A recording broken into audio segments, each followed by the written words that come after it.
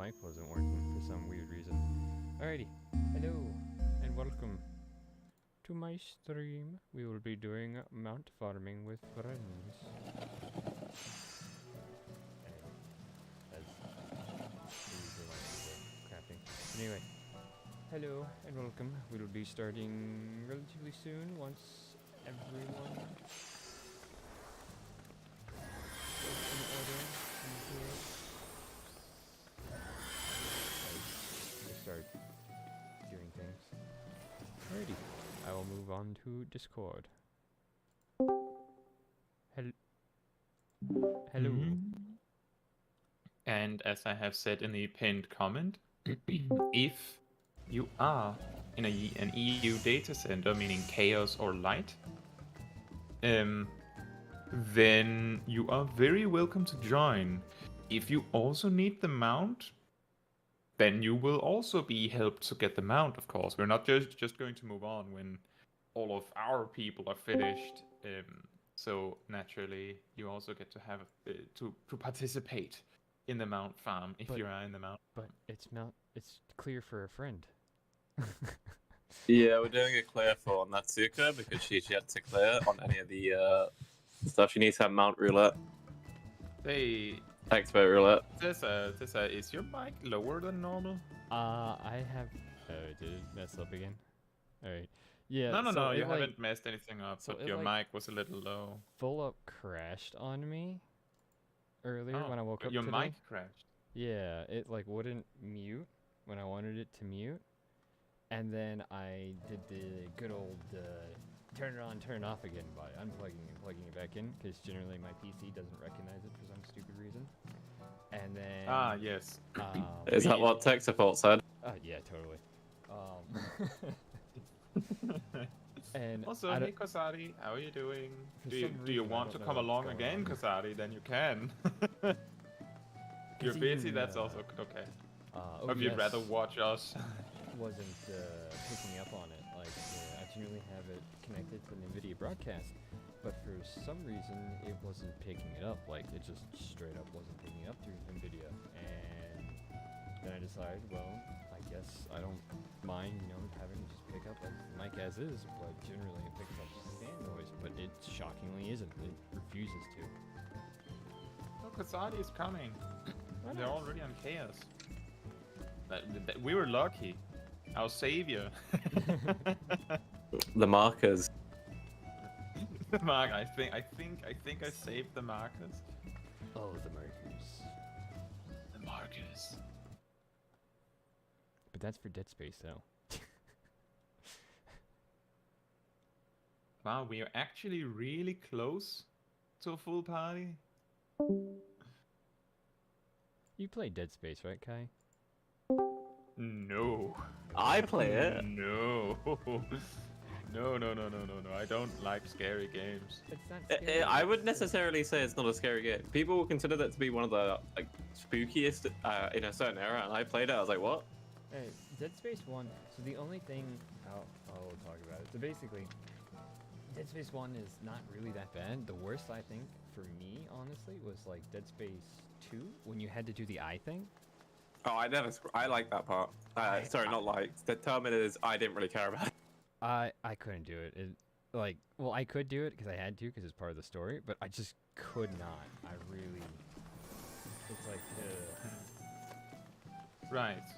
So just to go over role situation, we need 2 tanks for the intermission, and technically we only need.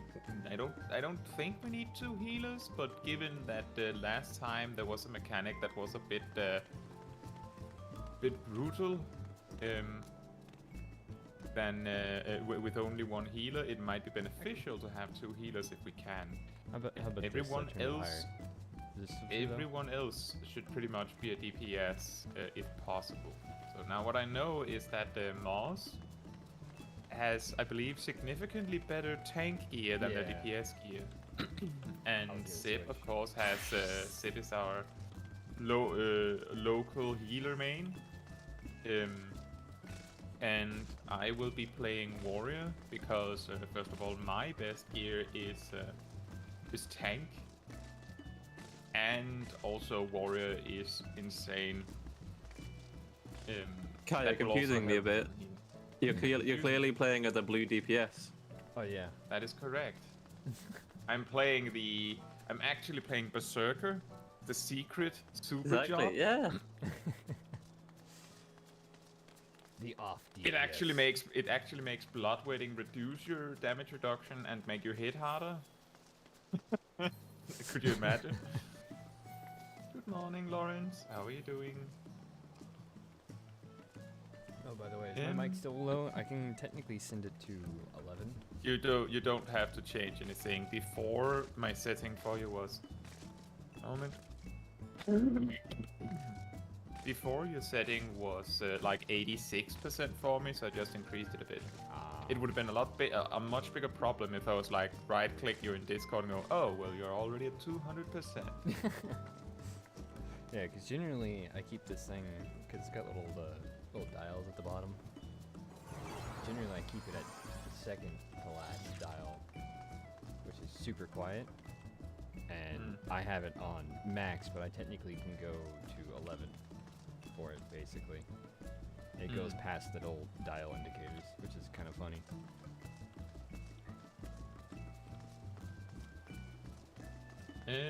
Natsuko, have you seen that your mic is muted?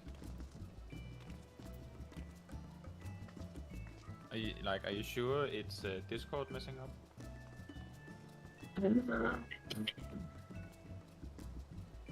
No, I remember she always has Discord problems. Whoa, what's up? What's going on with Discord? It just straight up practically died on me. There we go. It's better now. It died on you, but we can still hear you. That is fascinating. The window literally went black. Natsuko, do you need a moment to see if you can get it fixed, or should we... It says connecting. Okay, then try and close Discord and reopen it. Like, completely shut it down and open it again, Natsuko. And then it might work. Turning it on and turning it off again. Yeah, that's the classic. It's not that there's anything wrong with you just being able to hear me via the stream. It's more that my stream is 5 seconds delayed or so, something like that. So if we need to tell you something that is a little bit time sensitive, then it is a problem. It's usually about 4 to 5, yeah. I just need to quickly do something. I'll be 2 seconds, and by that I mean I need to go through my glam dresser so I can equip booty shorts because Aria requested booty shorts for the farming. Fair enough. I mean, if it helps. I need to make sure I'm on the right glam.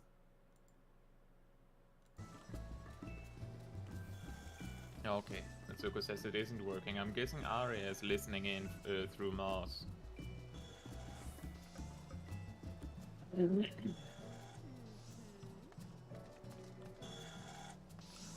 Right, then that means that we're just about ready. We also have one space left, so if there's anyone in the stream that is in an EU data center and wants to come along, then let us know. Then we can have player 8. A full party, my god. My god. I love the full party X bonus. It's a weapons, it's a past Metal Gear. A full party. I mean, technically. I mean, have you seen some of the stuff full parties have beaten up? Yeah, they beat up P8S, P4S, something S. All the S's.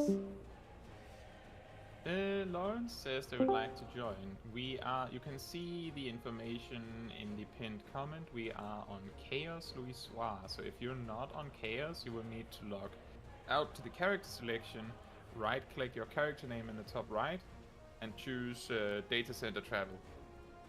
Or something like that. And then jump to Chaos Louisoire. If you are on Chaos, then visit an Aetheryte in Limsa Lominsa, Gridania, or Uldar. and then simply choose Louis Swap. When you are on the server, let me know. Nakira says, your Scholar guide helped me. Awesome. And also, there's a lot of button bloat on Scholar. That is correct. Scholar is among the jobs where I don't have space for my teleport button. Scholar is also deceivingly extra button bloated because some scholars will simply not put place and heal on their bars, and you should have place and heal on your bars. And that adds just like an extra 2. All the bars. Yeah. 2, 4, 5. I like having 7, all the bars active. I have the bar. 9 hot bars active. I have a macro which hides the extra ones, because the extra ones I use specifically for emotes. Yeah. Oh, I keep them on the screen. And my gear sets. I think I have 6. Akira says, I'm in controller, so the pet hotbar is separated. Well, on keyboard, you can actually just have an extra bar. It's just pretty common that people choose to hide it because there's a lot of things on it that you might not need. There you go, Ari, I got you. I changed into booty shorts for you. But just make sure you do whatever works for you, of course, if you like that. The key thing is that when I'm making my guides, I teach how to use your buttons and all that, and I show where I where I put the buttons so that those that feel that it's helpful can follow along. But beyond this, I do believe that each and every individual player needs to do what they feel is best when they're making their keybinds. Just copying mine doesn't always help. Some players it helps. Is Lawrence arrived yet? I feel it's more about your hand movements, honestly. I think now that I think about it, I don't think I have Lawrence on this character. Well, I tend to just smash my head in on my keyboard and it tends to work out. I mean, if you do it enough, technically, you'll eventually push the right buttons.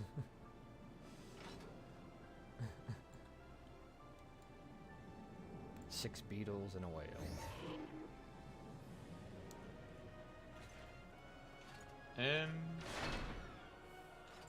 So Lawrence, okay, let me just take a moment to show how you do data center travel and all that. So I've logged out here. Guys, go on. I click start. The party's in shambles. I right-click my character and say visit another data center or another world server.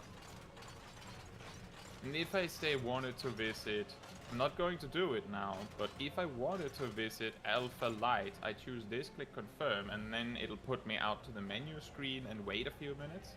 And then when it's done, it will actually send me there, so that we'll be there. And I would be able to find this character next to my my Lalafell. You need to do it like this, and then just let it force you over to the server. It's okay, Lawrence.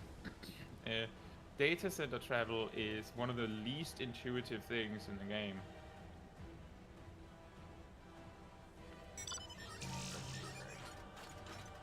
Can you guess what I am?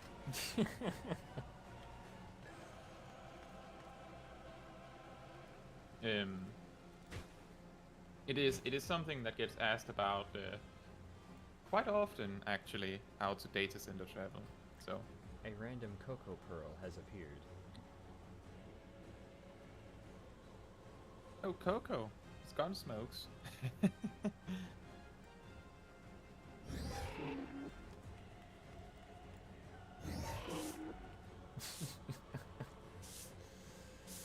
Coco isn't far enough in the game to join us, I believe. Well, they are a sprout. I think that kind of indicates. I don't know. I've seen sprouts. Nope, in that does not indicate anything, Sip. You can be a sprout and be level 90. Can, in-game I content. mean, I meant story-wise. You But can I be a don't know. sprout and have completed Endwalker. Yeah. Can you? Yeah, you can. I don't You know. can. I was a If sprout. I remember correctly, the requirements to be a sprout is 1, age of account, and 2, progression. And you will lose your sprout icon after a certain amount of time, but I believe that time is shorter if you complete the story. Something like that. It's a little complicated. Well, when I got to Yeah, ShadowBringers, I have seen sprouts in P5. yeah, I lost my sprout symbol as soon as I got to ShadowBringers. Yeah, it also took you 40 years to get to Shadowbringers. No. Yeah, it did. Look, I had to level all those alt jobs, okay? Was a requirement. Yeah, that's why my leveling looks like an absolute mess. Let me know when. Oh, there you are.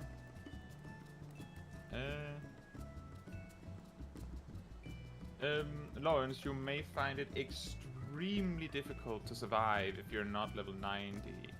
Just so you know.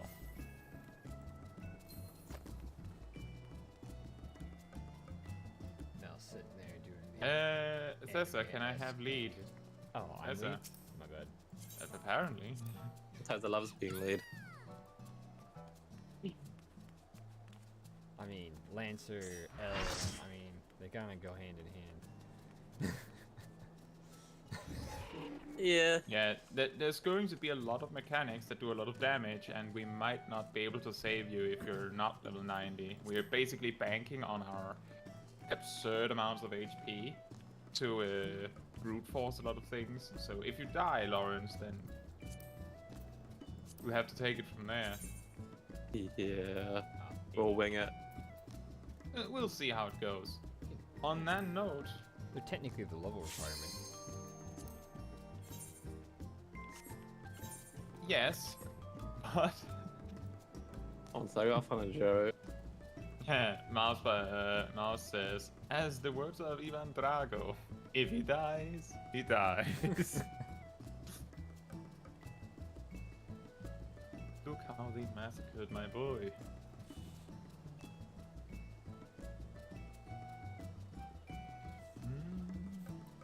That fate sorted out. Everyone is ready.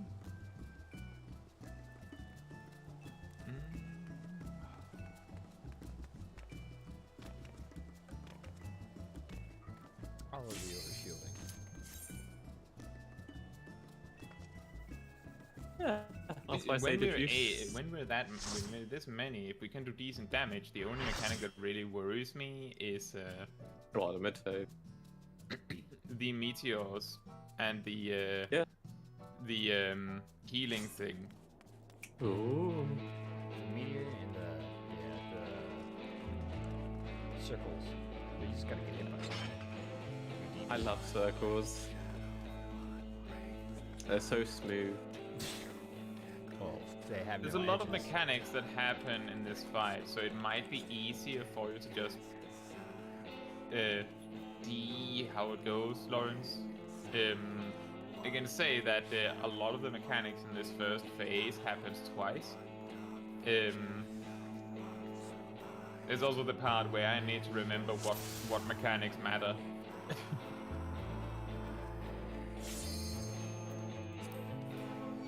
Yeah, I need to find a pull timer. Yeah, make sure you give it a long. Unfortunately, I have it to just 20 seconds. I can set it lower if you feel like it's a bit much. Akira says, so you are playing as a healer. I mean, technically you are. Technically, it's a warrior, yeah.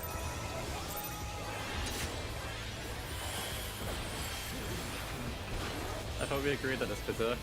Wait, I'm playing green tank DPS. I have just realized I didn't click unsynced, so we're going to wipe extremely quickly and then go out and go again. Well, I think only a couple of us like remembered this from the In my defense, no one else noticed either. No. I know, we managed to do 20% of his health on the thing. That's pretty good. Yeah, but you gotta remember this is the normal one. No, this is extreme. We're level 80. The problem is us, not him. He's very much as powerful as he needs to be. I realized when I didn't have primal brain when I played enemies. Ow. Well, my spin caster. Well, this is basically part of the course with me as lead. It's bound to have a queue for either the wrong encounter first time or make something else wrong.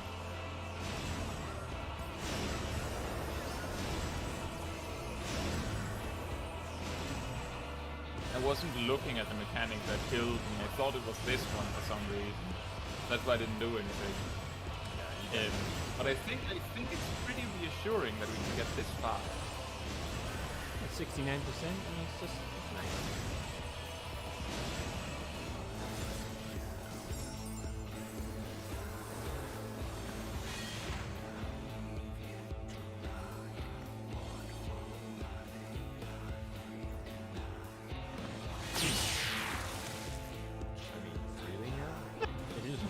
Is this a case of why won't you let me die?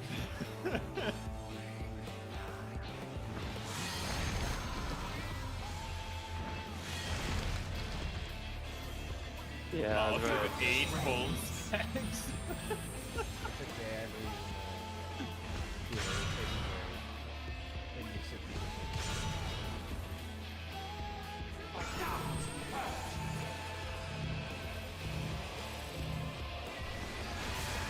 I was actually kind of hoping.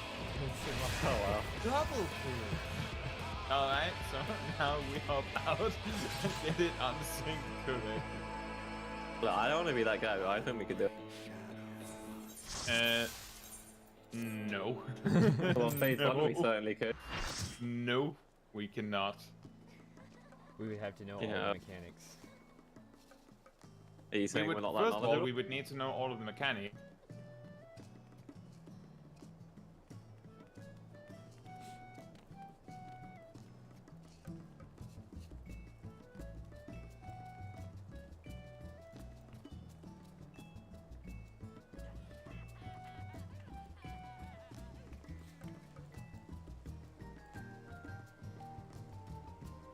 Alrighty, Kai. You set it up here. Hello? Ah. Discord straight up crashed. So you you go to where you would go to find your duty finder. Oh, there, you got it. All right. Now let's see if I can do it right this time. Unrestricted party. There we go. I think the reason why it didn't occur to me is because we were 8. Yeah. Because they let us. Exactly. It wouldn't have let us if we were 7. Then we'd have to go in and get the unrestricted party. And even if I had made sure that everything was right before we started, then I had logged out and logged in again.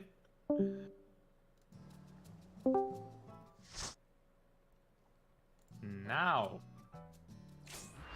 we're this fine. looks more like it. Oh, We have I like being 3 level or 80. 4, like anywhere between 2 and 3 times more HP. You know, the funny thing is, I should have thought that like half my abilities were missing. Yeah.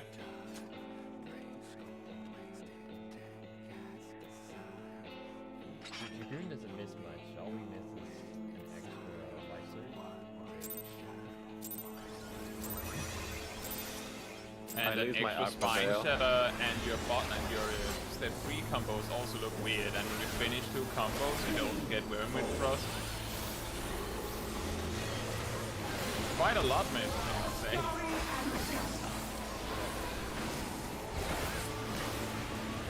Seriously, I think Summoner is the most popular job in the game. I'm not sure how you would be able to, like, how it would be, like, what way you would be able to test it. We might be able to check it by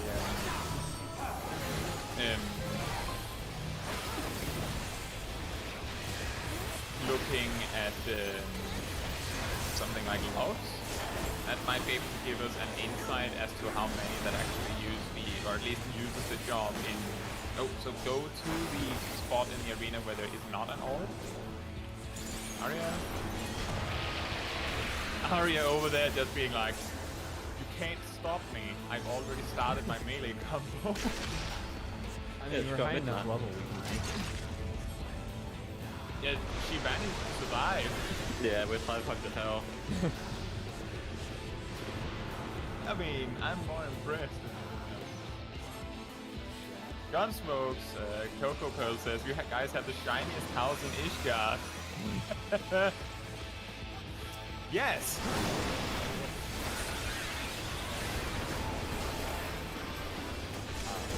So the important thing is you don't want to point those beams at tanks. You do not want to point them at tanks or other players. Because if a tank gets hit by that, we die. And if we die, we leave your land and then you die. I'm just happy I wasn't damaged for once. That's fine. Oh boy. It's just my natural Here suggests Stancer or Reaper might also be very popular.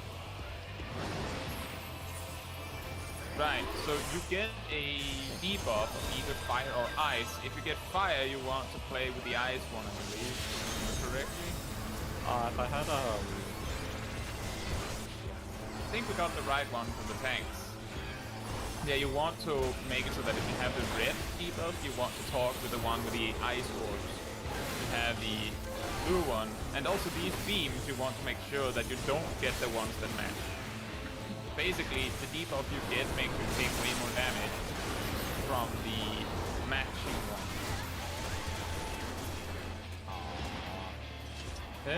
Actually, there's a good chance that the easier jobs in the game are more popular.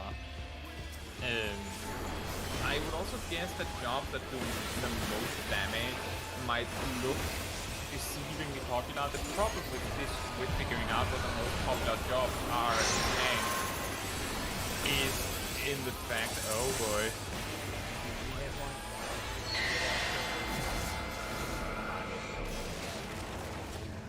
Oh well. That's a lot of death. We missed our chance getting hit. Someone moved the sphere. There was a lot of moving. So do you specifically need DPS the have to be hit by the- one sphere. I know, you need to be hit by one, but what if there's 3 overlapping? Does that matter? I have not hit. Maybe that's next time.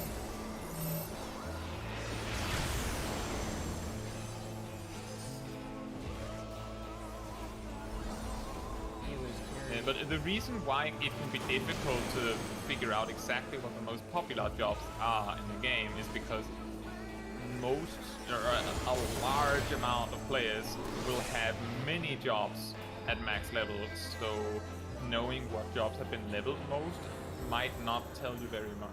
A nice little bit of an intermission. And I would say that I'm willing to agree on the Summoner being extremely popular for Savage, because if there's a job that often is filled immediately when you go into, like when you're going into Party Finder for Savage encounters, it's almost always Summoner that is filled out immediately. So that might be a decent sign. And Tari says if you get hit by more than one, you die. So that is important. We need to make sure that we are not standing perfectly on top of each other with those donut AoEs.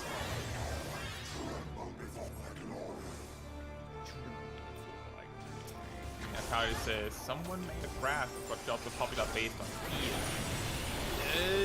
Again, I would say that that might be difficult because then they are basing the popularity of a job entirely on whether they are being played savage.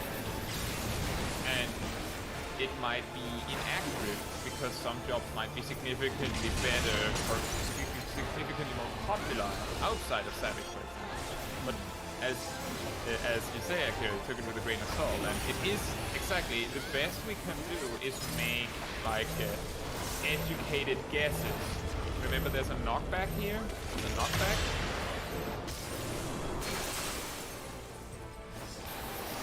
That was fun.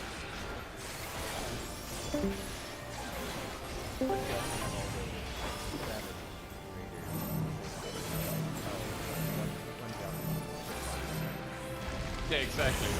That's not just a Savage Raider thing. It's generally a good idea to do that. Yep. So, how come I was the one who got all the spears on my side? What the heck? Was Mars dead when that mechanic was targeted?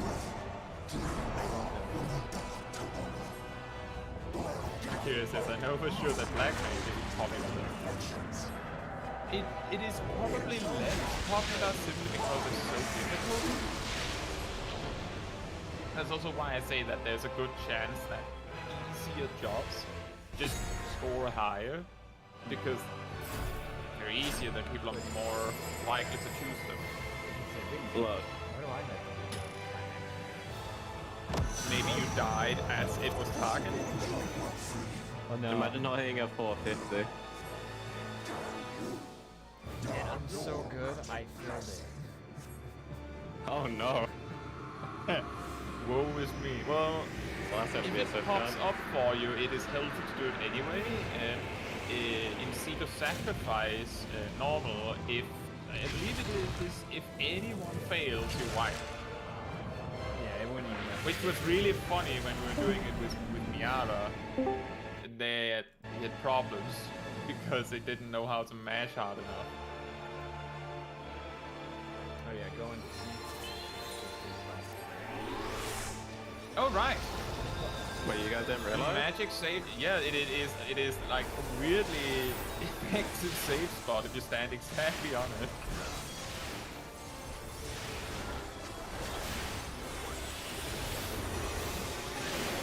It's so stupid that it works. It's not stupid, it works. If it works, it's not stupid.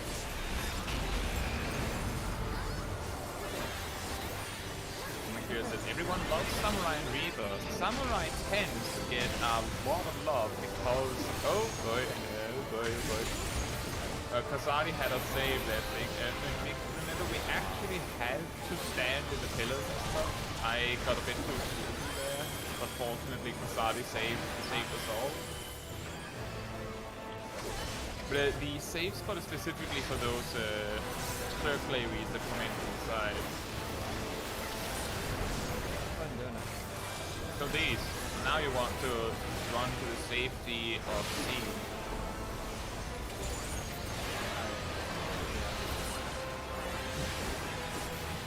If you're a job with a lot of mobility, you don't have to stand on C. It's just that it tends to be easier to just say, nah, I'm just standing on C. Like here it says, everyone loves Samurai and Reaper because of anime. Well, that sounds right. It doesn't help, well, rather I should say, it certainly also helps that Samurai and Reaper, well, Samurai tends to be the highest performing DPS job, like, for personal damage. And Reaper, right now, well, it is the easiest melee job to level because it starts at 70. It is, according to like a majority of players, the easiest DPS job in the game. Well, the easiest melee DPS job. And it does a lot of damage. Like, it's very close to Samurai, so if you find Samurai a little too difficult, then play Reaper. It is almost the same, like, overall DPS, and it's way easier to play. Reaper is popular for the same reason Dark Knight is. It's edgy. That is also a reason. all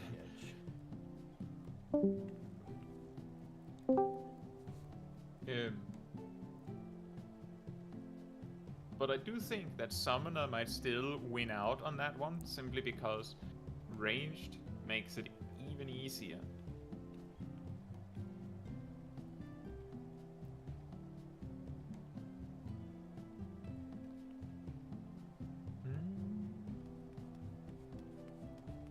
If you can enter the raid so that we are just inside, that would be fine. Can I get Arya to click yes for Mars?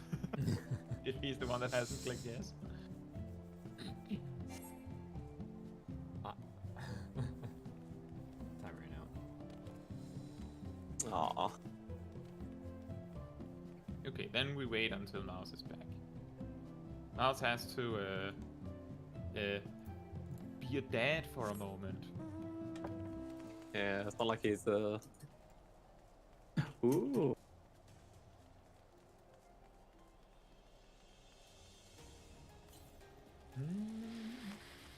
That went pretty well, all things considered. So the key things that need to happen a little bit differently is so when the intermission starts, you see the meteors happening in north and south, and then they like appear clockwise. Those are, I'm just recounting this for Lawrence. Those are tank mechanics. You don't want to stand in those circles because you will actually die. I stood However, in one of them because no one was stood in it. they will appear in an order so that Mouse and I can do them. If we start north and south and go clockwise, then we will make it. You just have to trust that we will make it. I go south and Mouse goes north, and then we will make it. If Mouse isn't north or I'm not south, my advice is either announce it clearly so that we know that it isn't being done, or otherwise let it happen so that we realize that it isn't being done. Second of all, in that same mechanic, DPS and healers will randomly be targeted by beams from Nabrialis, right? I think it was Nabrialis. And those beams shoot cones out at players. These cones give you a magic vulnerability debuff. That means that if you get hit by 2 of them at the same time, you immediately die. So 2 players should not be standing anywhere near each other with those beams. Also, the meteors do magic damage, so if you overlap it with a tank, the tank dies when they get hit by the meteor, and if the tank dies getting hit by the meteor, then they will not block the damage from the meteor, and the meteor does lethal damage if they don't get blocked. So, the difficult part there is actually for healers and DPS. You need to find a spot in the arena to stand with your beam where you're not pointing it at anyone else. And doing it wrong will kill potentially 2 players at once. So it gets a little bit scary. And Lawrence, if you want to be where the rest of the group is, you can find me on your friends list and use what's it called? Estate teleportation. Exactly, estate teleportation, and then choose the free company housing. Oh, I need to get that mount. I'm close to getting it. Yeah, me and Arya worked hard.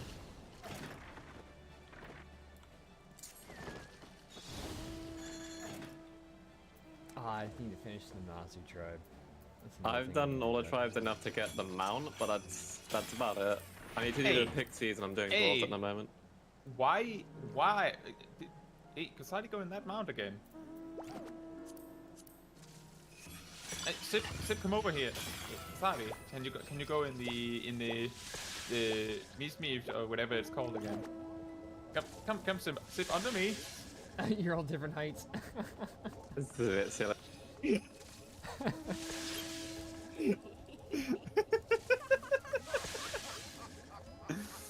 Wow. I'm sure if we had a Rogan, they'd be at the top. Presumably. Or the same height. It's incredible how perfectly this is spaced we are. Is everyone ready again? Always.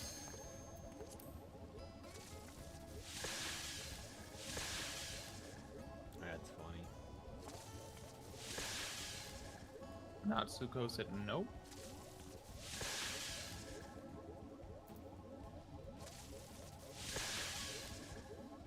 Oh, let me just check my notes. No one had gotten the mount yet, right? No. No. We just got totems. in that case, I know that all 6 of the free company part of the team needs the mount, and if I remember correctly, Quasari said they already had it. And then Lawrence needs it. Yeah, I'll do some ritual praise. Ritual praise.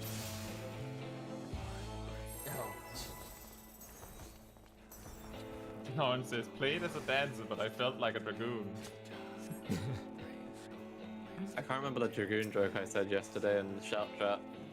I was gonna do it because Teaser was here. You said something about how they were raised. Why are dragoons great? You can tell by how they were raised. Haha. Damn full of dragoon names that they die a lot.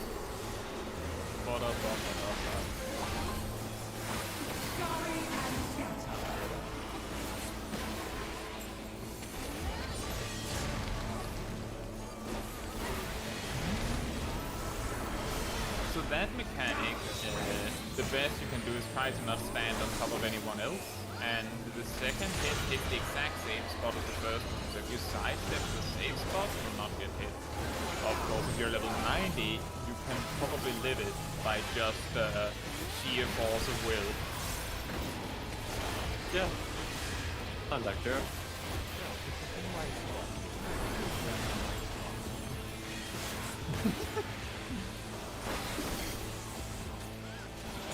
Go to the empty part of the... Oh! So fast. Right, so the first intermission card requires climb south and Marcion north. The first one spawns like almost exactly on like 12 o'clock and 6 o'clock if I remember correctly. And everyone else, you're fighting the boss, but make sure your beams aren't overlapping with anyone. It can help by like sort of using fixed spot to stand at, but given that the tanks in the outer ring will be moving around, you have to move. And that will not work, Lawrence. No. Nope. One of the best is dead. Yep. This is what I meant, Lawrence. Yeah, you cannot stand there with the beam, because then you're going to kill me, and I cannot wait. I have to go when the meteor appears. Well, so It's now okay, Lawrence. Now you you saw what happens. Now you know. It's okay. Well, it turns out I can tank the meteors, which is good. Yeah, I can use tanks. Yeah, that is good. I'm guessing that everyone can try tanking. It's just that it's better if we have fixed positions for that.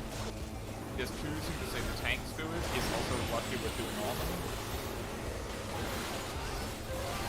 Also because specifically the tanks are the people that have no other things that they need to do. So it's just unnecessary to demand that everyone does it.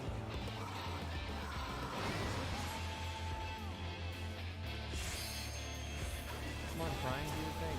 Do it. Okay, Autobots, roll out. So the other Prime.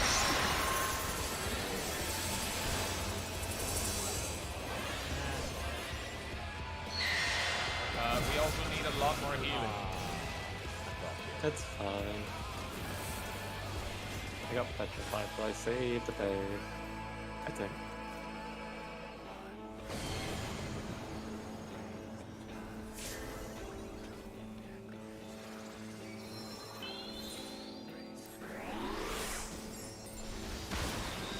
I don't think there's anything leading up to that mechanic that requires us to stand somewhere specific, so it might be helpful to have fixed positions for tanks and healers leading up to that. Like something like all tanks and healers stack on A, and then one, I guess I can do it, stand slightly off from A so that there is a spot for DPS to get hit on.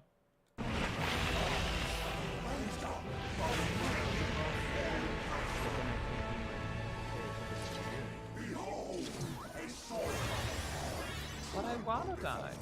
Yeah, just make sure you It's don't back cupcake off the time. edge. Okay.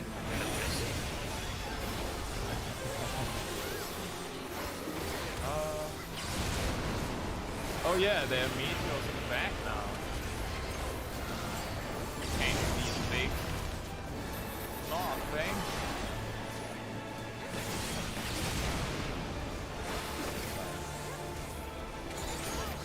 What? So did you get high prison? No, I hit the wrong button. Oh. And that's the hardest.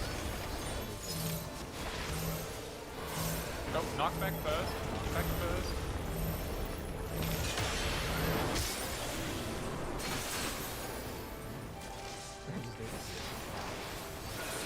And if you're always doing a bit fruity, I can always rescue off the edge.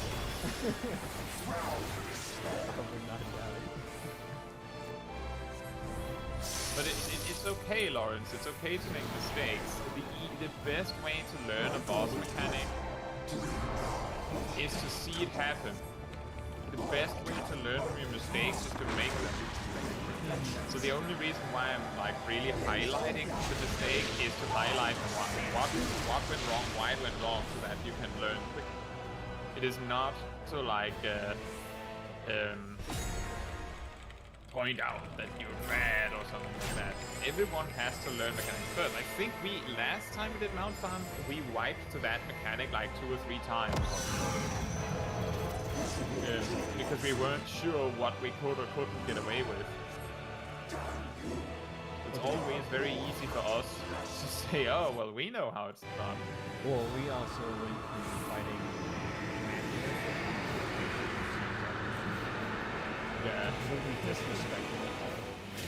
And then going to Yeah, that's what where we- it's like, disrespect my mechanics? I think Yep. I mean, you say that, but we still disrespected 0412's mechanics as well. oh yeah, we did. That was like the only way to get through it. Yeah. Alright, C.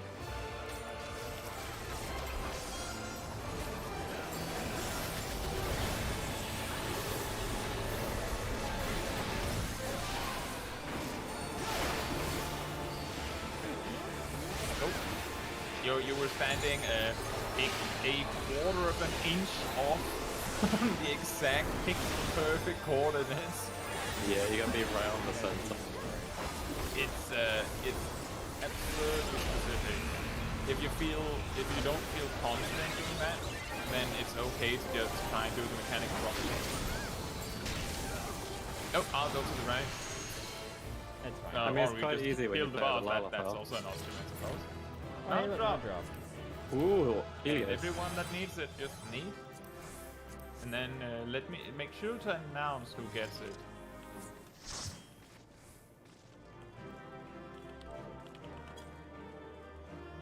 What do you mean? Well, it Oh. sounds like Mouse might not be the one that gets it. 69. Well, I got 76, but Sid got it. Yeah, I got 87 or something. La la la. Nice. Zip, you should have gone in the box with me. Did I not do the box? No, you should have gone in the box with me, is what I was saying. Oh. That was one. It's because I didn't rescue you off the edge, that's why you didn't get it. I meant for you to join me in the box while it's open. Mecha Bahamut. That's for getting all the dragons, yeah? What? Mecha Bahamut. Netsuka Are you White saying, Man was are you saying specifically... mega? Are you saying mega Mecha. or mecha? Mecha. What about it? So you get that for all the dragons, yeah? You know, I've I realized... don't think it's called. I don't know if it's Mecha Bahamut. Lawrence says, "Can you explain the beam mechanic?" I'm assuming you mean the one that where you have with the cones. Right. So, in the intermission, Nabrialis spawns. We all have to kill him, so we're attacking him as best we can while dealing with the mechanic. The tanks will be dealing with meteors in the outer ring of the arena. They do magic damage. we have discovered that anyone can take them, but we are explicitly choosing that the tanks are taking them so that no one else is. So the tanks will be standing at range and dealing with the meteors.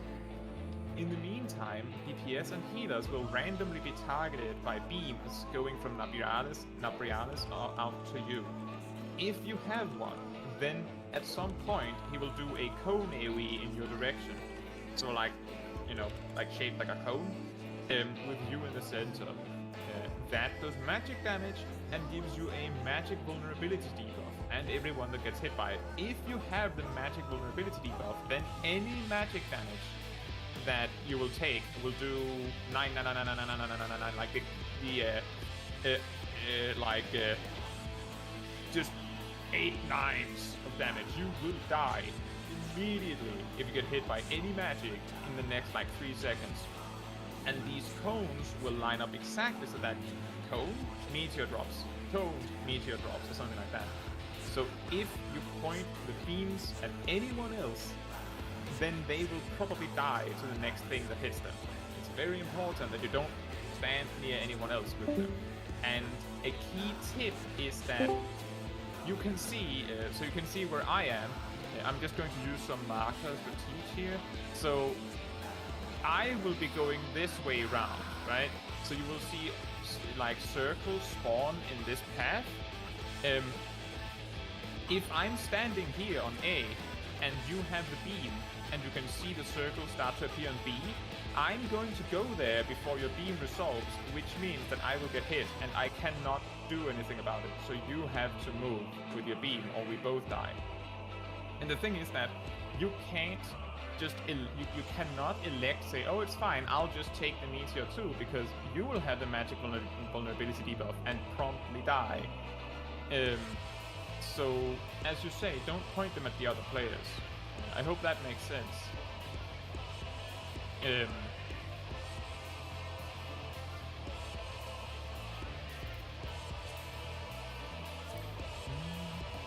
It of course also applies with Mars over on the other side. He will be going clockwise as well.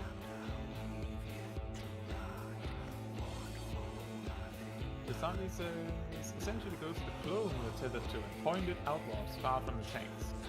That is a good. I think that is probably a better tip, because I'm just like vaguely saying, don't point it at other players. The thing is that the DPS and healers that don't have a tether can more easily play around if you're going somewhere. The tanks can't. So hanging out near the DPS and healers that don't have a tether might be safer, because they can help you while the tanks cannot.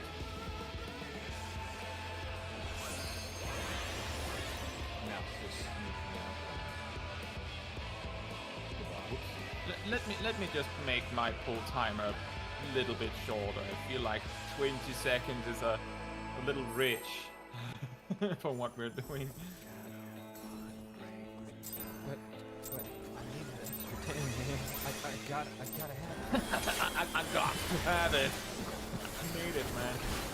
You don't understand.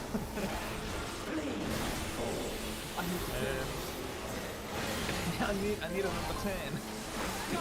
But the most important thing, Lawrence, is also that this is an excellent way to like practice learning boss mechanics and things like that. Like, as you can see, whether you get it perfectly correct, he will still kill the boss.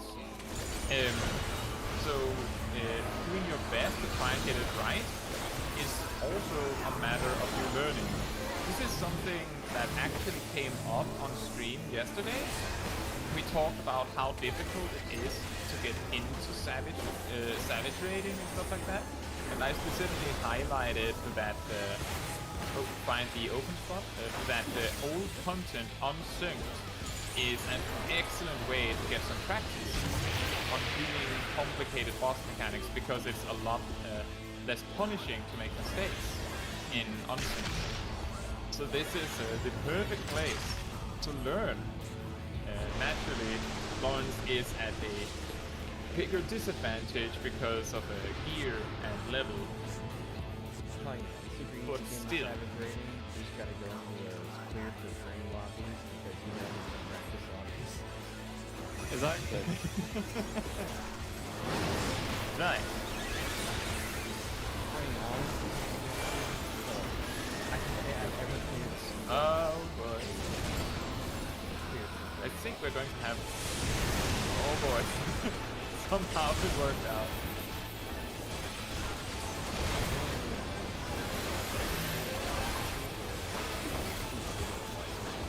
Hey. Awesome.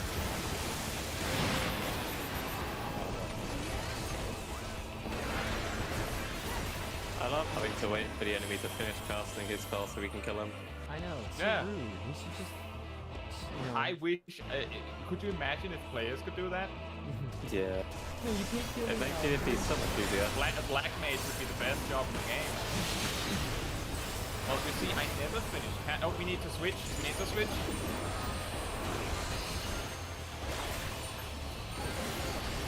So make sure that your debuff is opposite to what you're attacking. Perfect. Okay, so tanks and healers congregate around A. I'm just saying, it doesn't really matter. The point is that we want to stand together. And then one person has to stand off a line so that the DPS has somewhere to die. Oh, I think I might have made a mistake there. Can you actually die from this now? That's what I'm wondering. Well, I lived. What, you survived? I took 3 petrifications. Let's go. I'm well, super the Asylum certainly made it easier to heal. If I remember correctly,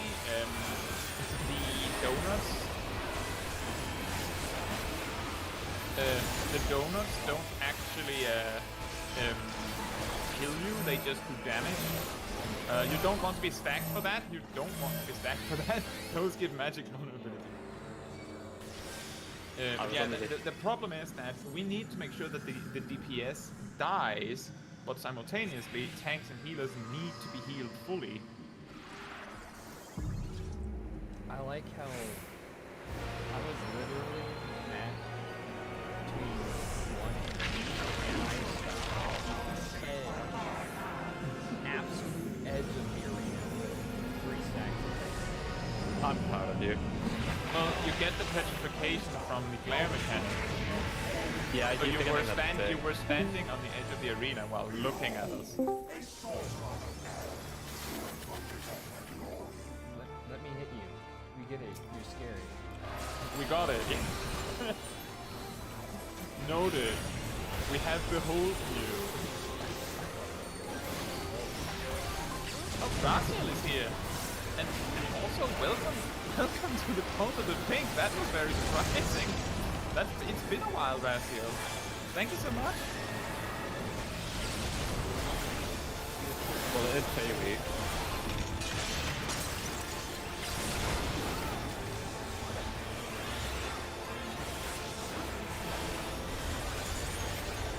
I can't remember when I saw the stream last, Brasil. Oh, remember, knockback first.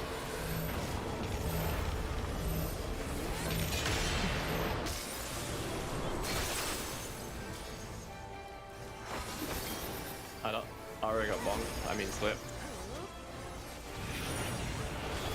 You got yeeted. Yeah, I slipped off the edge. Too much ice.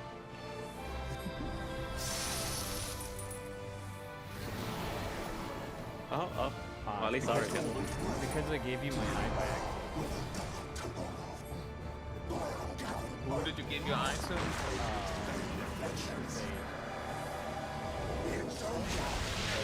Well, the Sage is the Savage Raider among us, so... Caetsu over here doing P8S. Nice. Yeah.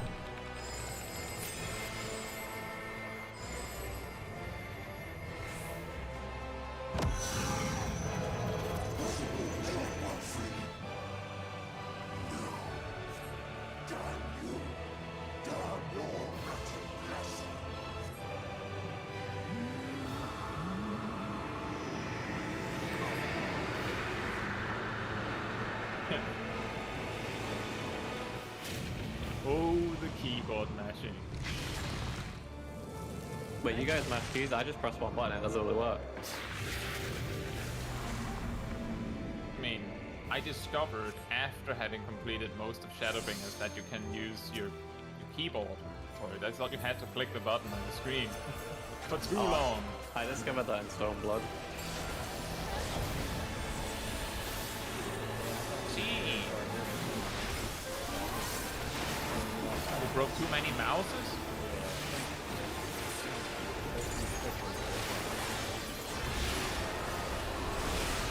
Bethesda over here breaking mouse.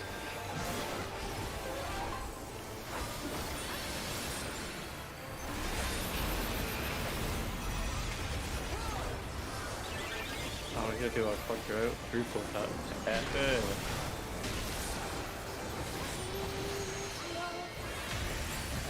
On.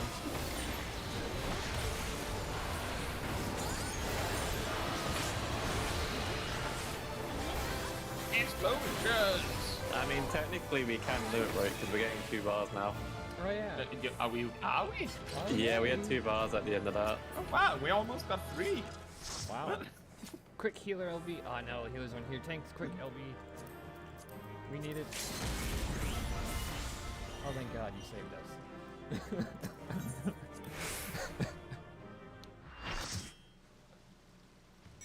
Alright, just one moment. Thank you, Razio, and welcome to the Cult of the Pink. Just as a little refresher on the membership stuff. The being a member both gives you a green name in the chat. It also gives you access to a few emotes for the channel. But wait, there's And more. of course, it also puts a little gem next to your name, which I drew myself. If you are in the Discord, you want to make sure that you are have your YouTube account connected to your. Oh, Lauren says I have to go. That's all right. Thank you for joining. Yes, thank you. And if you have your YouTube account connected to your Discord account and you are in the Discord, your name will automatically become pink, and you will have a special role attached to it. That is of course optional, and it does not give you access to like any secret channels or anything. So if you prefer to have these things disconnected from each other, that is totally fine. I believe Tracy has that as well. Are you Just talking about you get super has them secret disconnected from each other. chat channel? It's called YouTube. Well, actually, that is a thing. If you are a member, they will also occasionally put up polls for members specifically on usually something like what happens, like what order job guides come out, or what kind of streams people want to see. For example, I was doing PvP streams, then I asked the members what do they actually want to see, and basically everyone said we want to see daily roulettes. So that's the streams we've been doing recently. And I will ask about these things regularly. So that is a great way if you want to have a direct influence on what kind of content I make on the channel. Anyway, if you are not in the Discord, let me just post a link to that. Whoops.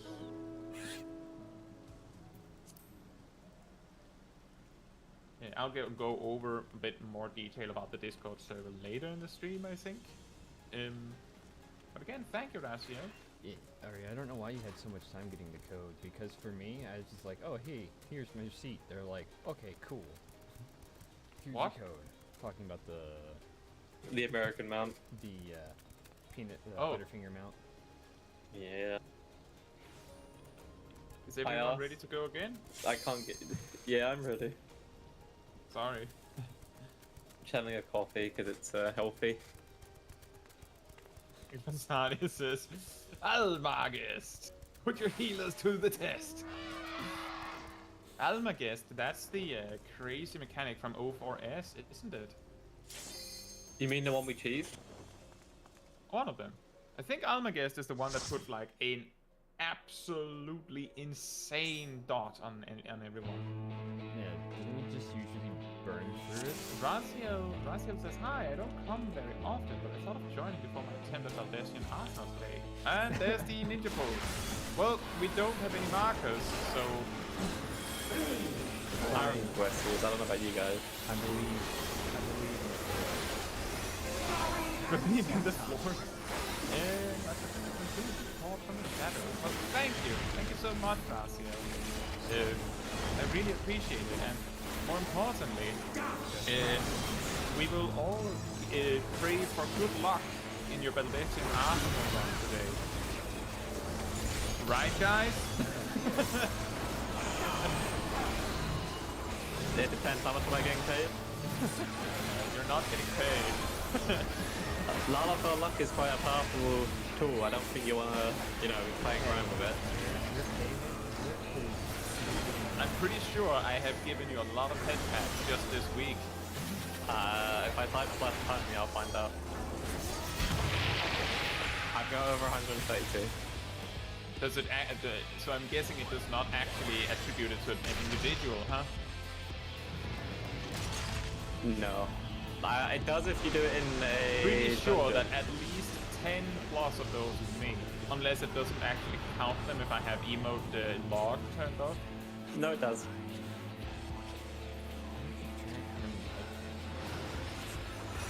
Fight Club. Fight Club. Through Fight Club. Through Fight Club. Through unspeakable means. Through dark magic.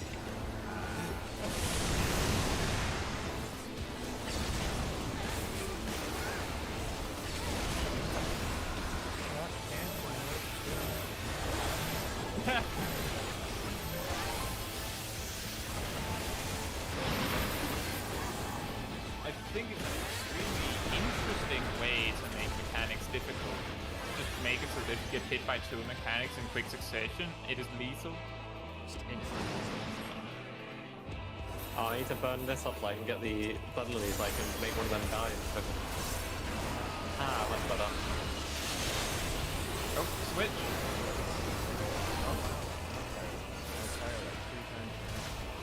Well, that's Square Enix RNG for you. Yeah, I'm always fire. You try to assume that you know what you're getting, and you don't know what you're getting.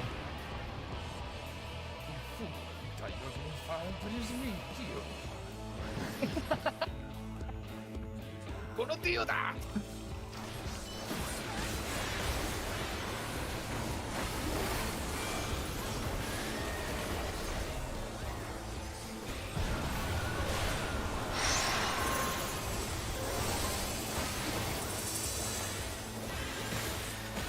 Oh boy.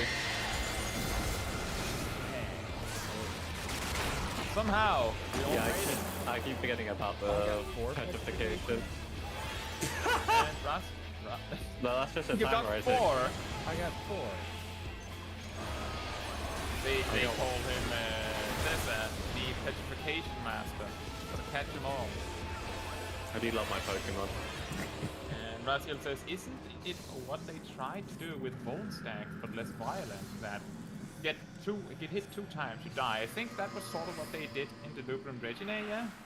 Instead of giving you bone stacks, it just said if you get hit twice, you're dead.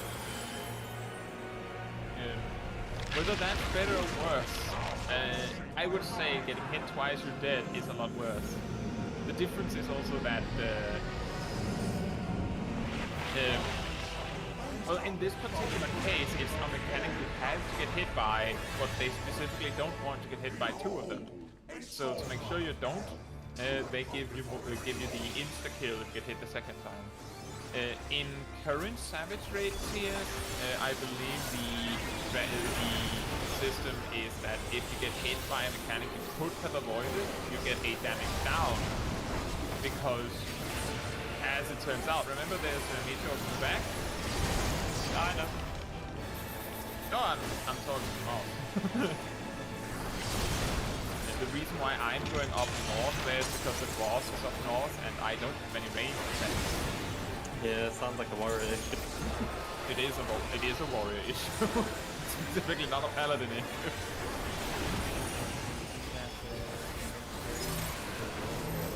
knockback first. Yeah, just like how they should give monks a raise. A what? I think monks should have a raise. They have an enlightenment. What are you talking about? They throw their fists. It's 10 whole yawns.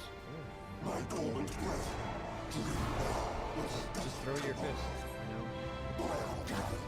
Yeah. They have tried a bunch of different things last year to try and make players respect the mechanics. I think the damage down one they're doing now is one of the best ways to make players respect mechanics. They actually have a damage down mechanic on Hades. It is the stand on C mechanic.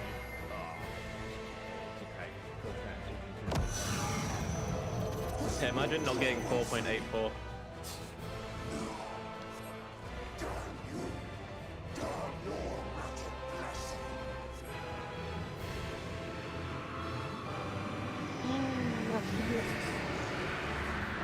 I think they're doing voodoo.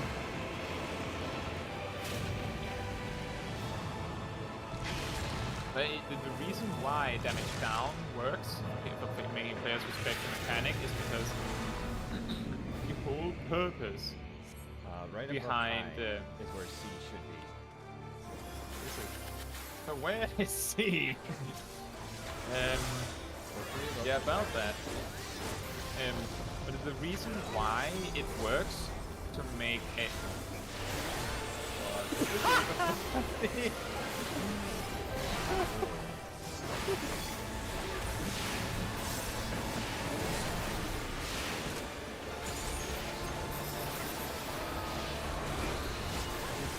Oh, nothing. Okay, there's some videos. Make sure I'll take the right one.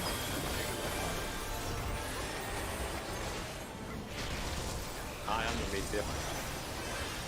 Raziel says the damage down allows the players to continue practice, but makes understanding how to doing it right to get past DPS. I can see a healing down on healers too. The reason why they stopped with bone stats and went over to damage down is because basically vulnerability stacks meant that DPS players would see the vulnerability stack as, oh, well, technically that's not my problem.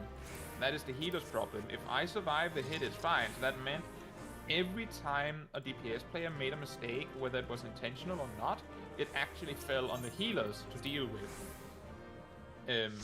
If they gave healing down, it would still fall on the healers. Giving it damage down instead means that the DPS has a vested interest in doing the mechanic right. It's also a case of no one likes seeing lower numbers. Also that, but I think the another very valuable point is, as Raziel says, the damage down allows the players to continue practice. So you can make a lot more mistakes in an encounter where it only gives you damage down. The thing is that you will not make the enrage. You will not make the enrage. I just noticed because I saw it during the miasma bit where he kind of floods the field with little dark essence. Zip is completely covered. Well, yeah. He's just coughing. I can't see anything. Yeah, it's unfair that I get hit by the glare mechanic. I can't even see. Look, I drown in the bloody, you know the pool that we have? I drown in that. Really? Yeah. The one I specifically bought for the FC, I drown in that.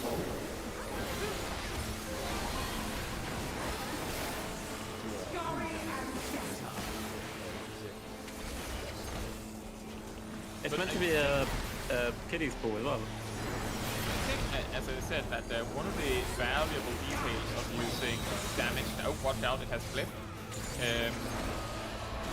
The valuable point about doing damage down instead of vulnerability debuffs is that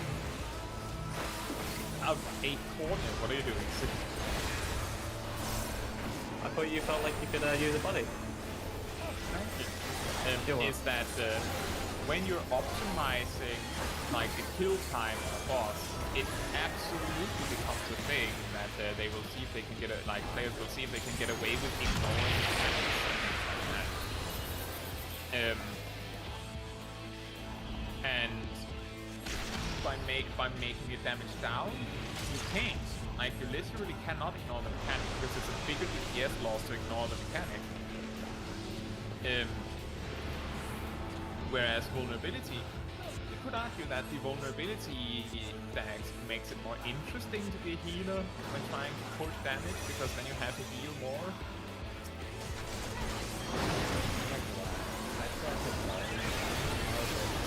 Literally for a second, I was like, wait a minute, Ty, why are you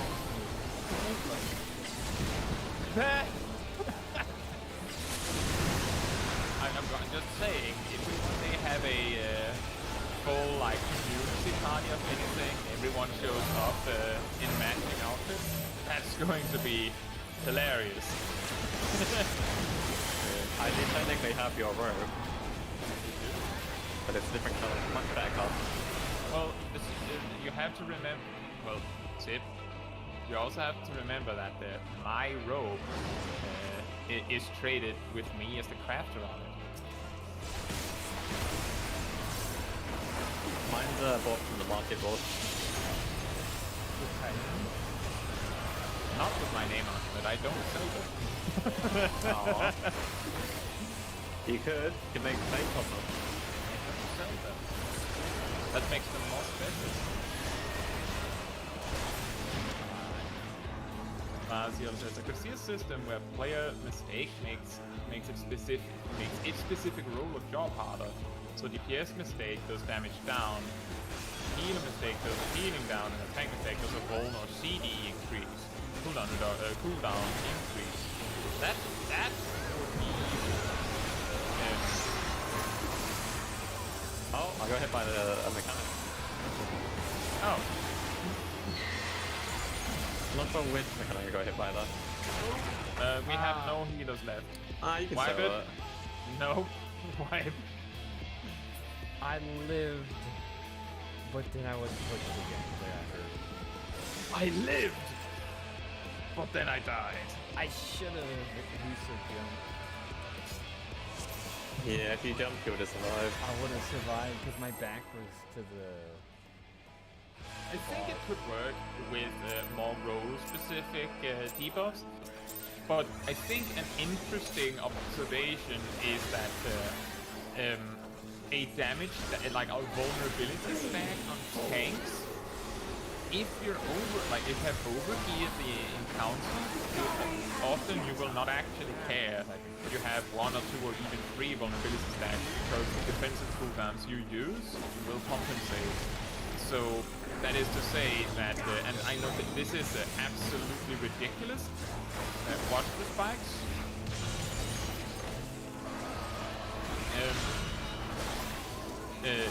But a tank in a savage raid team pushing damage, in a situation where you would intentionally ignore mechanics, the tank would also be more annoyed by a damage down than a vulnerability stack.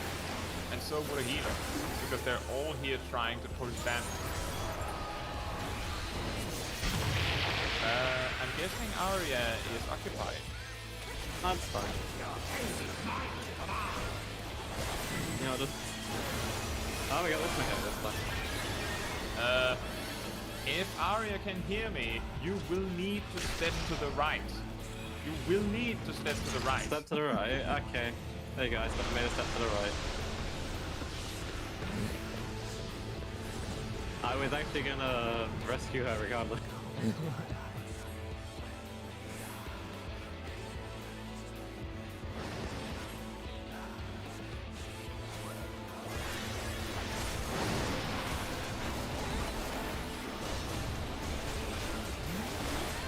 Nice, Oh, watch out.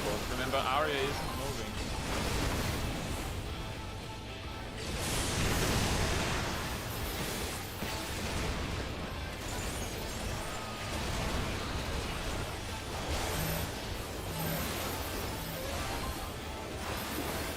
It's fine. Arya, just write in chat when you're back. If you need another raid.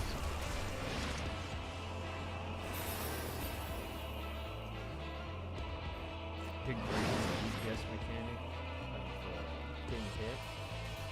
Don't need to get hit. Oh, that is big brain.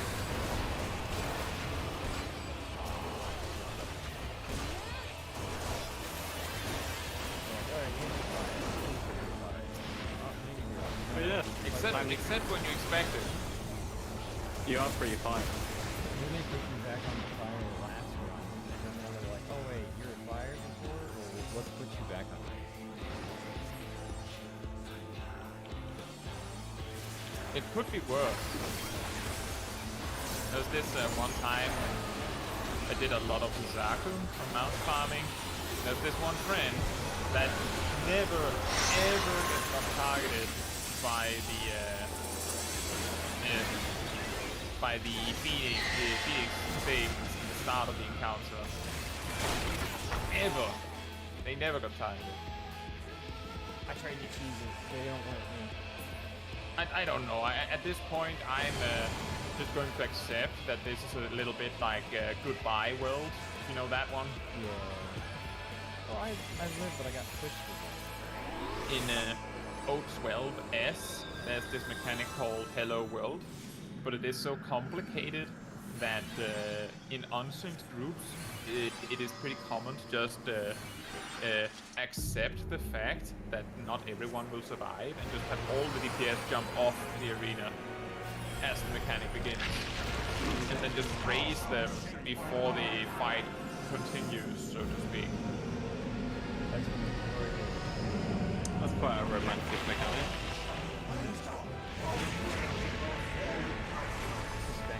Remember, we have the meteors quite early. I suppose there's nothing that prevents a range from dealing with the meteors as well. It's I don't know if it's difficult for you to take them or if it hurts a lot, but it would certainly make it a lot easier for Mouse to do some more damage if you can take minigun.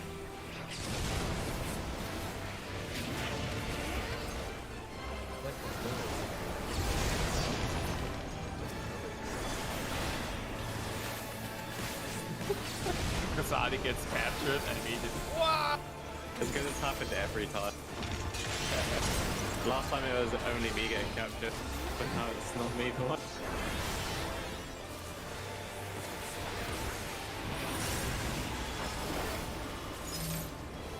Not Vector. But it's funny when you think about it, that I could imagine most Savage Raider tanks and healers would be more worried about a damage down debuff than a vulnerability stack or a healing down. Despite everything. Oh, we're gonna be captured now. Well, it depends. If the healing down is like, oh, you heal 90% less, or the vulnerability stack makes it so that you take like triple damage or something, that it isn't just like a normal vulnerability stack or a normal healing down where it's just less, but it's like a huge drop. That would be a completely different story. Sometimes. Yeah. So, like, if it was something like that, where it like completely prevented you from healing almost, or it made it so that anything could kill you, like a common tank switch style debuff, then I think that it would be a way to make tanks and healers respect mechanics way more in a boss fight. Just to add on to what Raziel suggested before. That what if you got role-specific debuffs? On that note, that of course also means that the DPS damage down needs to be like, oh yeah, you do like 10% damage for 30 seconds because you did a mechanic wrong.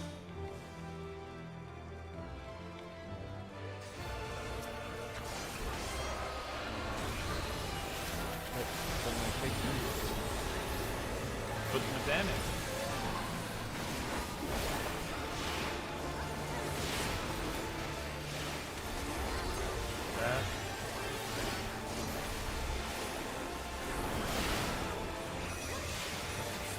I just want to point out that I have the damage down and I'm still doing like 40,000+ primal range.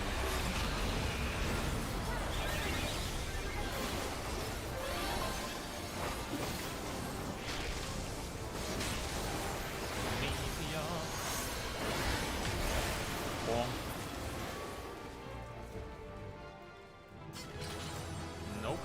not getting very lucky today. Ooh, after that. Axe. Yeah, maybe you can craft yourself a augmented axe. And then you'd be required to stop using your relic. What are you talking about with required? Because everyone knows the augmented weapons are way better than the relic.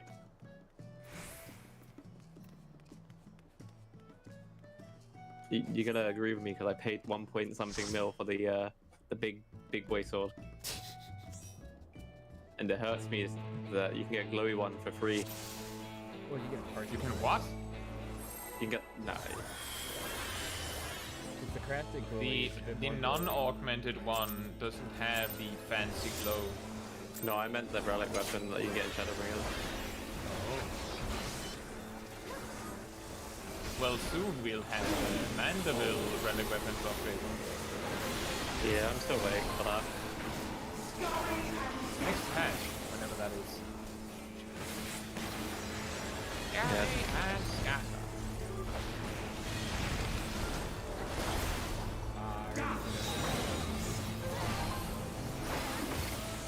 Yeah, I don't know how strong a punishment kind of give up XP for players to scope it.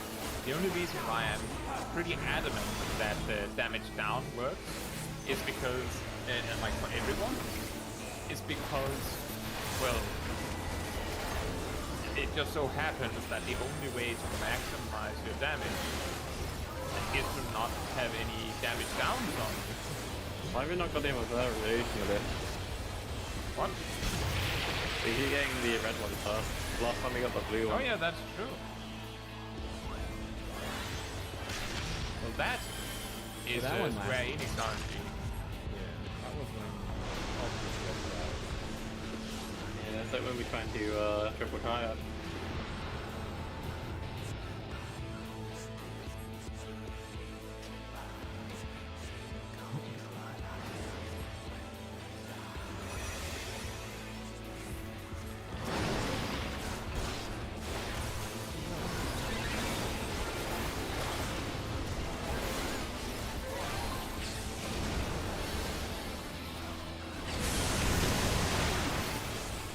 For anyone watching that is like, why is Kai going to the meteor spot so incredibly early?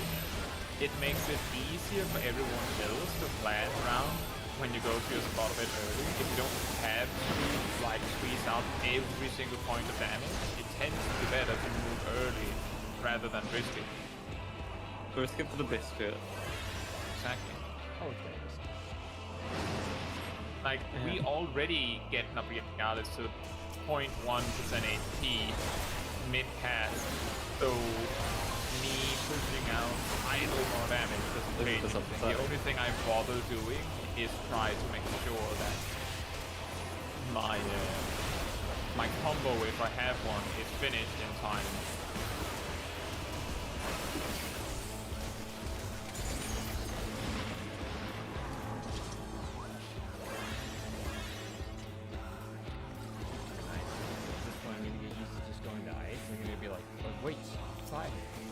Yeah, I'm Nice! greatest points as Just well. don't get used to it.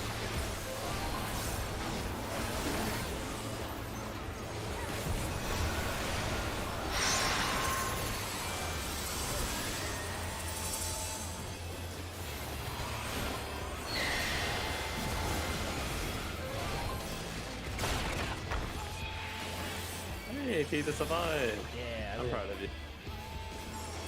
Because I stood just on the tip. Then I got all the stuff.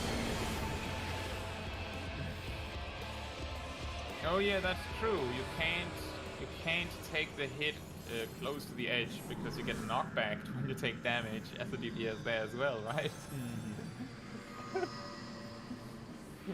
It's so insane, that mechanic. Even Kyber. And very small. Yeah, try being up to someone, please.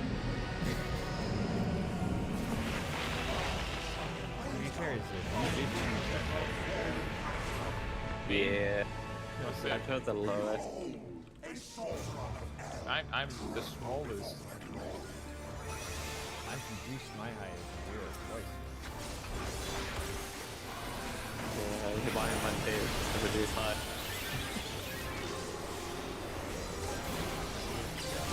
I guess I'm getting captured today.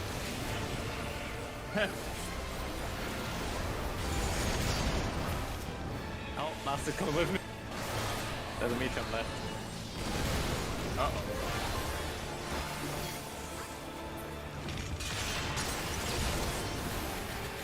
Good catch. Sadi says there is one setup, I know, just I do not have any pick with position. Yeah, it's the same as with knockback, as with 04S, where I had pictures for how you were supposed to deal with mechanics, but ultimately our game plan was just to wing it, hope that whoever survives can carry, which tended to work. Honestly, it kind of Yeah.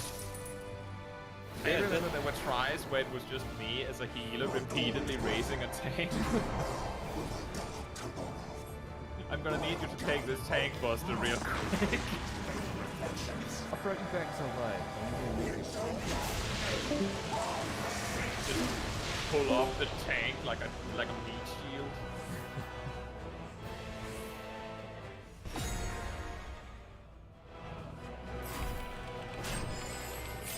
Like the only thing missing beyond that is me raising a DPS. Like, okay, I'm gonna need you for this DPS check real quick.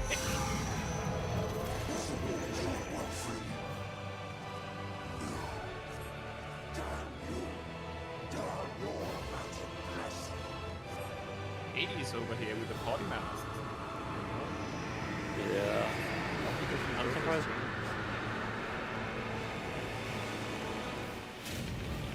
I'm surprised we don't get white hair when we do Ultra Instinct in this game.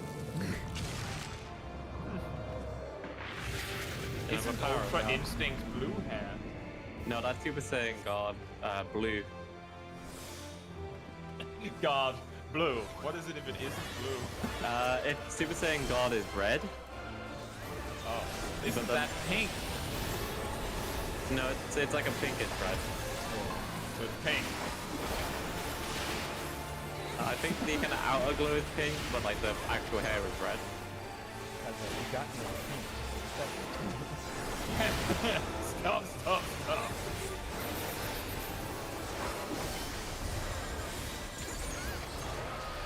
As Kasadi said, 04S's crazy mechanic is very easy to survive as a healer.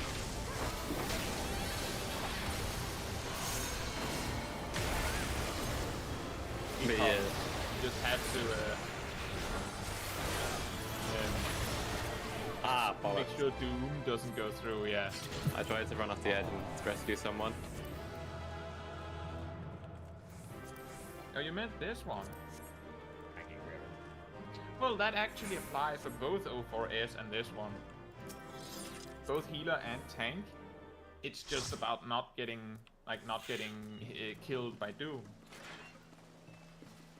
It's really hard for DPS. That's why I'm saying that we are kind of reaching the point where it's like, maybe it's just easier to just accept that the DPS will die. I mean, I've lived. And for that teaser, I give you a pat on the head. I am proud of you. Good job, you've lived. Now get back in there and fight.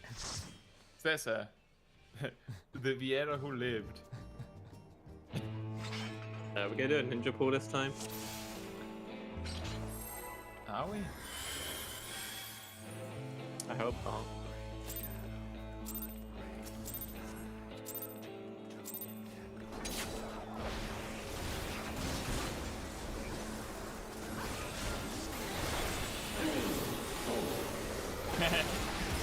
Kogo says, the Vieira who lived, come to die. Well, they are playing as Reduce, so I'd expect it. Oh, yeah.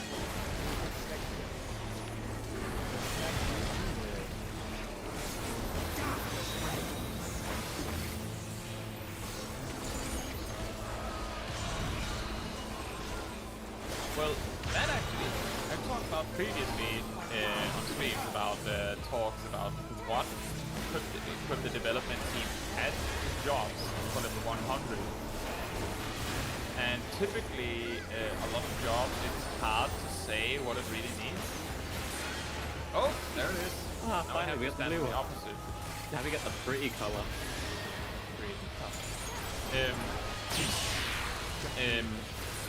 But now I've got it. So in World of Warcraft, Retribution Paladin has a passive that makes it so that when other players die in your raid, you actually get like a damage boost, very considerable damage boost. You know, because your specialization, like it's like almost like a thematic thing. You're a Retribution Paladin. You're basically getting revenge for all the and this damage boost is considerable enough that you can tell the difference between whether you had it or not. So when people die to random mechanics, that Retribution Paladin is like, yes! Especially if you die during cooldown bursts. So what I'm getting at with that is maybe Retribution have like inverse of that. So that when you die, you give a raid buff. Give a raid buff to everybody. I mean, that would be nice. Power of the floor tank. Raziel says, as if Red Paladins weren't already a force in nature. If I remember correctly, Paladin is like a very like a hit or miss kind of specialization. Either it's really strong or it's but when you play it just right, it is crazy. You're right about that. And playing it right also includes making the most of when your raid dies on you. I think that crazy buff from death stacks up to 3 times or something like that.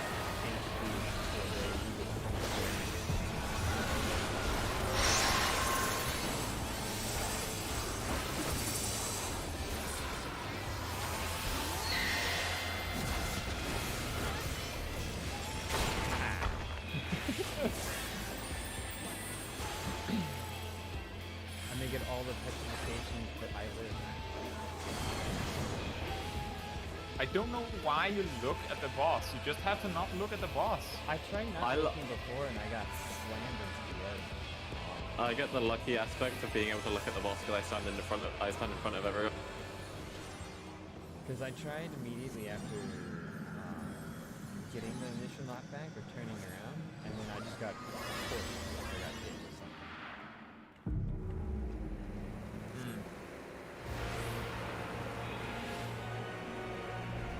I mean, honestly, I'd rather be petrified too. Petrified and die. Robo said, wait, so we're not supposed to look at the boss now? Actually, you're not supposed to look at other players. I think all tanks and healers get Yeah, we do. a glare mechanic. So you need to not look at them. But given that the tanks and healers are standing on one side of the arena and the DPS are to some degree standing on the other side, pretty easy to say, well, just don't look at the boss. Look away. There's so many things happening at once that we can probably agree that it's difficult to know what is best and what is bad to do in this particular situation.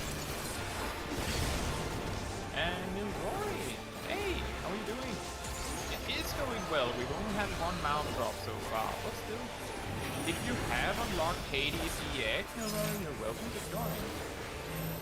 Because I happen to know this is the knockback mechanic. Since I happen to know that you are in the movie, right? Oh, we're being captured again. This is disappointing. And Raziel is of course also welcome.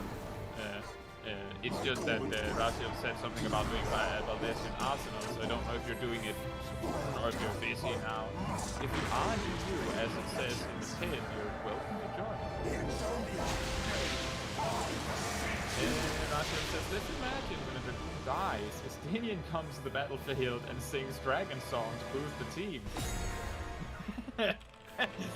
Estinian comes to sing. Yeah, horse routine, let's go. I mean, specifically, Estinian, he'll jump down the battlefield. And then you'll see him doing a song buddy, man. I'm sure there's a legal thing for that. Ooh. Leroy says, I'm still doing ShadowBringers main quest. Not pilot, not level. Taktika plotline. Oh, right, so you're just about where the small Kai is. That's alright. And yeah, as I said, Raziel, you're also welcome to join. The reason why I forget a little bit to mention it is because, well, we're doing the boss fight, and it's also a pin, because I know that I'll forget to mention. If you are in a new data, you can join. 2 hops this time. Wow. It's very peaceful. Yeah, just having to stand there, do nothing. I think it's incredible that someone randomly discovered that, oh yeah, there's this one pixel that isn't covered. That's how most bugs are, to be fair. I don't think it's a bug.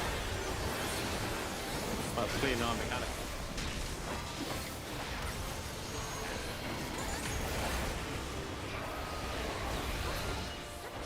I gotta be more quicker on the run off the edge uptake. Oh, hey. Well, and that's what you need for the augmented weapons.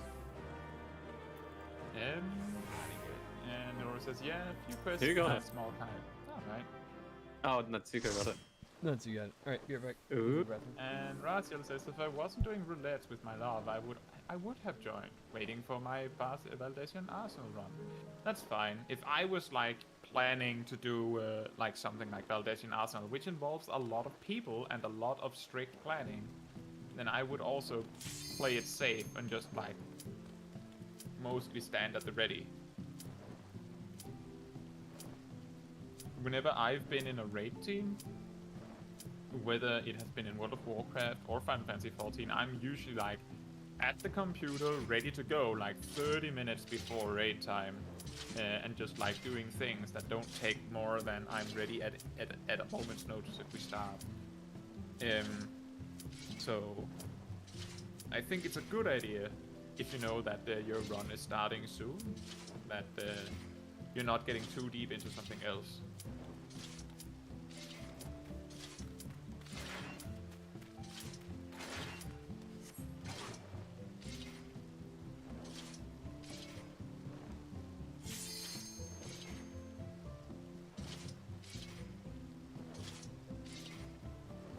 I just want to add, because I think Arya is neglecting to mention that she wants the trophy to put in the final in the Free Company house, not for her own house. So yeah, she's neglecting the fact that it would be a beneficial tool for yeah, her. she's actually wanting to show it off for us. How dare she? Yeah, how dare she? Natsuko said AFK. Oh, hey, I got a Hades card. Well, now I have to do another ready check. If you're not ready, then don't click yes. But thank you. big green button. Not the button. You dare I love tempt me clicking with a button. button and tell me not to push? Coco the Vieta says, I'm starting to get angry over hats. Yes. Yeah, it's not Yeah. like a you issue. Yeah, you want to know a race that doesn't have that issue? Lalafell. Hey Santi, how are you doing? Santi kind of joined with some stuff, but I will learn a bit. Oh, that's okay. It's whatever you think is more fun. It's entirely free for if you want to join. It's not a requirement.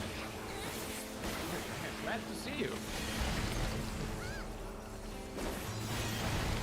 The Roy says I went back to being a bunny. Contemporary horror day And then I'm missing hats. Oh yeah, you were an aura last time I saw you on the small hat.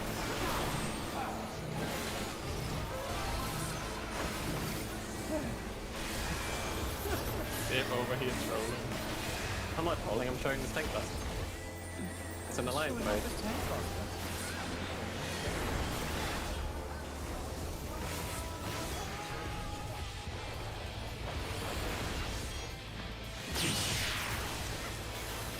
I think something that is super interesting about these kinds of arenas is that these circles, I'm pretty sure these circles overlap exactly to show where the red orbs, you know, the mechanic we didn't get to see, where they explode.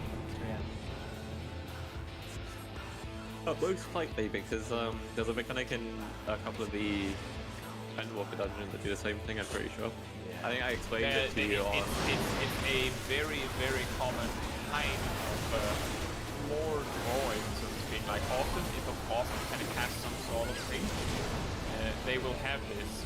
If we ever, that we have no reason to because there's no particular block, but if we ever went to E5, or in particular E5S, you would find that the floor is drawn up to indicate pretty much every single line area of any type in the encounter.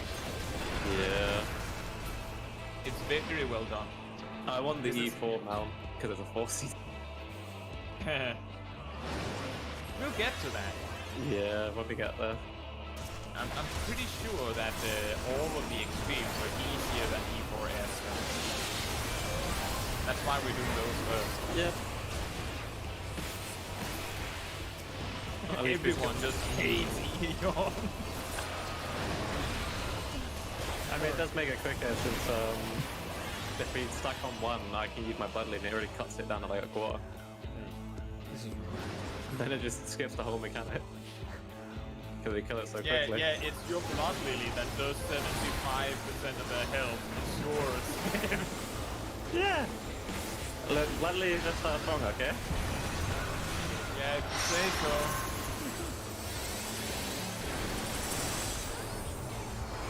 That's why you should have played as a Lollipop. Not Lollipop, what do you call it? yeah. White mid.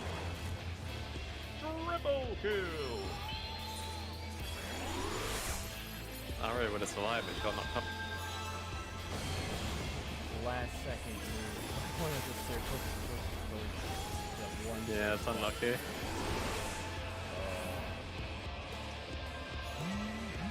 But we got it. It's fine.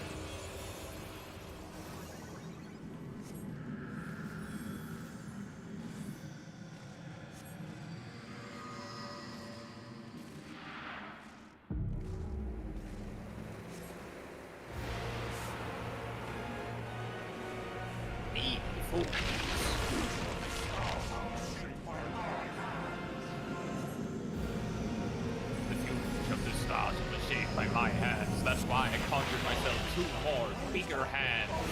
No, I thought they had weak. No. He has 2 small hands, and then he has 2 bigger hands, and then there's the huge wings. That's like one of those dinosaurs, 2 little baby hands. Yeah. The future of the staff is conjured by my hand. Makes 2 huge hands.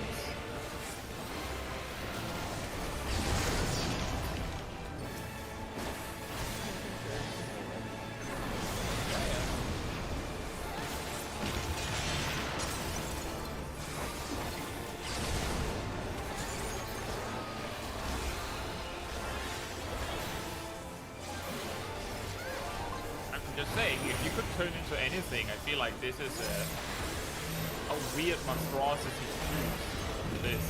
Yeah. Not the list of anything.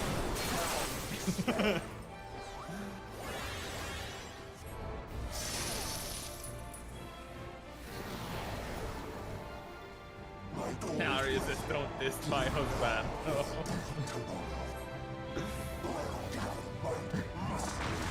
I'm also wondering what the purpose behind the horn middle there is. Same reason some does have horns. Oh yeah, that's true. Maybe it enhances his summoner capabilities.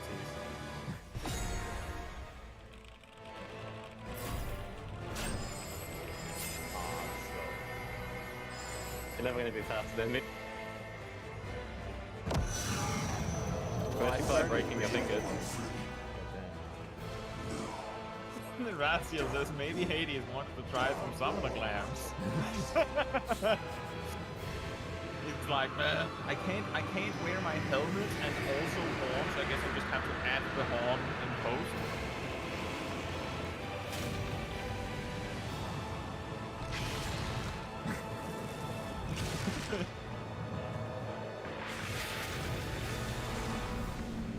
That's actually if I could wear glasses in addition to a hat, I think one of the most common things I would wear is summoner hats with those horns. I think they look awesome. I know a lot of players, like I know some players think that they look really silly, but Add a white van and you'll get the definition of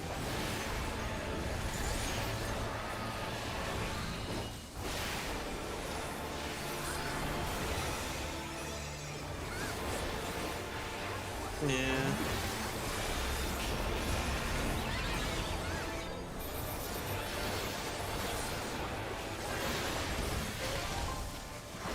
Raziel says you could put on the gold sword of fake glasses. Sip, Yeah? Now, don't do that. Aww. And also you failed. But don't do that. Look, Kai, look at what we got in the drop. The sacrifice was required. Yeah, your sacrifice. I survived, remember? aw. Nice. Arya got it. I got the other thing. Ooh, if I go what class is it? If I go scholar and then open it, I can just synthesize the book. I got the Raziel coffer. says you could. Ah, Raziel you got says it, you could put 95. on the gold source of fake glasses, but I think they don't work everywhere. The Aw, problem you're is by that 5. while they work, and I do have them, I'll just demonstrate. Now I'll have double glasses. You can't fight while wearing them.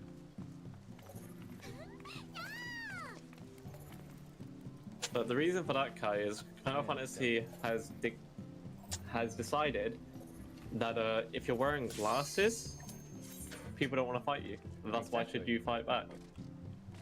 You don't beat up people in glasses. That's like a kind of hidden rule, isn't it? Raziel says, but that's when you say you're going blind, isn't it?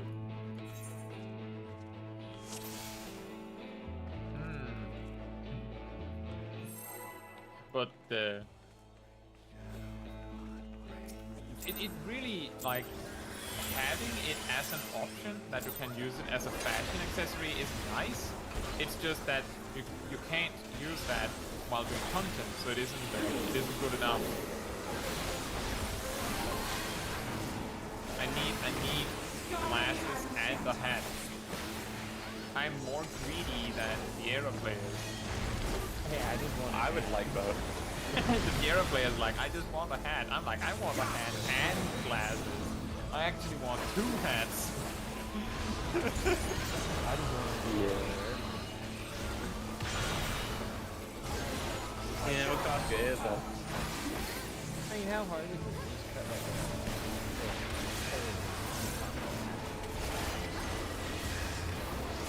Just plant the hat on top of your ears.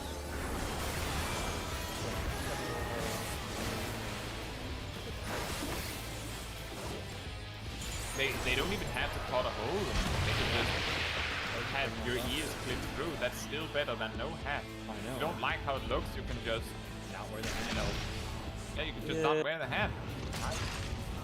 I just find this because Yeah. Simon says, but these ears are too stiff. Yeah, so you put the hat and just like place it gently on top of your ears. Yeah, imagine not being able to wiggle your ears like Catboys. they're not that stiff. Like you shuffle my head.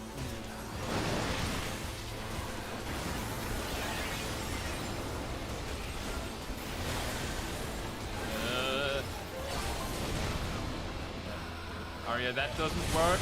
That doesn't work.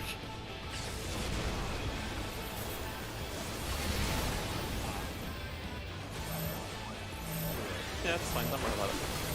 You're welcome.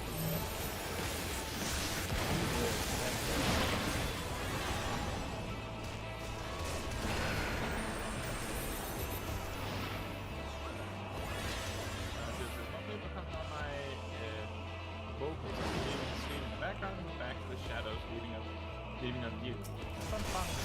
Sauce from Hill. Thank you for checking in. It's been a while. You're welcome.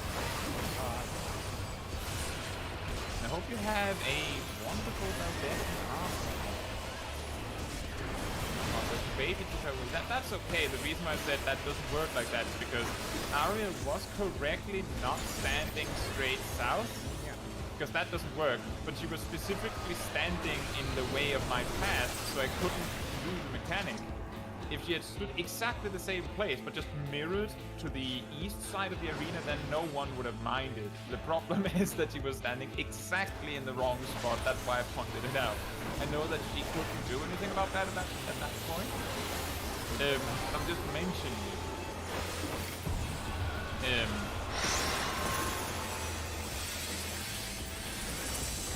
Like that. You got it, boss. Close enough. Let's go. But also, when I say it doesn't work like that, you're probably still going to kill the boss. So it's not a big deal. I'm just, as I said, I'm just pointing it out. Ow. Oh. Oh, that's so sad. I'm pretty sure that Zuko just respawned as well.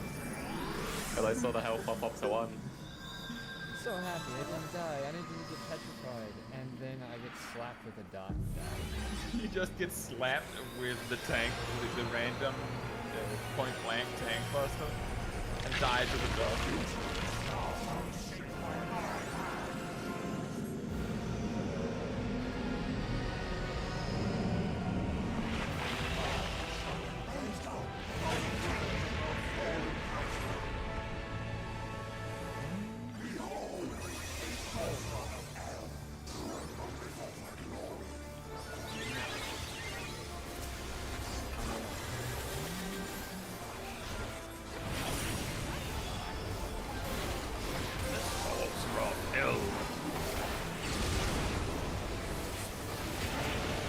Not to be confused with the Sorcerer of Ill, the 10 ring. That's a good game, you can play it.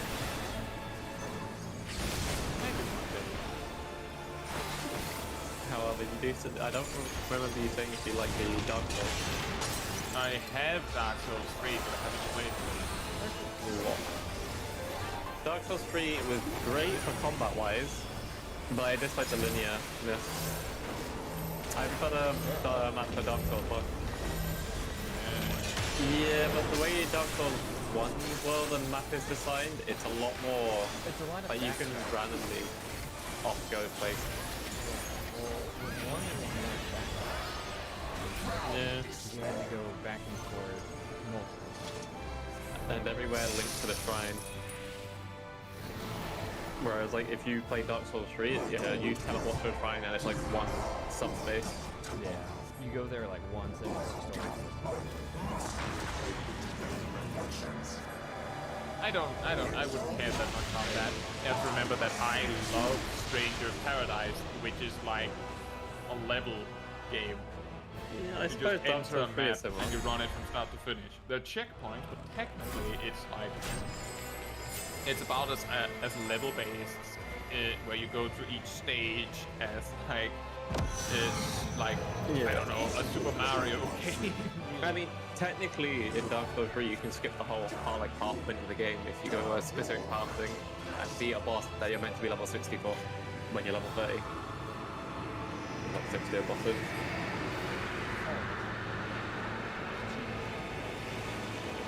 I mean, that boss is like stupidly hard though, so it's like the chance of you beating it at level 40, even though it's like the minimal range you can technically do it.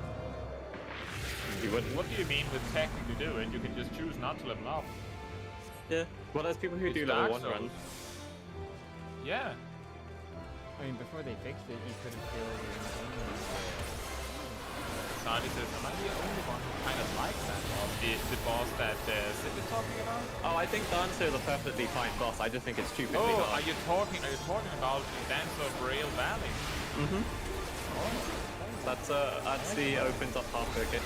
I know that in particular that the reason why she is so brutally hard is because she's different to all the other bosses in style, and that most of the bosses play in a somewhat systematic and predictable way, whereas while Dance of Real Valley technically also does that, he basically plays off beat, while all the other bosses plays on beat. It's a very weird way of saying it, but yeah, they many of the bosses play like a dance, but Dance of Real Valley it gets weird about it. I mean, I've done all the bosses, so I can tell you which one's harder, which one's easy. I find Exactly, it's 'cause obviously it's the animalistic dance of bosses really different significantly harder. Yeah, because the DLC boss I absolutely hate because he's a dragon, and I can't do animalistic bosses. About the sky The secret area? one in the DLC. Yeah, the sky area. Yeah, I've only beat that one once. Oh, I love I that should boss mention that according to the event we have in the free company, we were going to go at least 2 hours. We have just passed the 2 hour mark, so if there's anyone that is like, actually, it's getting a little bit tight on time, you are welcome to say that you're done. Otherwise, okay, we have an interval. That was my fault. Otherwise, you are okay. Just jump out. No, you have to. Sometimes I don't remember the music terms, but the pacing of the fight is completely different. Exactly, it's I think the simplest term I could put it in is that Dance of Real Valley doesn't like play on beat, while the other bosses kind of do. Well, a lot of her attacks are usually the constant slashes where you have to dodge consistently. And then she does a normal down attack, which is like a blast thing. I can't remember. I just remember the constant slashing being the main issue. Well, I would say the same, but then I played the very first DLC and beat Sister Freya and got something way better. Yeah. I think it's Sister Freya. Those sides are so cool. Especially with how to do like the ice attacks, the magic ones and whatnot. It's just so cool. I think I left off.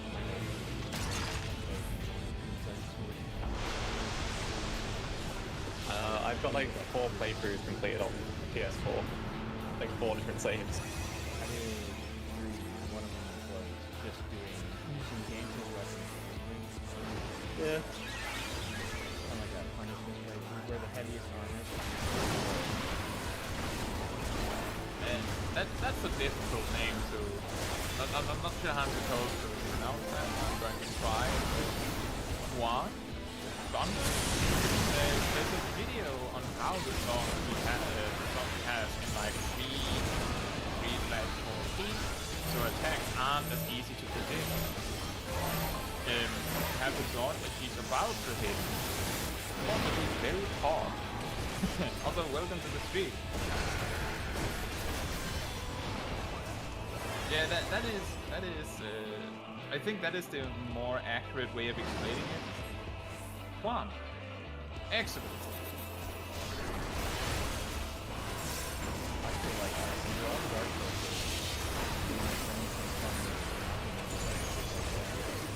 Oh, we have. They're very different in a way. Sekiro is very much based around parrying, which is not something a Dark Souls player would be used to, because a Dark Souls player is used to the high frames of dodge. In Dark Souls, while parrying is a thing, it's like I do it, but it's not something that you're necessarily supposed to be doing. It's something you can do if you're really hardcore. It's also something that is extremely easy to pull off. I couldn't do it. Sid says, having played a lot of Dark Souls, I imagine. No, Dark Souls 1 specifically, it is extremely easy, and Dark Souls 3, it's like bearable with the right tools. I gotta kill myself. What? Oh, I think I failed. Zip got the DPS mechanic. I tried to stand in the thing under someone, because there was one that was like slightly out, but I was literally just out of it. I think you might want to skip over raising Ari. I'm pretty sure she got herself killed intentionally. I was gonna do that if she's losing their raids, but well. Yeah, that's why I specifically said don't. If you're going to waste it and we don't have raises to spare, don't stack those. Not stack those. Talk about it. You're right now.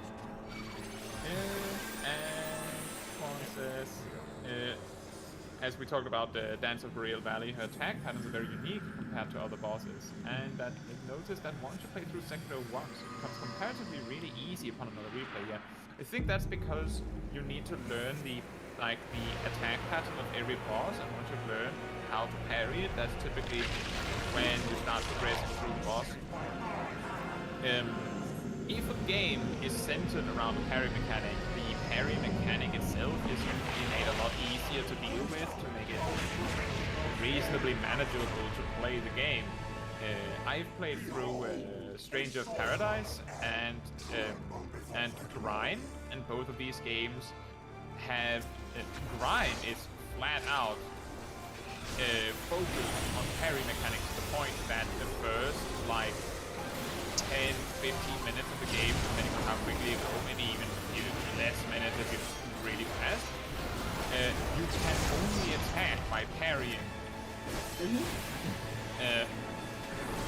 But to compensate for that, parrying is very lenient and extremely powerful.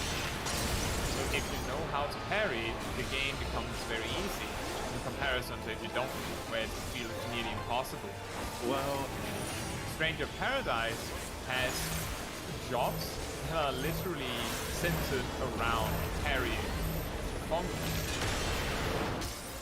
But because, and now this is the key thing, in games with parry mechanics, there's typically 3 different ways that they can do it. It's either if you click the block button exactly when the attack lands.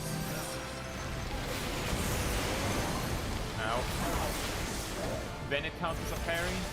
Option 2 is if you release block exactly as the attack lands, then it counts as a parry. And then there's the dedicated parry button. If you click block when the attack happens, configuration is the easiest of them, because that means if you miss it, you still block the attack, right? If you click too early, you still block the attack. If you click too late, you get hit. Whereas the 2 other options mean that you in some capacity have to choose to do the parry and risk getting hit. well, With parrying online, in Dark Souls 1, the very last boss, you just parry and it's like an easy fight, like to the point where you don't have to do anything. First time I played Dark Souls 1, I actually haven't beaten the first Dark Souls, but I remember that so well. And I overleveled myself too much in the Enchanted world, and when I was playing it, I was too tired for anyone to help me. I did that game solo because I played Dark Souls 3 first, and I just found it to be a lot easier. Like, the game is significantly easier mechanic-wise for like the bosses compared to Dark Souls 3. So yeah, because I went back, I still haven't played. I got Caetsu.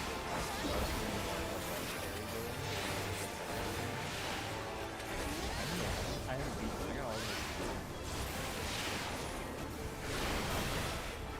The thing that I find interesting with these kind of games is that if you have help, the upside is that you're not focused at all times, of course. The downside is that the fight becomes a lot less predictable. And you don't know who the boss is going to attack. You might not be as familiar with how to block the attack if this is facing you. Things like that.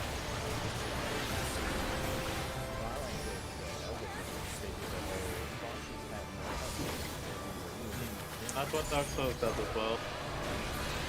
I don't think it's as significant enough. It's not as significant. Oh, we got another Invincible. One says, win becomes painfully easy if you keep parrying. I played Yep. the whole game alone, except for Seath, because I was a wizard. I've played through, so I'm of course talking about other games because I never played through a Dark Souls game, but I played through Stranger of Paradise both with a full, like with two Demon companions. Souls, the I game never I watched, played it. but- I never played through it in multiplayer. I'm waiting for it to come to PC. It's on Epic Games. Ew. Yeah, it is on PC. No, I should rephrase it. I'm waiting for it to come on Steam.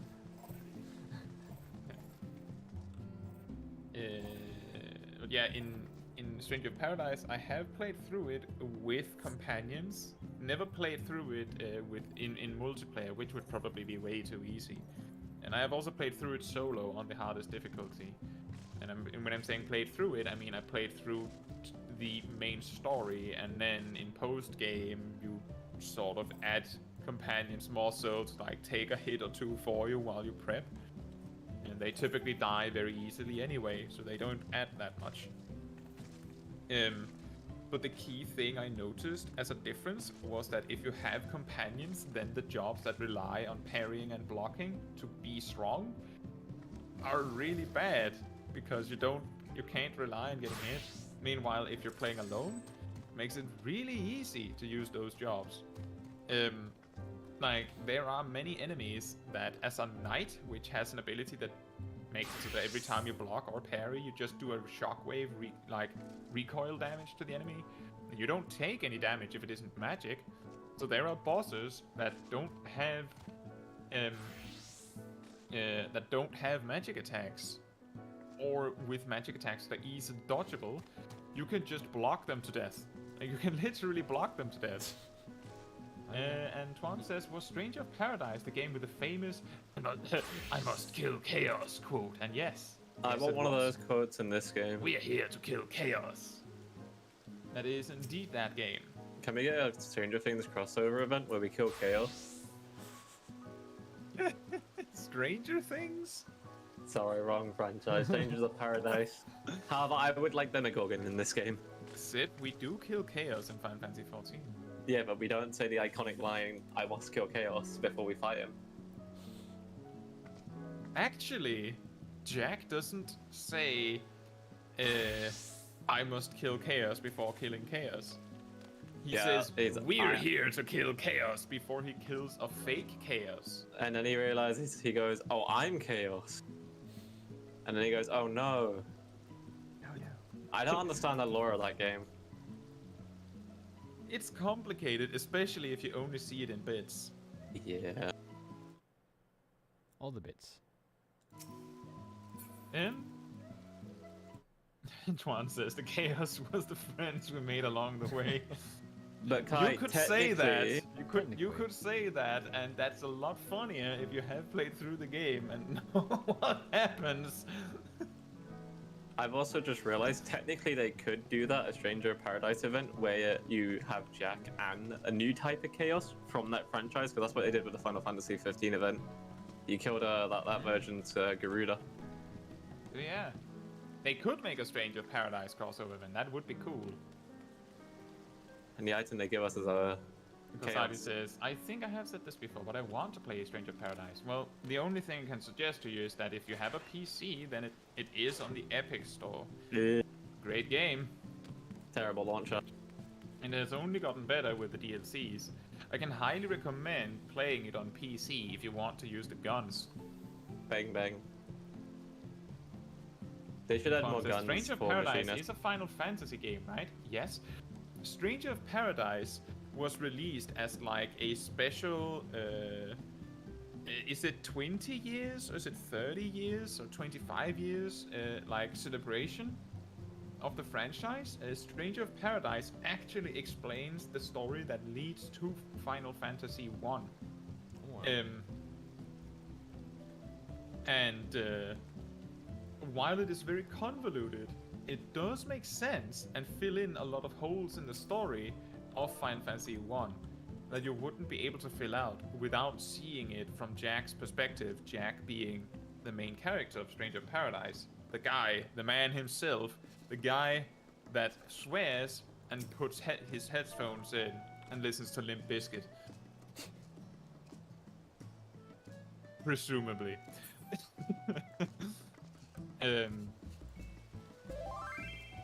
And while the story is complicated, it does end up making sense.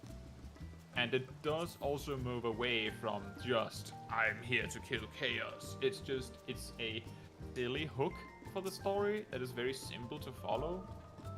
And I would also say, if you like Souls-like games, then it is decent game. The thing is that Stranger Paradise is not exactly an adventure game. You just hop from stage to stage, and you don't, collect souls. You level up your jobs, and that's permanent.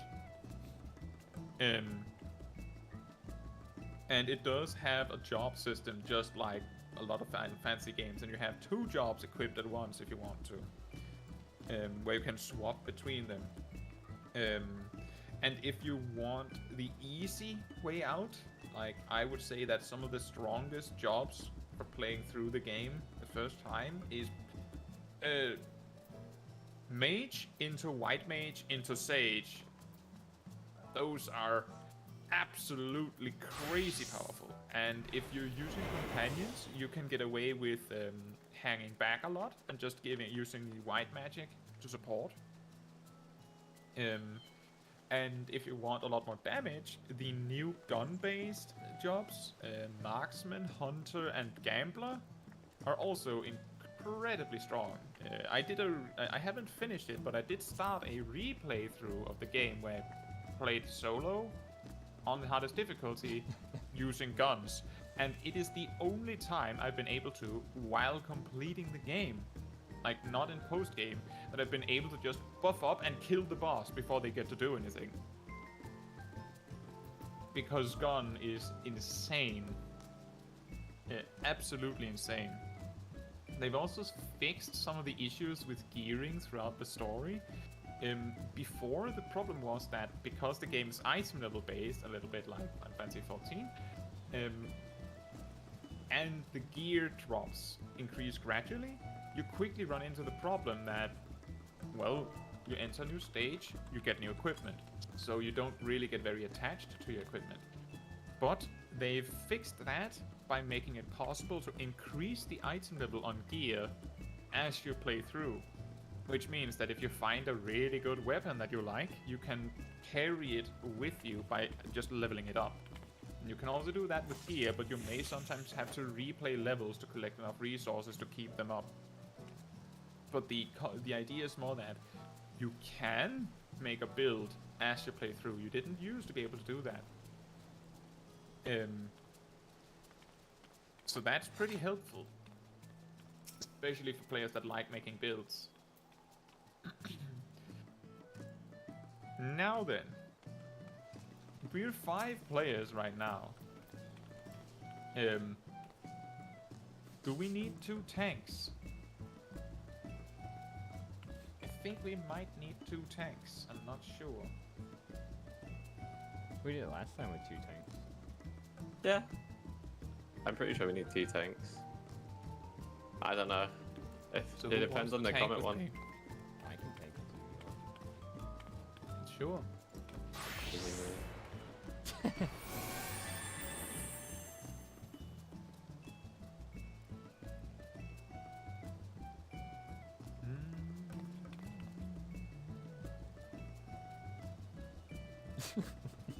Okay, no, I was correct on my statement.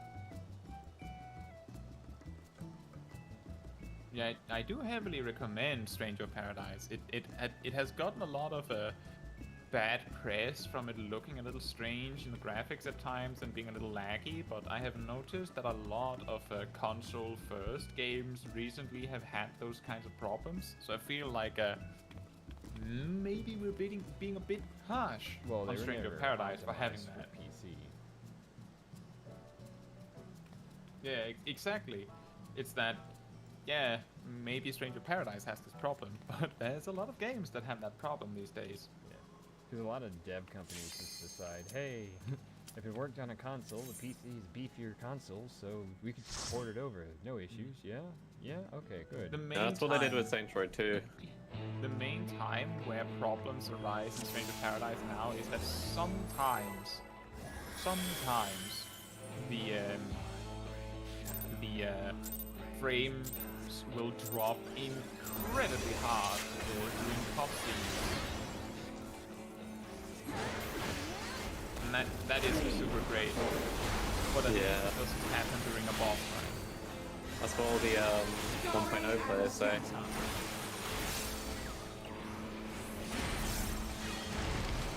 So I'm pretty sure Persona 4 had the same issue where the cutscenes would lag.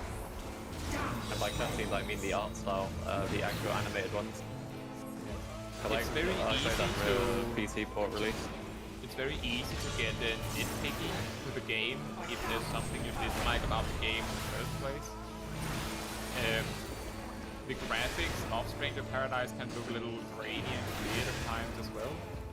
But again, it works perfectly fine. It's an excellent game.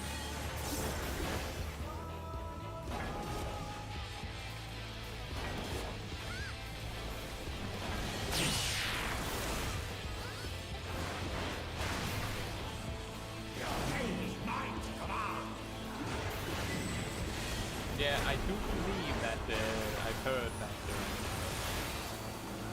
that the game may have been released a little buggy and a little early, or too early for what is good, because they needed to make sure that it came out for that special deadline, because this is a rage for what it is. It had to come out then.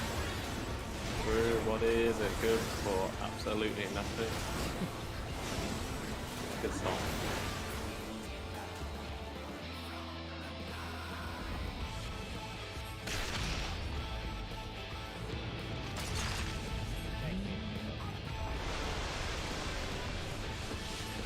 I just feel like I can't get any more conscious. Let me put that in my... Oh, I can't open my saddle bag.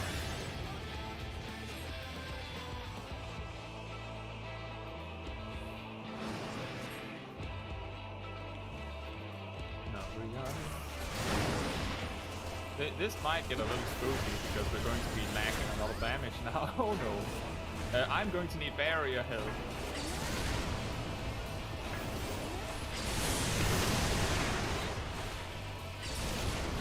Thank you. Wow. That's unlucky. I suppose it makes sense that there is 5, so we're missing. Yeah, exactly. We're low on people for this amount of health.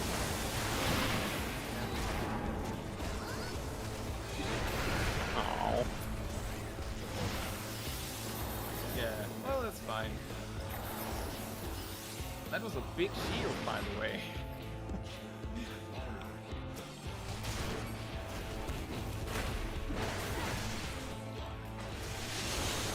We need to swap. Aww.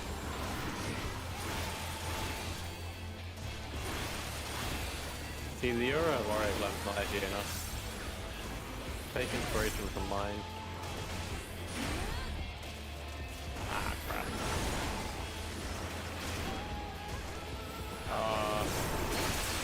I was meant to take the fire one. And this is a wipe. Oh, here we go. I tried to take the fire one in case I got back. I had the Blizzard debuff. Yep.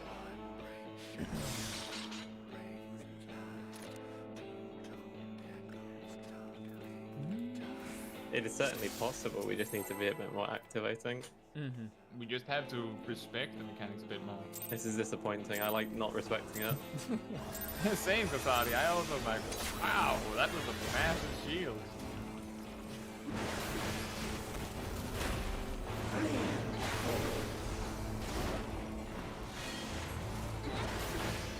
Scurry and shoot.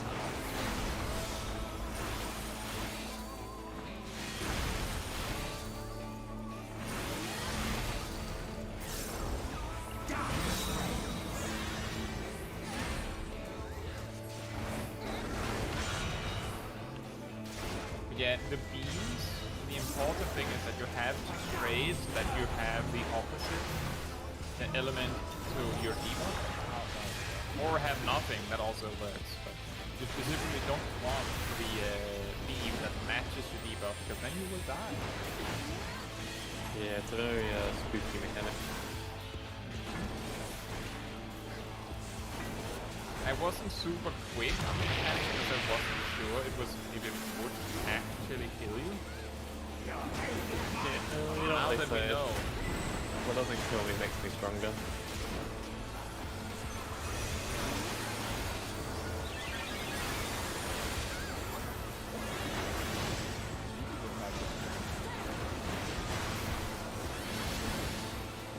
I hope the same.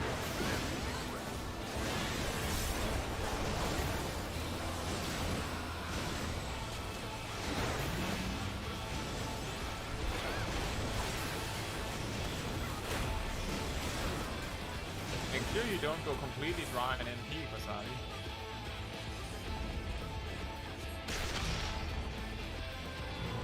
Yeah, we may need a prognosis.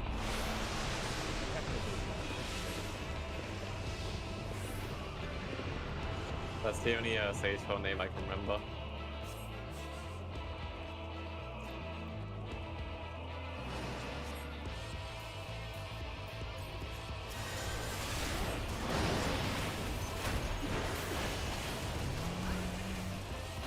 It's on me, so I'm going to shield help. I'll give you a blessing of...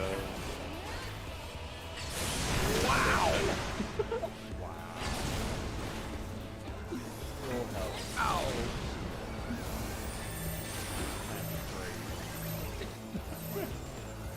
Need a shield? How about 100% of your health?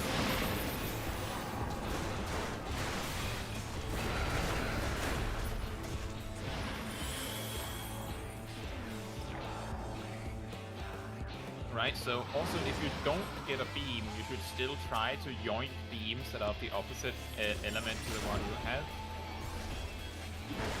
We need to help each other. We need to support. Oh, I get to say attacking for one. Nice, I can be like a black mage. No improvement. Do my ABCs.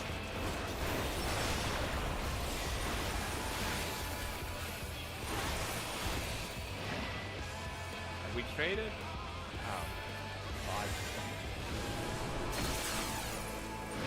But yeah, if your target is dead, you can take anything. Because then you just have no debuff. The key thing is that your debuff just makes you take more damage from that The element. question is, am I gonna get the mechanic I like or the mechanic I hate? Well, there might be a chance that we have to respect the mechanic very much this time. Well, I mean specifically if I get the Doom or not Doom. I have the Doom and the Donut. Oh no, I had Donut and Doom.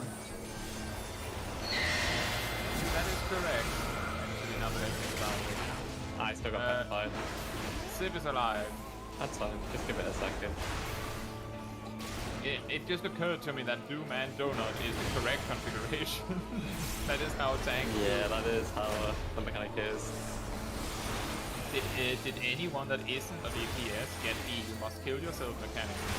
Yeah, the Sage did. No. I saw it pop up. Don't stack, do not stack.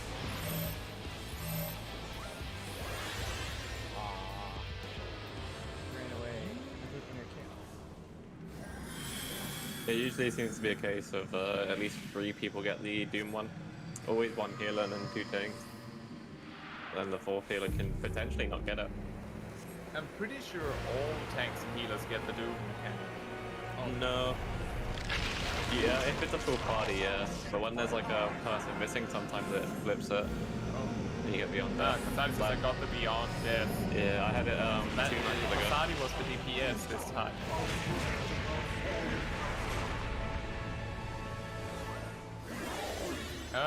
There's going to be meteors in the south. Yeah, I'll go down. Okay.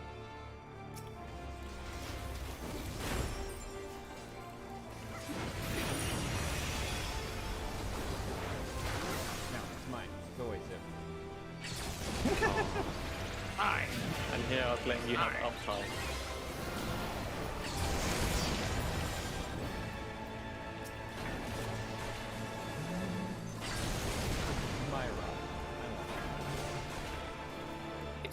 just a boulder. It's a rock.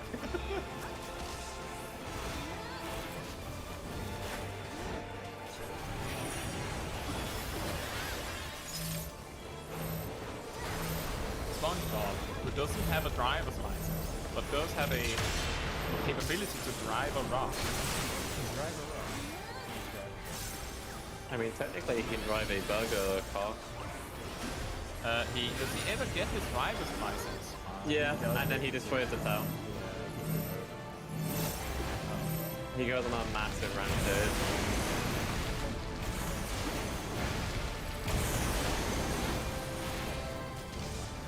Yeah, the amount of laws he breaks in that episode is amazing. That is the saddest inner release. Yeah.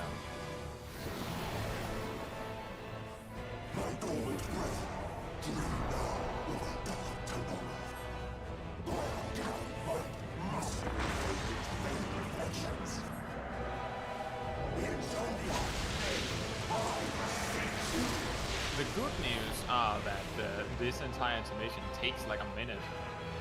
So inner release will probably be ready again. Get it It's back. pretty peaceful.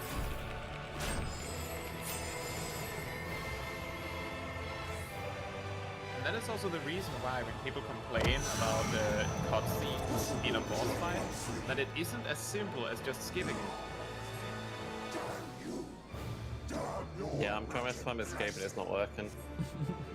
Uh, Yeah, I'll make it a little bit more authentic. Yeah, that's as authentic I can get. That's my experience with pretty much any fight with an intermission. authentic button. Thank you. It's a mechanical keyboard as well, so it's extra loud. That's why I specifically play on push to talk and not open mic.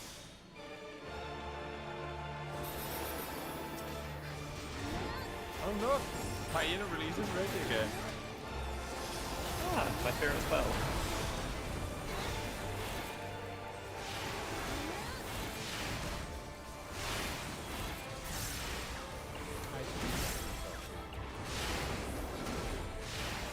Do you like to simply? I'll take the right one. I'll take the right one. Take it off. You get 50 piece gauge. I get belting.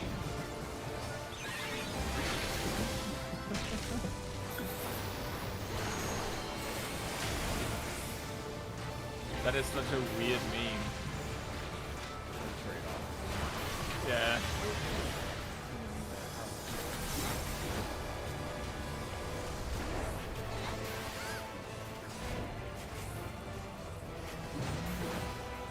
Dark Current.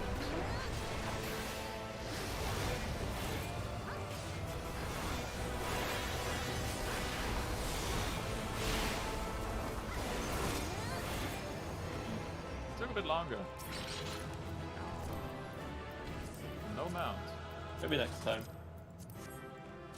We'll get it next time. And I got everything. Yeah, I mean, you can desynthesize stuff.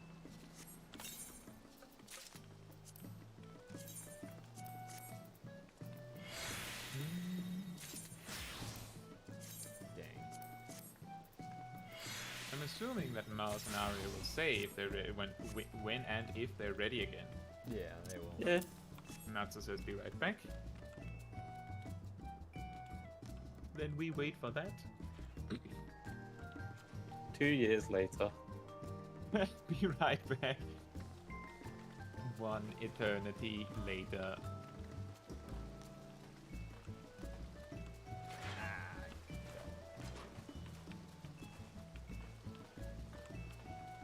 Ah. Come on. There you go. I get the effect to pop up on the ground.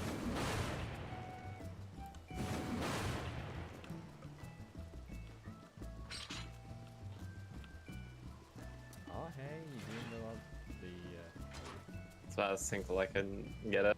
yeah, it's synced. Yeah. No, it isn't. Like, 1 point. Like how most Are you saying shield that it fight is stuff. almost synced? Yeah, almost. It's almost the not exact. It's unsynced, you could say. Well, if it's synced on your screens, you should check mine. Yeah, mine is almost perfect. I don't know.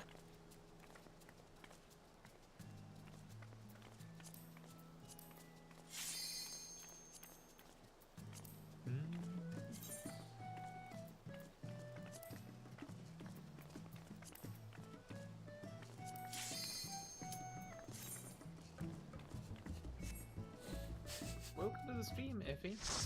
Says, I just found your channel yesterday and I must say, Mouse just you are came back. amazing and have very informative videos. Thank you so much, Effie. I really appreciate that. Mouse just came back. Oh, well, we're going to have to do it again in a bit. Thank you so much, Effie. Yeah, you got ninja fall. You're meant to ninja fall. Unless you want a main tank.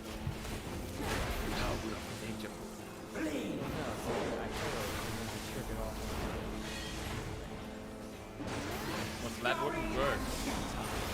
You're on such a good tank. No, You're not on the tank, mate. Surge doesn't work like that. It only gives 25% of the energy. Yeah, but I have Medica 2 on everyone as well. So that means I'll probably gain it soon. I believe that in 6.1 they made it so that heal over time effects no longer generate any enmity, so it will only be the initial pass.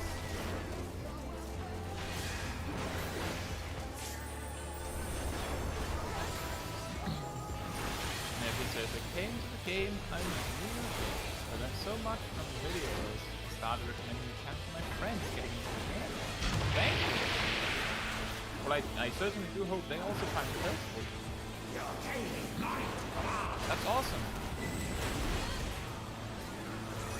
I think that is one of the ways that my videos get the most traction is when people recommend them. It makes it easier for them to stand out. Really appreciate it.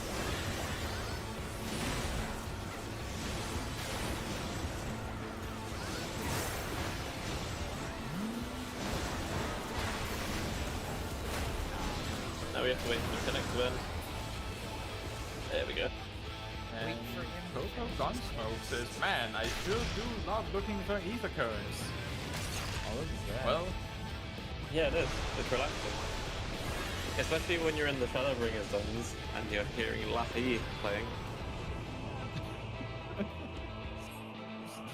6 AM hits and Laffy just starts playing. As you're casually looking for ether currents. It's a very peaceful experience. Very meditative. you know that, oh, I'm going to need shield assistance.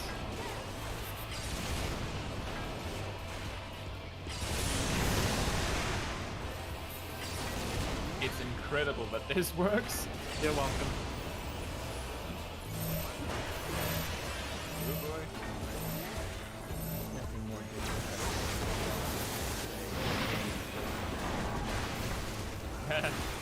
He blocked it. The Roy says, I asked my free company mates to take in the amounts to the ether currents so I can unlock them. To be fair. That is an effective way to do it. I don't mind running around and doing it myself, but it is absolutely a solution. We aren't the correct ones. Yeah, there was a certain area in Storm that I couldn't fly in, and there was an ether current that you had to do a beast. You had to complete one of the Beast Tribe storyline quests to get the ether current for. And that's what I should have done. I should have just asked one of the ether people to do it with me. To fly me up to the top of the ether so I can get it in the but I never did. I couldn't fly into that zone until they updated the system. Because they got rid of, I think, some of the currents. For like auto expansion.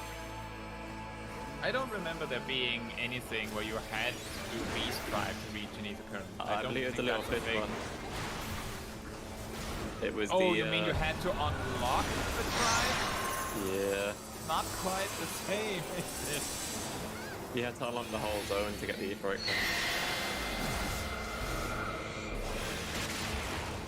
What I mean by that is it was on top of the hill near the ether current, Natsuko said something about disconnected, so you may want to prioritize the tracing to start. Natsuko say when you can Oh no, the continue again. symbol. The red earth symbol. But yeah, you had to do a whole beach by quest line to get the actual Easter egg cone because it was on top of the mountain. You don't have to do this. That's why couldn't I find it? You just ow. Either you are maintaining. You just both run in the same direction.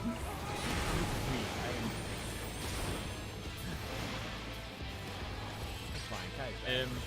The Namasa beast type is up on a cliff, but you literally just do the quest to unlock it, and you're Yeah, fine. that's what I meant. That's what I meant, and I didn't realize, and I But was Zip, too lazy. Zip. You said Yeah. 3 times now you have to do the whole beast tribe. No, I get meant it. I worded it I wrong. don't I think had to do that's A. not what you said. That's why I keep correcting you, Zip, because it's very different. But you try It's remembering not the when you same. had 4 hours sleep. 5, 4. But I still hated that fact because I found it to be very like silly. That you had to do a quest. Yeah. So you know that nearly every single zone in the game requires that you do some side quests to get all the ether codes. Yeah, but it wasn't in that zone. That quest was in the a different zone. No, then a master quest actually starts in Assassin's Net. It's just that it starts in the far south region. So it isn't entirely obvious that that's the one.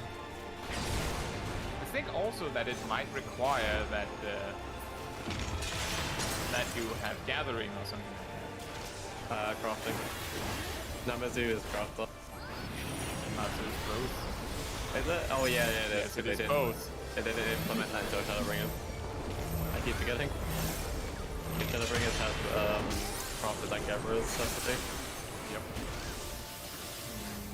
Goku Gunsmoke says, I have this strange power of walking past the last turret. This is kind of the reason why I make a point of immediately approaching turrets when I see them from small guys. Ow. Oh. Oh, my bad. Yeah, I may have It's got so that too. aggressive.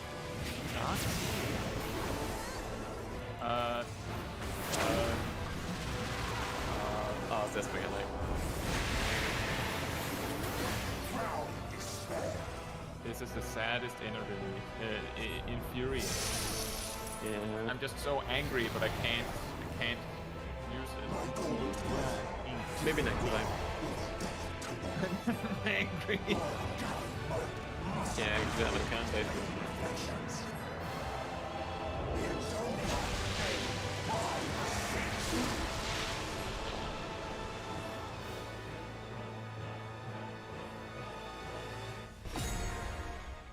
Time action maneuver. Go. Ta-da! Like that we just angled randomly. I know. Yeah. Usually it's a circle. I know how we're supposedly leaning back with power, but the Zip looks like he's leaning further back. Yeah, Lalafell But is he's a very Lalafell. flexible. He needs to be extra expressive. Yeah, have you not seen my emote? You won't understand if you don't see it. Also might just be because I'm sideways, so you have like a better angle.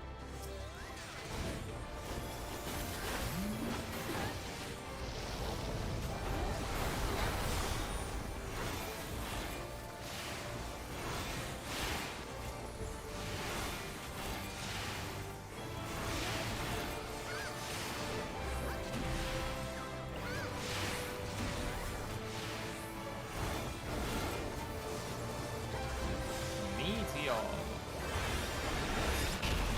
You mean the Giga Chat attack? Giga Chat attack.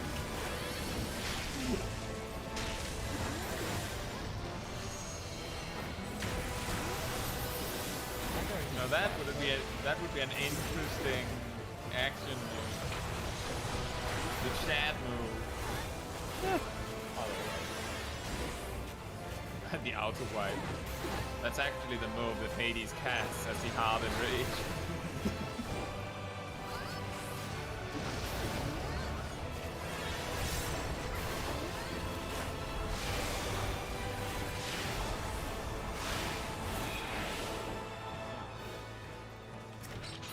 Ooh.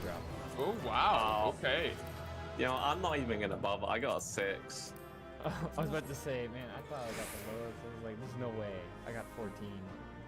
Yeah, there's no way I'm gonna win. Well, I that. got everything. Oh, did you get the thing that the trophy? Yes, Ooh, you can make a trophy then for the house. indeed. Alright, we can. And you let Matt Croft is level at 90, so you can do it right now. No, I think I'm we can joking. invite, Mouse. Oh, that's not Rory. But Mouse gets invited, yeah, Mouse should be done. Yeah. All the Oh viewers. right. All the viewers. So little Rory, you can get your outfit. What role do you like best? Yeah, I like giving out robe. All the robes. It's initiation time. Yeah. Initiation time. I promised Lil Rory. I did say that they missed out on one. Didn't you get given a robe when you were standing around in Limsa, Kai? Everyone was doing the male events emote, the evil one. Huh? Like, I don't remember. I just remember you meant. I think I'm thinking of a different situation. Oh, you mean yesterday?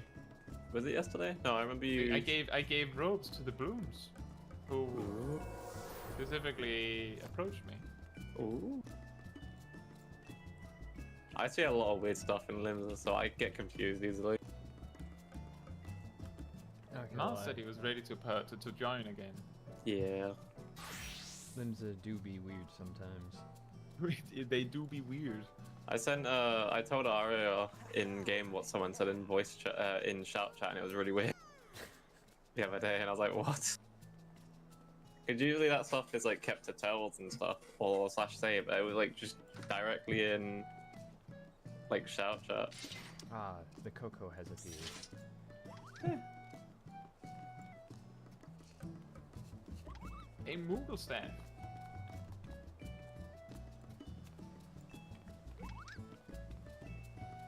Moogle staff is technically the best weapon in the game. What, because it's got a Moogle on it?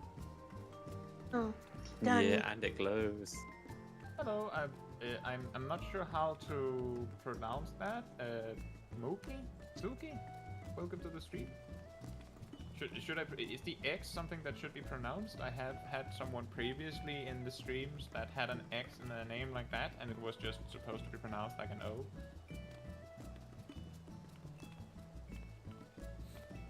Is it the X she? What? Wait, you're saying it's a silent M?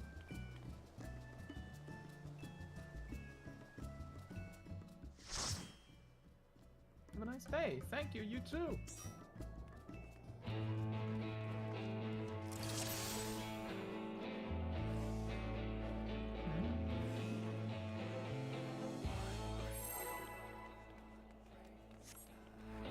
Enjoy it, Rory. Remember that my name is on it as the crafter. If you put it in your climate chest, that might disappear. I'm not sure. I have a pair of leather trousers, but they don't have the American person who crafted them for me, and I'm very sad that that crafting disappeared. See, that's exactly the reason I made. But I think that might just be the day of travel to a different day or something. Yeah. Is it hard to play Black? I would say so. I have a recent video of the hardest jobs to play in Final Fantasy XIV. For me, Black Mage is certainly up on the list. But I do have a very detailed guides on Black Mage. So if you like Black Mage, you want to play Black Mage, you can. But it is one of the hardest jobs to play, in my opinion.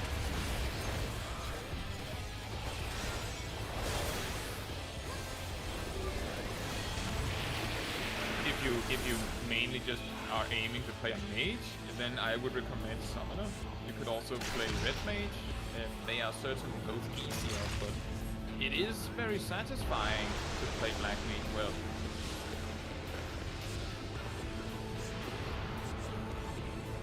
As Nelroy says, has a very, very high learning curve. But if you put in the time, it is fun. But it is very difficult.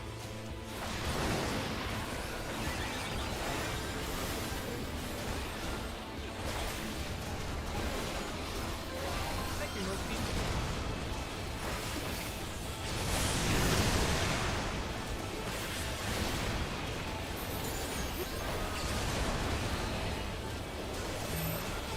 Anyway, that's the car.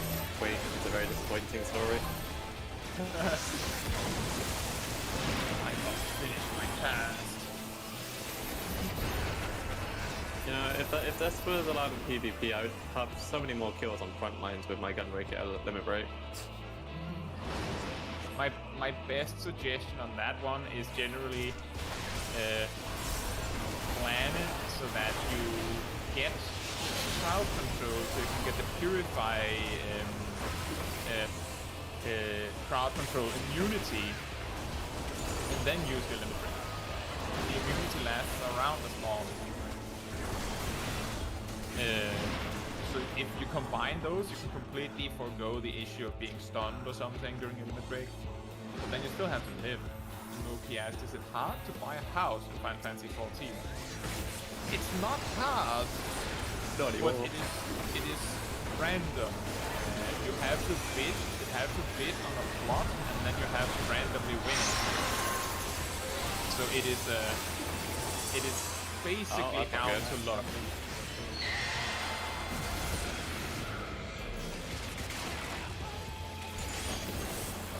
It's basically down to luck. It is also, you could say, some capacity it would be hard because houses can be expensive. The small houses cost around 3 million gil, which isn't that hard to get. The large houses cost between 40 and 50 million. A lot of players will find that difficult to accumulate. What's it like being poor, Kai? I have 13 million and a large house. Oh, wait, I'm the one that's poor. And about to say, aren't you the one that's poor? Oops. Some people will years to get one. That's a lucky on the first lottery. The key thing to get lucky is that occasionally they will open new wards, which means a lot of new houses. If you don't care about getting a particular house, you can game the lottery by specifically bidding on plots that have little competition. And that increases your odds of getting a house.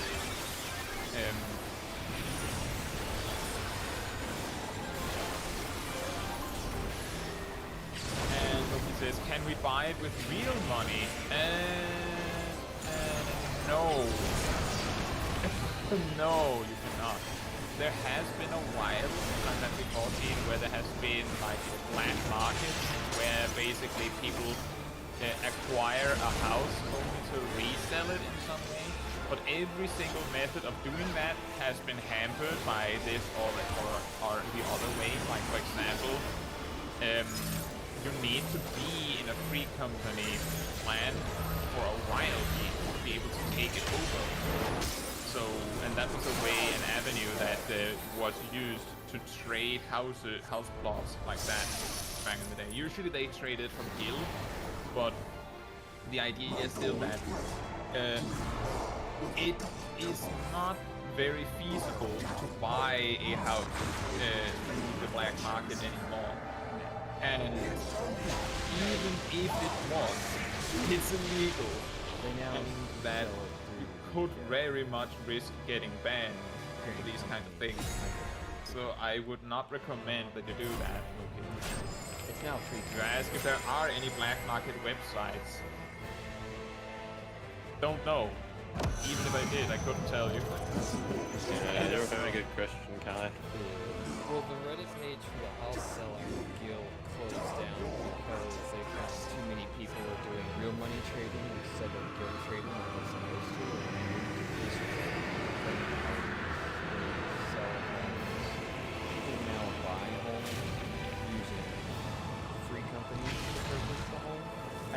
sell you. So the thing is that to buy a house by trading a free company, you would have to join their free company and then stay there for a while. I can't remember if it's a week or a month for you to be able to take over leadership. But that's how you would get it. And that would also mean that you are trading your ability to be in a clan to have a house. Which I really don't recommend. It would be much more lonely to play this social game.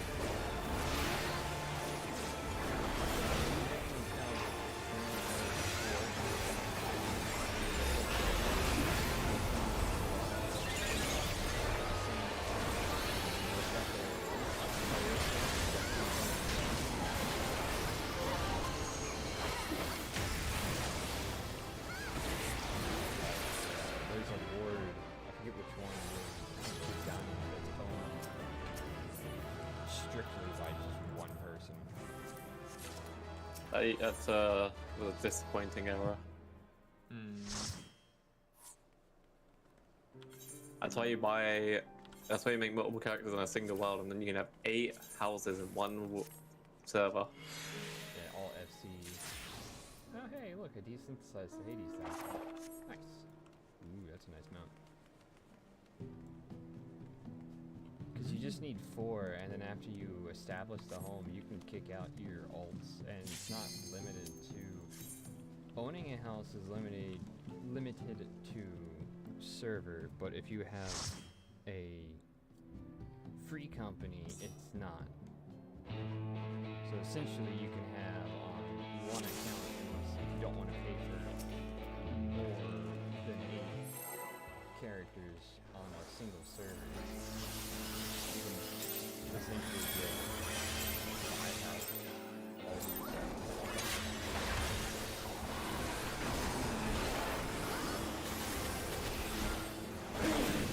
Technically, if you have a friend yourself, it's very easy to get. Yeah. I will say, however, that I do not support doing that.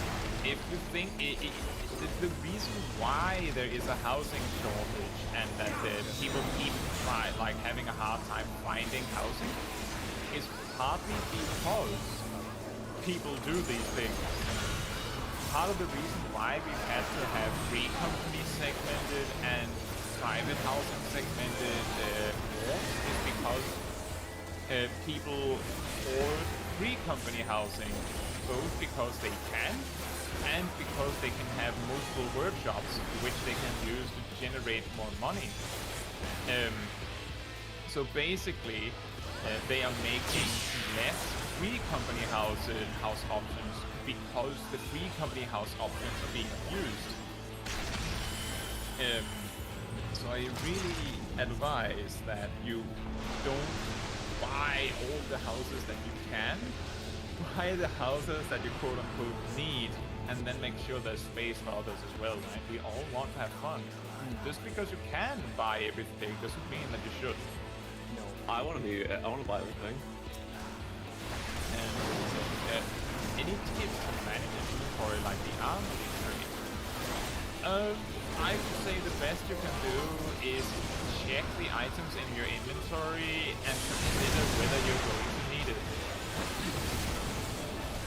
If it is equipment, then if you have progressed your grand company rank enough, you will be able to trade in this equipment that you have used for grand company skills, which tends to be more efficient than getting rid of it in any other way. If you've used the item. If you haven't used the item, you can probably sell it on the market.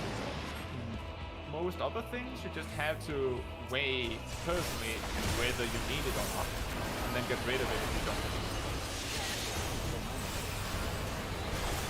We have to swap. That's unlucky. We're gonna have to actually do the mechanic now. Probably not.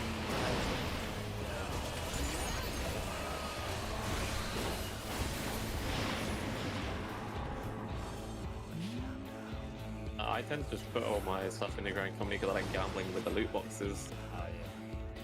Thank you, Mookie. You too. So far, I'm still getting the same amount of minions I already have.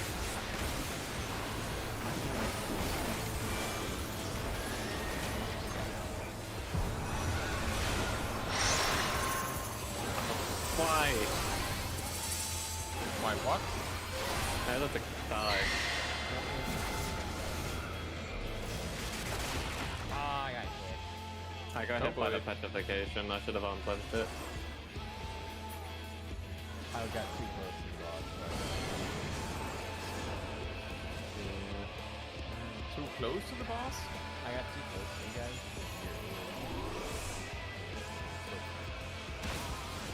Don't you just get pushed like halfway across the arena?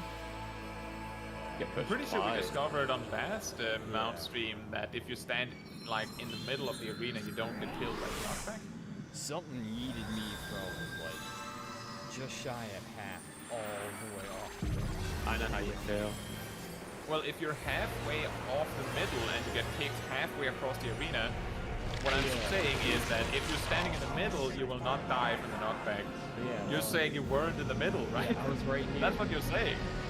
Right here. I got Okay, that is a little bit more pushback. I was here and I got thrown to the edge and then I got knocked back again off the edge. Very sad day. That's all. What the hell hit me? All I can think of is with the AoE. It's funny how a mechanic like that is so brutal.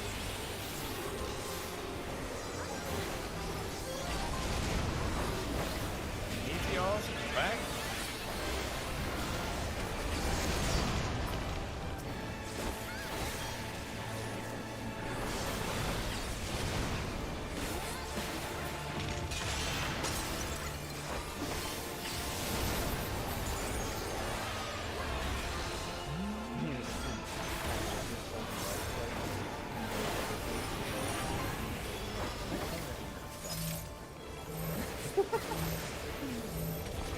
Should have left Just it. the angle so that all you can see is Hades' wing.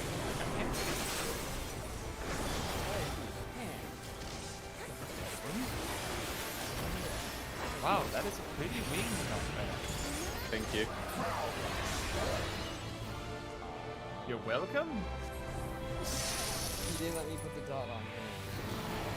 Yeah, well, maybe next time. I wanted to make him explode momentarily.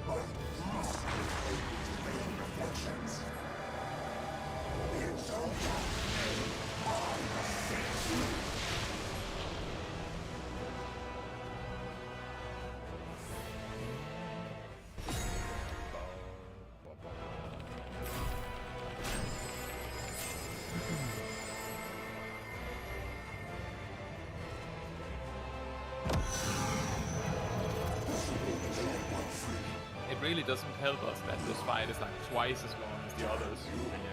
Yeah, and how many people have mounts? 3. Prez. Halfway there. Yeah, Tanya does like Titania and 2 minute long. I think Titania was 2 minutes long. Or is that Memorial? No, tell me.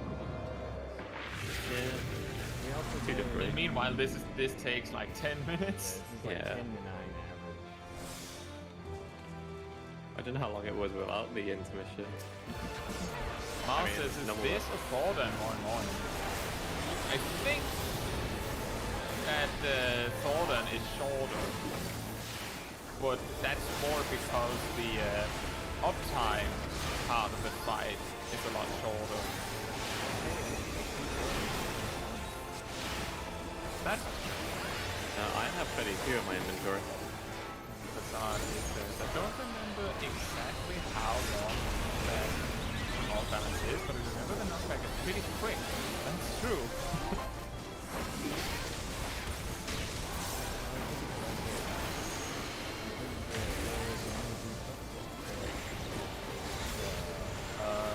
Did you die, Sim? Are you sacrificing yourself? I was gonna sacrifice Dragoon, but I forgot. You The forgot button. to grab me. Yeah. With the Rathalos. It's because I didn't sacrifice the Dragoon. Well, see, you can't sacrifice the Dragoon because I'm just guaranteed to die anyway. Exactly. What is that gonna do? Dragoon is self-sacrificing. The RNG. Right, I just want to mention that we have gone another hour, so if there's anyone that needs to go, it is okay, of course. Just want to remind you.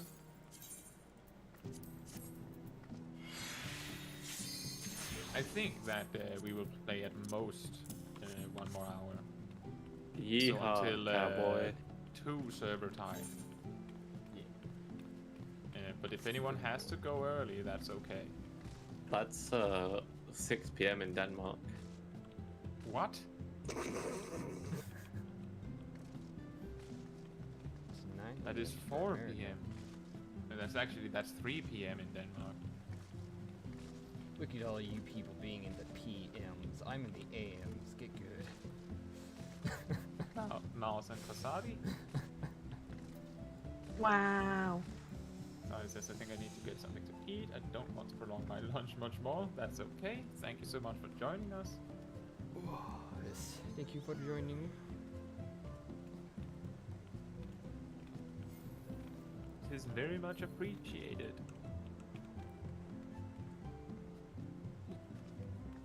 Hey, Ulti, how are you doing?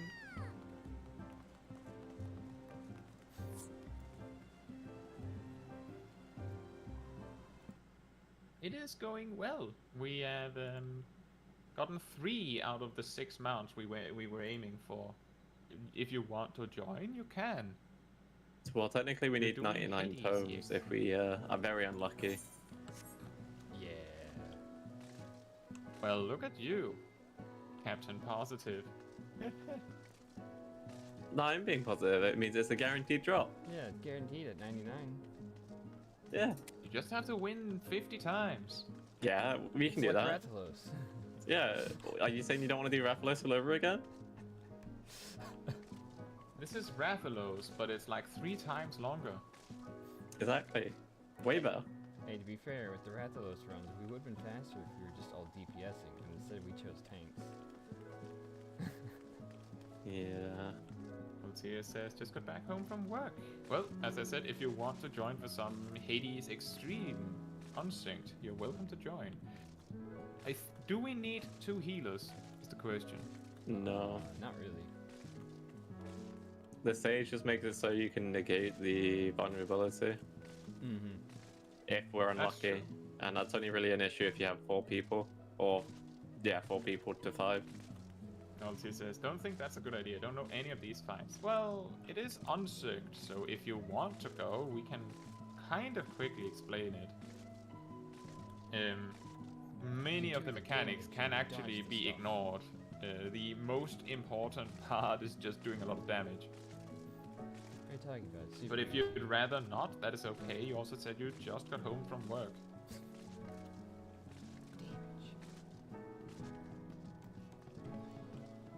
We can also just take a go for it, then you might be able to see how how not scary it is before you go right into the fire. Oh, Ari just said something that she might not be at the PC. You'll have to wait a moment.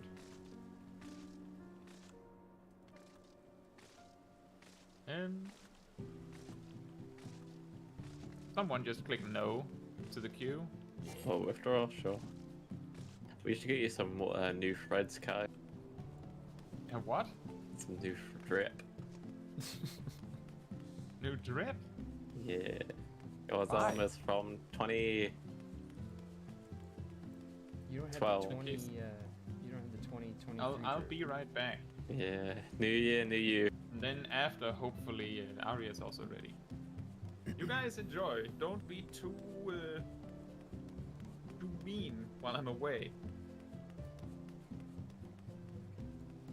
That's Kai asking us to be mean. Yeah, I was about to say. Oh my God, can you believe Kai? I know. Okay, so we're gossiping, right? Yeah. He's pink. That's what you came to really want to do. I was waiting for the right moment. Discord allowed it. Gossip. Fair. All the idle gossip. Lots of gossiping. Totally. my god, what's wrong with you? Like, that's what celebrity magazines are all about. Colin, you Oh, should I be in see the know. celebrity magazines every day. Because I think like the most popular one is like sold is like That's Okay or That's TV. They look very terrible though. I don't know. I only get Game Kind of Informer funny when they magazines. do. Kind of funny when they do who wear it best, and I'm like, literally, honestly, I wore it don't best. care. Yes, as a Obviously. Lala fan. Don't you know the Lalas always wear it best? Yeah. Yeah. I think your glam's not edgy enough to use her.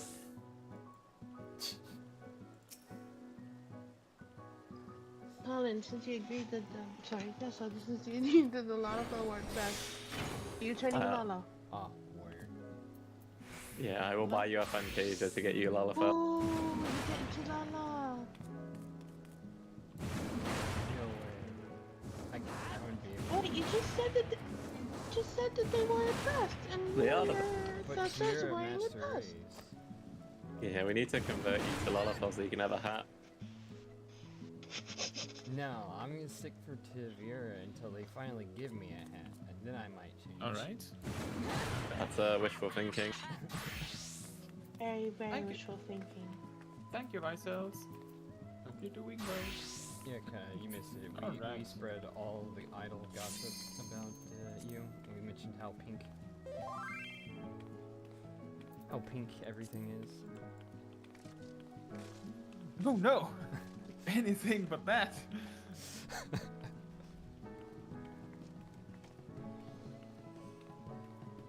So pink, it's super pink. It's super pink. They've Right. to pink. So, in the first, so I'm just going to quickly run through the mechanics so Ultia has a chance. At the very start, quite early, the boss is going to do cone AoEs on everyone, and he's going to do them twice. You can sidestep the second one. You don't have to. You can pretty much survive it just fine because it's unsynced. But the key thing is that if you stack too many of them on top of each other, then it might hurt a lot. So spread out. Didn't we stack it last time and it was we all died? Yeah. I like that. We should do that again. When we switch to the intermission, the first part, Nabrialis, will make lines to everyone. The key thing is that if two players overlap their lines, they both die, because it gives a magic vulnerability debuff. And more importantly, if you hit a tank with it, they will also die, because we have to tank meteors in the north and south that go clockwise. So you need to make sure you're not pointing the beam that points at you, if you get a beam that points at you, at anyone else. And while other players without a beam can dodge you, tanks cannot. We have to stand in a specific spot, so you simply have to play around us. The second part of the intermission, you will get either a fire debuff or an ice debuff. There will be two bosses, Ilion and Lahabrea. They will have 3 fire orbs or 3 ice orbs circling them like a black mage. Attack the one that does not match the debuff. So if you get the red or orange debuff, attack the one with the ice orb and vice versa. They do have a mechanic after that, but we typically skip that. And then the third intermission with Ashen Prime, you will get like 800 different debuffs, exaggerated just to prove a point. You need to get hit by the donut AoEs, but only one of them. You also need to not be looking at the tanks and the healers, because we have a glare mechanic over our head. You also need to not get hit more than once, because you will get knockback off the arena if you do. If you manage to do all these things, your reward is that you don't need to get rest for the next phase. If you mess up, it's fine. There's such a long time between that there's a good chance that we can get you raised. Although now that we have 4 DPS, it might weigh a little bit on whether Arya can help with raising or not. I don't know if DPS Sid can manage everyone. And If I have presence of mind, I in probably the last bit, for the most part, dodge mechanics. There is a final phase, like after the active time event. In that one, there is a save spot exactly in the center of C. You can also choose to just dodge the mechanics properly, but if you stand perfectly on C, there are mechanics coming in from the left and the right that will simply just miss. If you didn't get all that, it's okay. We take it when it goes wrong. Yeah, we wing it. Yeah. That's how, what's the name of the term? Oh well.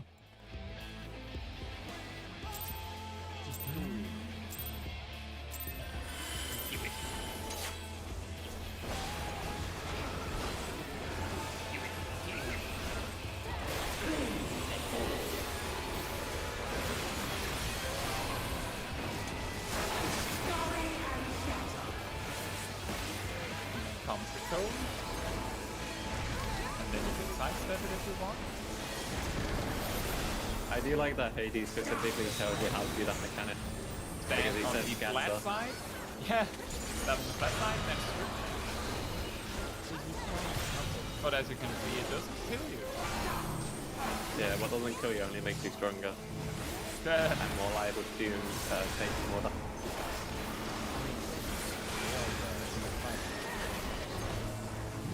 That is true. Only if we get far enough. Step into the section of the arena with no orb.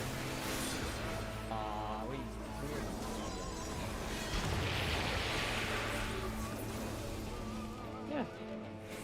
And here comes into the mission 1. So if you can get a beam towards you, you want to aim it away from everyone else. More specifically, the tank.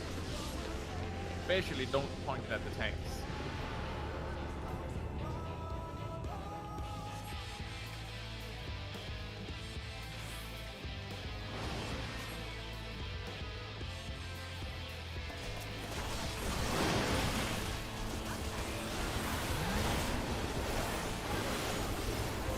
How did you get a beam? Nice.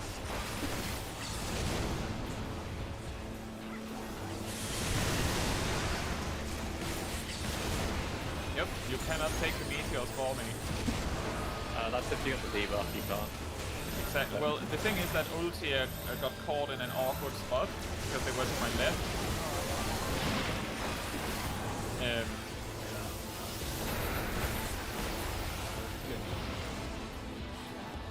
That's You'll fine. be See, fine. it's okay. We just raise up again. What kills you only makes you stronger. So you want to make sure that you're attacking the one that has the opposite color to your default.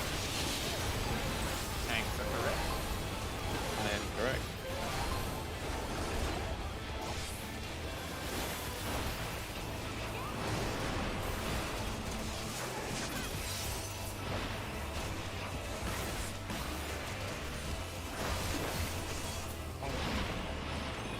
And now, Asian Prime.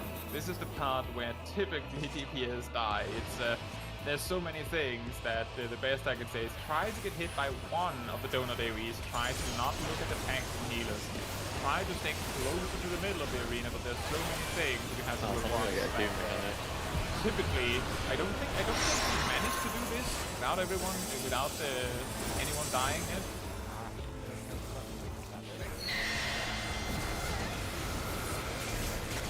Oh, whoops. Oh, I got petrified, so I don't know how to help anyone. I'm also petrified. Yeah, I was looking at your back. Use second wind if you have it.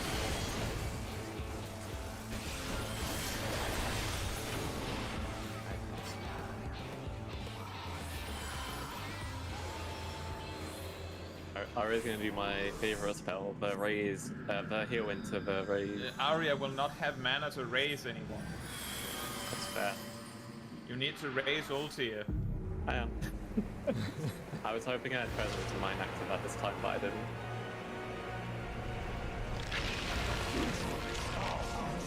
You don't need to use Presence of Mind for that.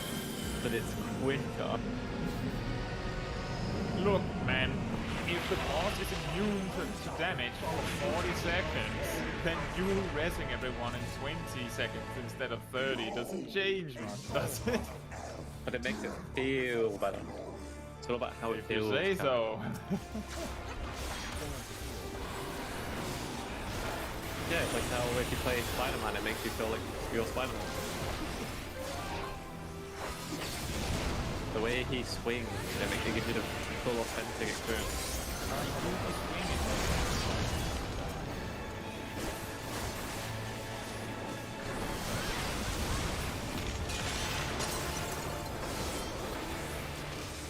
Does he then go waku waku or? I'm sure if you believe in that. Okay, what? There is a achievement referencing Crash Bandicoot, so I guess that's the closest you can get. It has a knockback, so you want to stack in the middle first.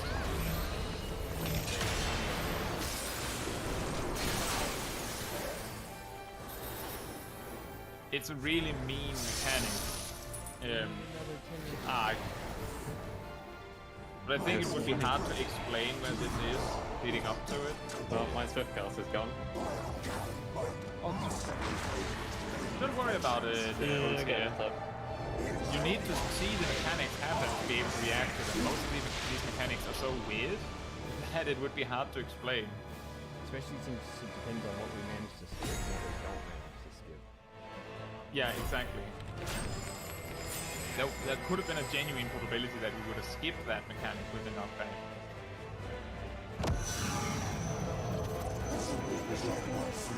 Sergeant Clifford. You see here, you die. You do that, you die. You stand here, you die. I like that method. It's the MTQ capture way. Do this or you will die.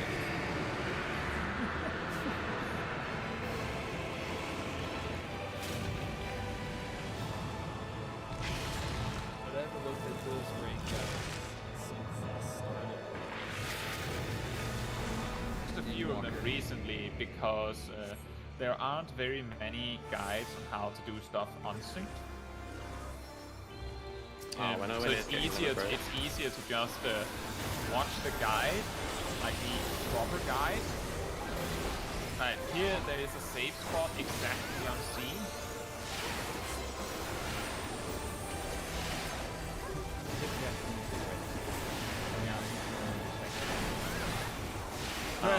I messed up. Oh no.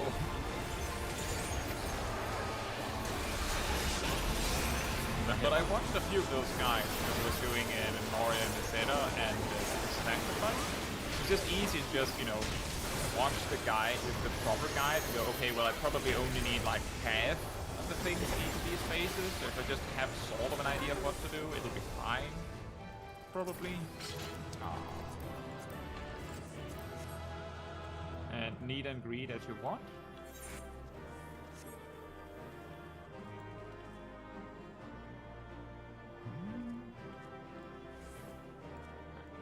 It was his first try. Okay. Easy. Hey,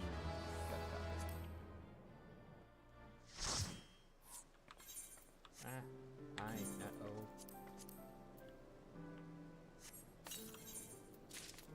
Man, level 465 gear? That's amazing. Wow.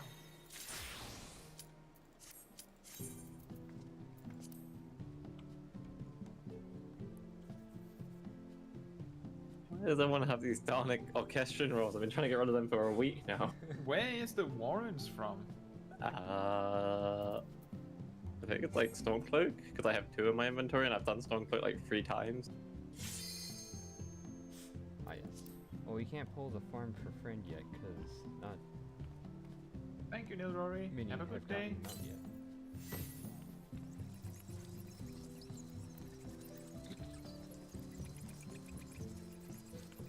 A potato with a pumpkin. I have seafood in my inventory worth 40k. Wow. Why don't you eat it or sell it? It was given to me by a random Rofka in Limsa. Kind of is what I'm talking about. Yeah. And so it will go on a canvas.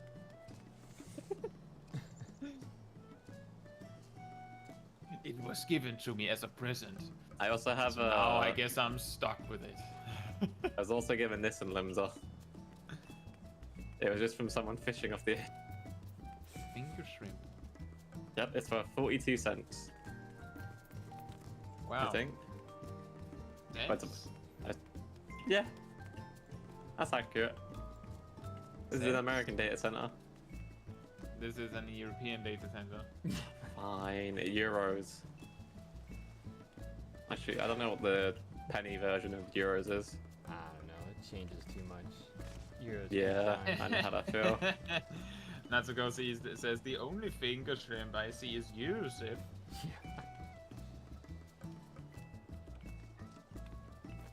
time.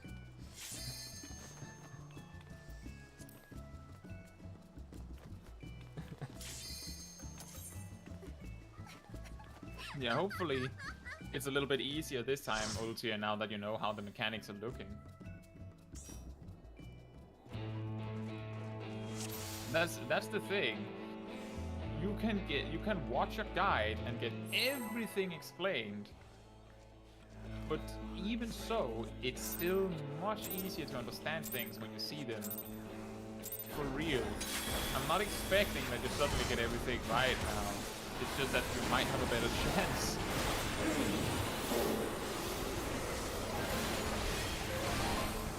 It's also very easy for me to say, now you'll survive, right? And I play Warrior, who happens to be much more capable of surviving making mistakes, and also don't get targeted by the disaster mechanic on Action Prime. Yeah. Makes my job easy, and that's all that matters. Yeah, exactly. That's why Moria has 2 healing spells, one for themselves and one for everyone else. What's that mean? They have a barrier. A lot more healing spells than itself. Warriors have Shake It Off. Now you have to stand on the side that is opposite to the empty spot. I think I'm dead. Yep. Both tanks are dead. Well, you're lucky it's the intermission phase. Yep. You both reviving Oh, now. this was done. Yeah, I don't was use Swift done intentionally to put them up down. Yeah, absolutely.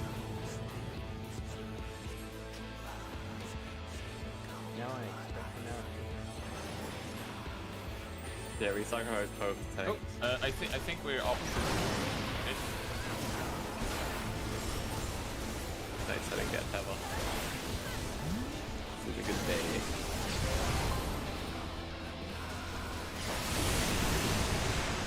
I'm dead. Well, I don't take one for the team. Well, too bad.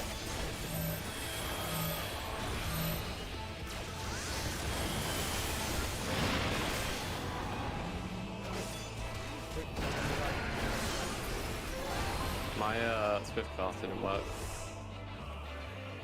My best advice for those cones is that the top left and the bottom right part, there's not going to come a tank through that's going to be angry about you being there.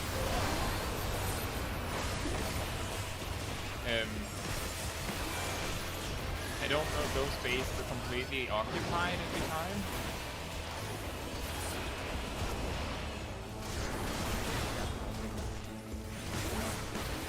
It's regular. You can have this one.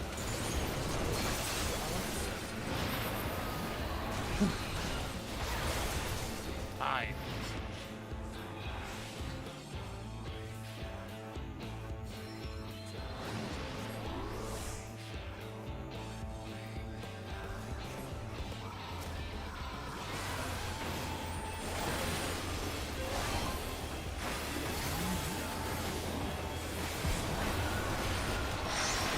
Huh? Oh yeah! I don't know just my remembered. Benedict.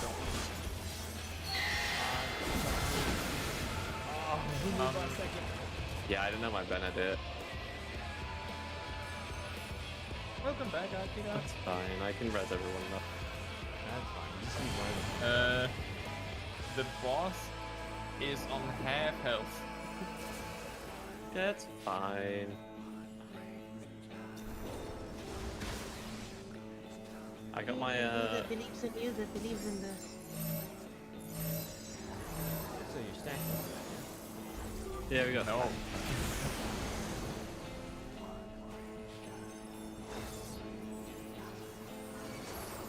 Are you out of thin air? Yeah. Oh boy. I got my thin air now though. I'm just waiting for Oh, new mechanic. Looks like chase AoEs. oh, we had this mechanic last time. You did? Yeah, when we had I think 5 people. Yeah. Oh. It's not we it's the disrespected it completely. And Remember lucid dreaming if you have it?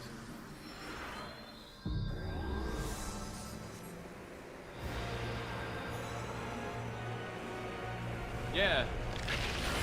Warrior has a self-heal, a heal for themselves again, and a heal they share with someone else, and they have Shake It Off, which is basically on the power level with an astrologian with neutral sect using aspected Helios. Just on a 90-second cooldown as a tank cooldown because balanced, right? yeah, exactly. what your aura be imbalanced? No. The warrior needs, They need to make Fell Cleave range. I don't understand why I need to be in melee range to use it. When I swing the axe, it like materializes like saw blades anyway.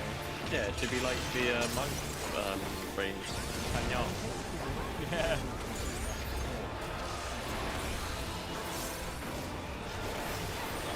Punch so hard that it just sends bursts. That would actually be a useful cooldown. That would be a useful cooldown for like 4 months that they could activate and then they just get range in their attacks a little bit. Bye. Did you get knocked off the arena again, Ozia? Could be bad because I rescued that. It's alright now. If I remember correctly, I was lucky to not get knocked off by that mechanic like 5 times last week, last farming session, because I just kept using knockback immunity or a dash in the last split second because I didn't realize it had the AoE happen seconds. That's because you were using Berserk. Oh yeah, also that can also block it. Alright, we have stumbled our way through the fight. Maybe the mount will drop. Yeah. We've had a lot of deaths this try. Surely we have a mount drop this time. Because this balance doesn't exist. Well, if everything is broken, then nothing is. Because everyone's broken in a very special way. Yeah.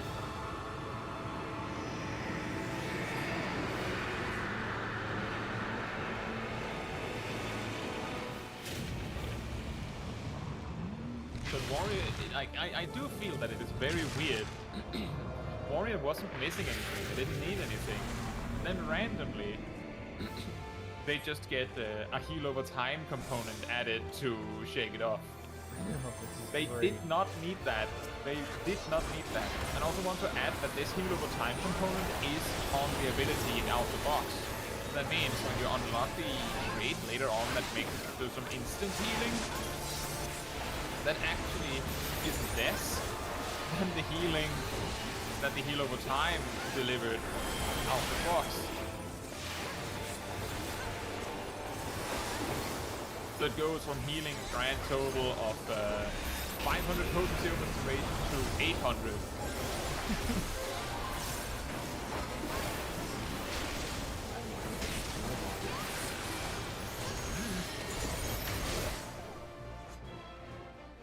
Surprisingly enough, that was our fastest run. You know what wasn't fast about this run? Or wasn't poggers? Teaser didn't get pulled up. Yeah, you didn't pull me off. Yeah, I casted it and then How saved. was that our fastest run? I don't know, but we got 18 while all the times we keep going 9. Well, our fastest run was actually 7 point something. Oh yeah. 7 point, I don't know. Here says Warrior also needs to get Thunderclap. Oh yeah.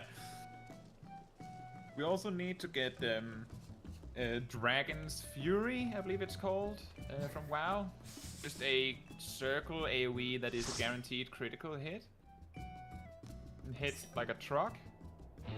Not like Felcree crit hits aren't already massive amounts of damage. Yeah, that's why So Warrior slow DPS. Warrior needs out of Corundum. What they're actually doing, as you've heard, a lot of players make fun of the fact that all tanks are slowly just turning into Warrior. What they're actually doing is they're preparing us all for next expansion where they just merge all of the jobs in every role. Yeah, I think that. Just get all 4 short cooldown defensives. But yeah, I'd love to play a Dark Knight. That would, by the way, be absolutely insane. I mean, it'd make Dark Knight into a DPS, which is all that matters. Yeah, but most people don't want to play. Most people want to play Dark Knight, but they don't want to play the tanking part. That's Gunbreaker. It's got a slight lag as well. I keep seeing it on Reddit. No, those players have switched to Reaver. Oh, that's fair. They just switched Soul Silver also says Shake It Off also needs to get Magic Barrier added into it as well, of course. And it actually they need to replace the heal over time component of Shake It Off with just straight up the Sage's Kerakoli. Just bam, 10% damage reduction.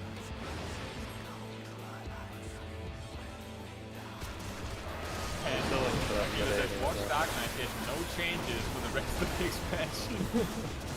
So this is a bad place to stand.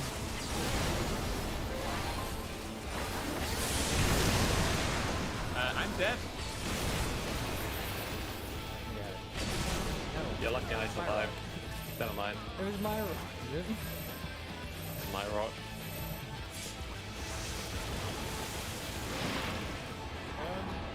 So a little reminder, if the meteors don't get dealt with, we all die. That's why the only person you have to respect in that mechanic is the tanks need to be allowed to stand on the meteor spots. Yeah. You can stand anywhere you like. You can even stack on someone else that dies from it.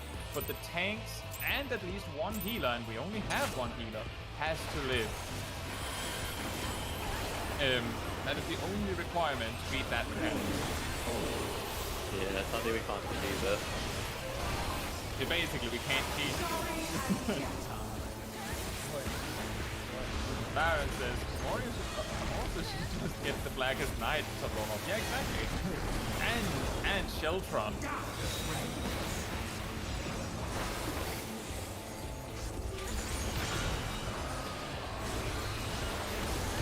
And of course, when you click your info, it does all of the tank infos at once. With whole gangs cooldown. That'd be certainly an interesting experience because you wouldn't be able to technically use Living Dead. It just wouldn't pop. That is true. Because I'm worried on preventing it. And the info And the other one, actually, maybe it doesn't do the super blind part. Here says the Dark Knight developer gets let out of the cage every other expansion. Gunbreakers become somewhere. The only downside is someone that doesn't have a gun book. It's okay, Aria. I just want to. I'm not mad that we wiped. I'm just recounting what went wrong when we wiped. Because if we don't talk about what goes wrong when we wipe, then it's going to happen again. It might still happen. But if we don't talk about it, then we don't really have a good position to say, well, we should talk about it. And Moss is dead. Congratulations, now you have to take the meteor. I did. It's fine, the rock was mine. He's still survived for it, though, which is good. Yep. Yeah, That's you the didn't get thing. The debuff. reason why it's a huge problem if you get one of the tanks killed is because you have to take the meteor on their place. And you might still have, you probably have the magic vulnerability still, so you will also die to do that. Yeah, so killing the tank means that we have 2 deaths.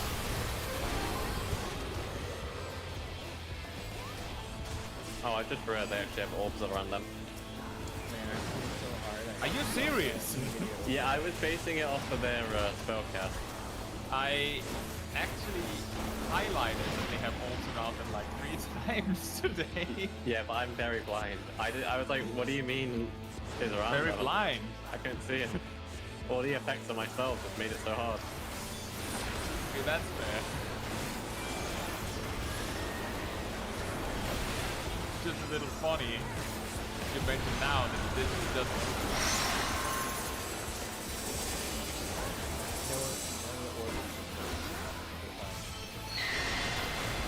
I need healing. I just barely survived. Oh, I got petrified. TG, you're gonna have to. I hope you don't die. I don't have nascent flash. I already spent all of my healing.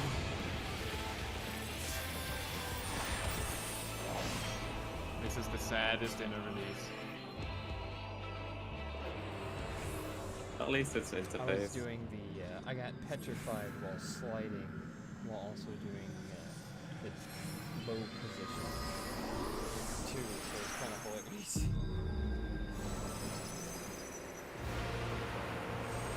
And this is how the janky early inner release primal red warrior opener looks when you do it too early.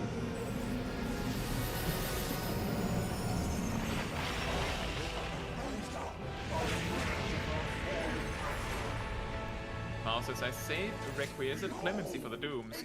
Mouse, there's one thing you need to know about Clemency. It no longer does more healing during Requiescent. It's instant. And if you're standing still anyway, you don't need to do that. So just spam Clemency during that phase for the Doom. You don't need to have Requiescent.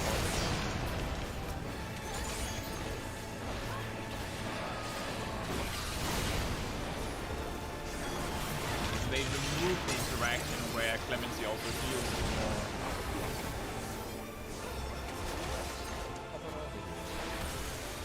It's okay, Mouse. It's a really weird interaction that Clemency can still spend the Requiescent stack to be instant, but it doesn't actually get any damage or healing bonus from it. Oh wow. I figured the ice burst would happen back where before I jumped, but apparently it followed me all the way through. It is worth mentioning that Clemency still heals like you for half of the amount it heals on kills. So spamming heals out on healers and tanks to help with the Doom is more effective than spamming it on yourself. Oh, you don't need to do it on me because I use, what do you call it? Benediction, and then I just spam heal the mouse. And I will probably survive by healing. I survived 1 frame before I would have died. Exactly. Here's a tip, Sip. You need to cast fewer Cure 2s on yourself. I don't. So I maybe don't you should count use on myself. Benediction on a tank. I was doing them on you. You were putting them on me, Yeah. but I survived just barely this time.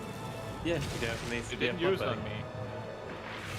Bloodwetting, I'm using Nascent Flash on Moss. So we both get healing, and clearly that isn't enough. You could also do equal. I use everything I have. It's a very spooky day. So if you're spamming Cure 2 or something, it would personally be more beneficial for yourself if you use Benediction on a tank and then spam Cure 2 on yourself, if that's what you do. But actually, now that we're on that subject, it would probably be more effective to spam Cure 3 and we just stand closer. Yeah, I might. Yeah, it's 600 potency, so it could work.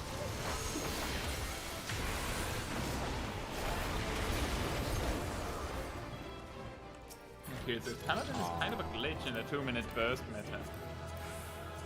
Since it can burst whenever it wants, and none of its moves are tied to the gauge. To a gauge. That is true. That is one of the benefits of Paladin, is that the only preparation you can make for your burst is getting This is divine... rigged! I got it twice! Is to get Divine Might ready, and then having it so that your next GCD is Royal Authority, so that you can fill the 3 filler GCDs with Holy Spirit, Royal Authority, Holy Spirit. But it is a very, very small amount of damage you get from that. Oh. Arya helped out again?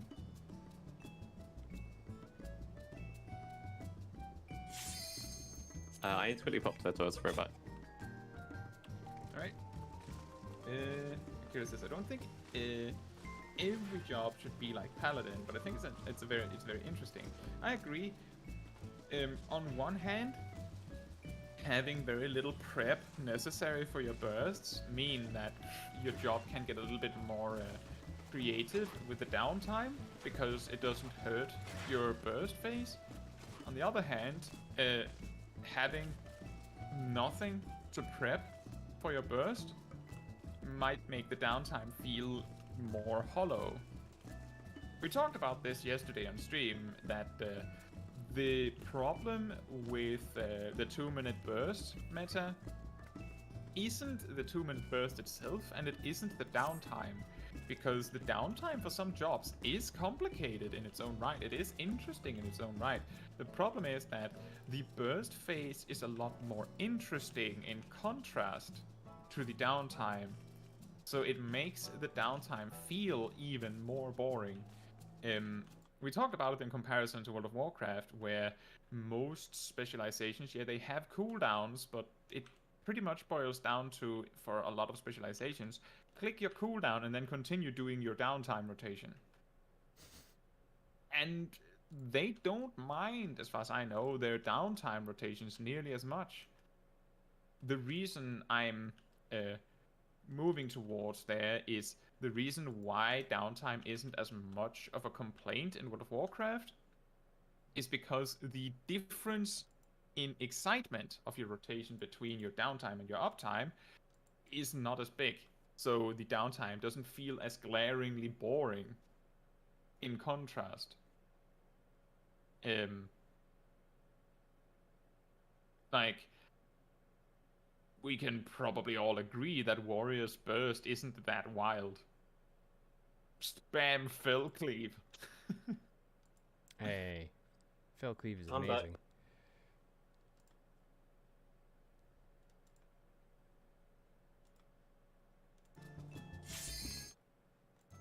Fell Cleave is amazing. What are you talking about? The better spell is Blasting Zone into Sonic Break.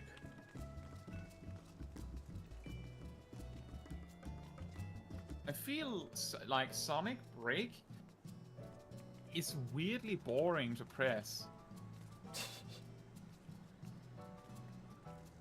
It's just the animation of it is a little subtle. It's a little bit like Higanbana in some ways.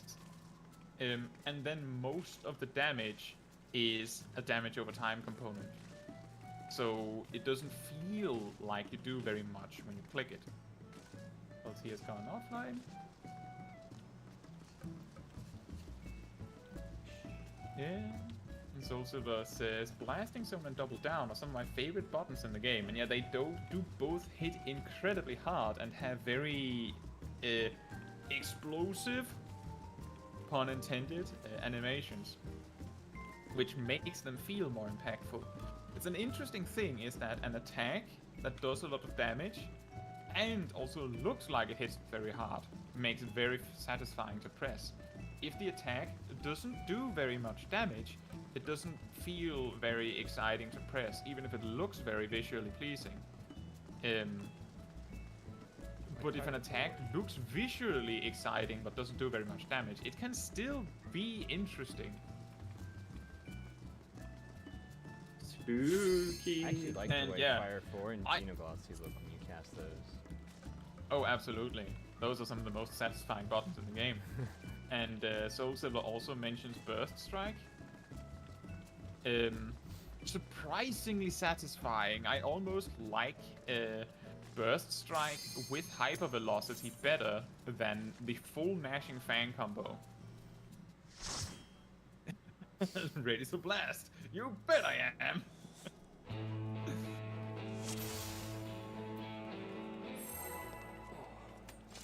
Oh, there's 6 of us. Oh, we were at some. Oh, yeah. Yeah, we're an even number now. What? Even numbers?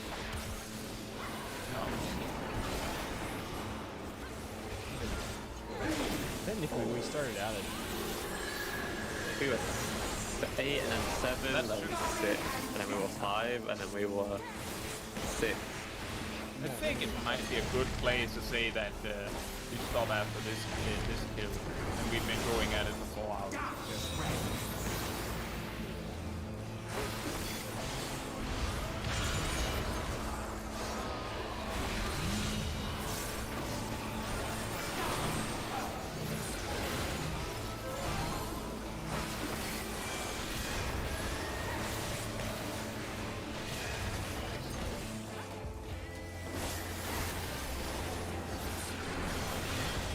Nope. Find the hole.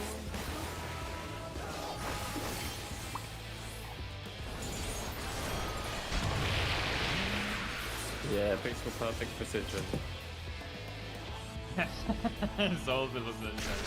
Clearly, Felclear should also get Hyper Velocity. Well, in the inevitable day where we stack all of the tanks together, that is the only possible result, right? And obviously, instead of Warrior having to do like more than one combo to use Fell Cleave, they just use cartridges instead, so they can do they can stockpile 3 Fell Cleaves. Oh boy. I heard you like to throw your axe at you.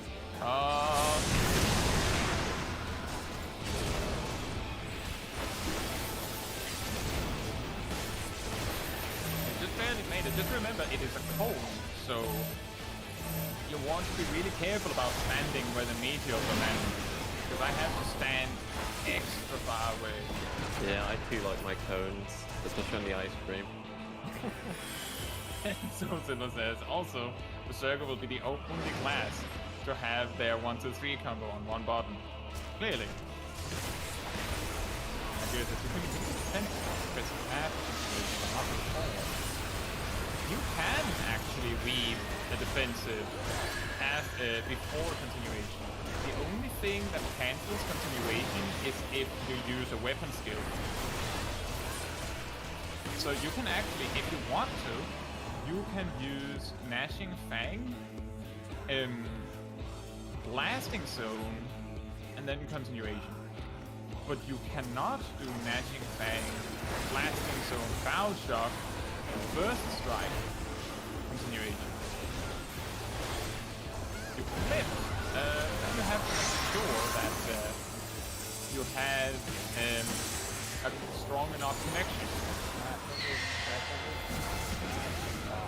Sorry. Oh, wipe. Wipe. It is always possible, if you're on a decent connection, that you can double weave after a Double weaving's the combo best step. thing. You have to remember that Akira, that you don't have to watch the animation finish. What's the pretty colors?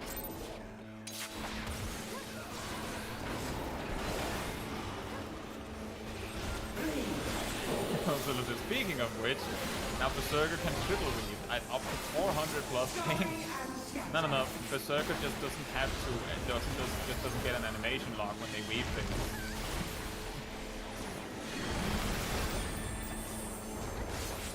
abilities just don't have an animation, they just happen.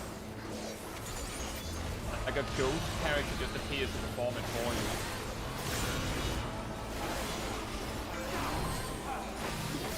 But if you're having trouble double wheeling things here, you don't have to, like, I think it is possible to play Gunbreaker without double wheeling, but it's a lot harder to fit everything in. I know, I don't have my Gunbreaker right. I love double weaving.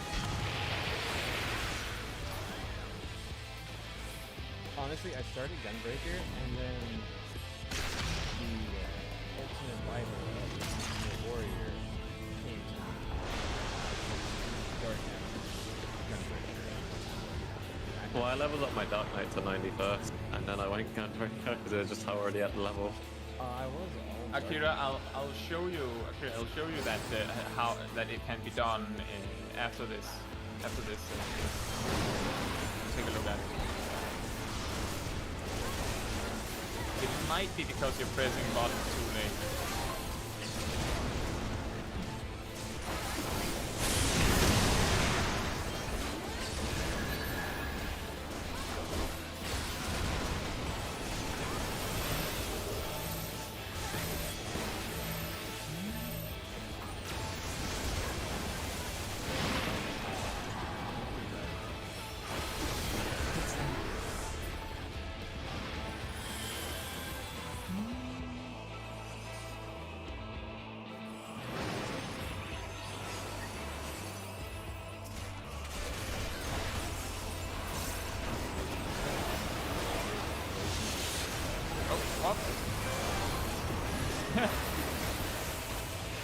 You're right, Alex. What? What do you mean? You seemed a bit surprised there. I did like Surge. Oh. The saddest life surge. Just running back and forth, waiting for Prime to pop up.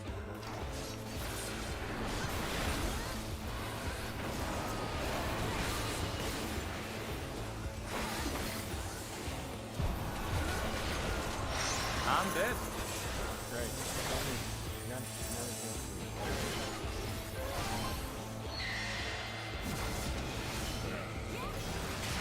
Well, in that case, I will just think, oh, I got petrified. If you have life surge, do this. I will heal him. Okay. I am the backup. I need something fun.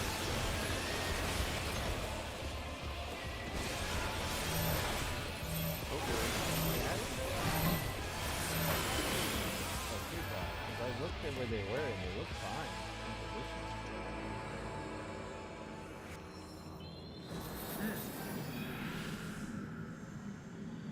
Because when I told you guys to not move, this patch right here where I'm running, over here was fine. Because that was exactly where one circle. The reason why people keep moving when you say stop moving is because while you are doing whatever it is that you're doing over there, we're standing around trying to figure out which way to face and where to stand so that we cannot face it. Because we also get petrified if we look at each other. And we have to like stack over in a corner like that, so we have to like draw a little triangle and look in each different direction, or that happens. So for that reason, we also have problems. It's just that they have not quite as lethal. What killed me, by the way, is that the mechanic that sets everyone to 1 HP doesn't set you to 1 HP. It just does 99.99999 of your health in damage. So if you have less than full HP, you just die. So that's why I died, because I was missing, like, I was missing more than 0 HP.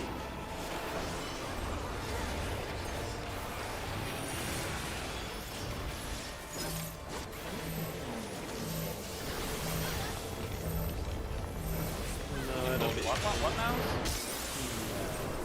don't have to reach max. Oh, that. You can shield the damage. If I use Shake It Off, we don't only get set to like 20,000 health. Or I do at least. So you can barrier it. Makes it safer.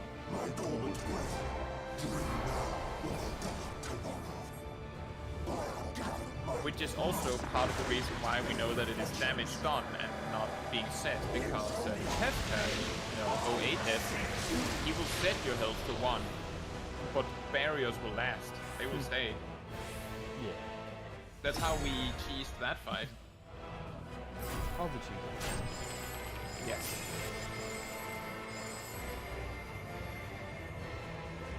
Here says I just did something. I have to move it early. That's true. You generally want, if you're double weaving, you typically want to weave as early as you can. Like you want to click your drop, like your weapon skill, and then immediately start mashing your ability. And when you see the animation begin, you immediately want to mash the next ability you want to use. To make sure they go out of time. If you're really good at it, you might be able to like choose to delay something you want to late weave late, but in most cases it doesn't matter. If you have high enough skill speed, you may want to late weave No Mercy, for example. Yeah.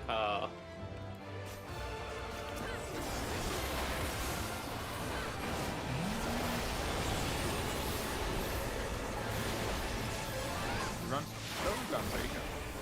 Then you don't have to do the late weaving. I don't think it changes anything at least.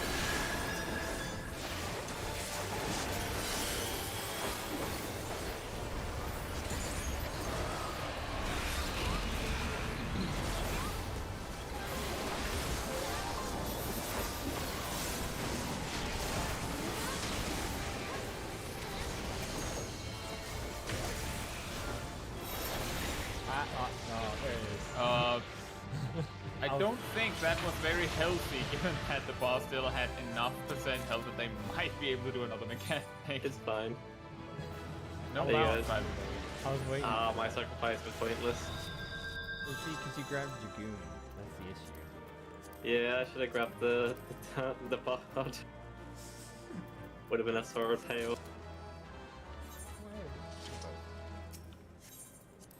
See, you can't grab Dragoons because we're just dedicated to die.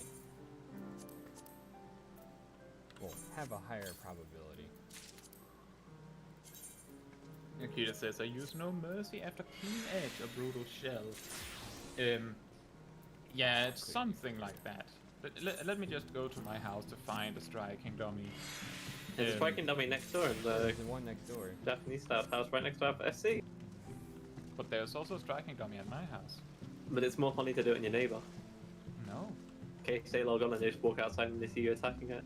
Attacking. That's what I like So if to I do. remember correctly, the optimal slow opener is to do Keen Edge, Brutal Shell, But they have No Mercy, and Bloodfest. Something like that. I think. Let me just take a little gander at that to be sure.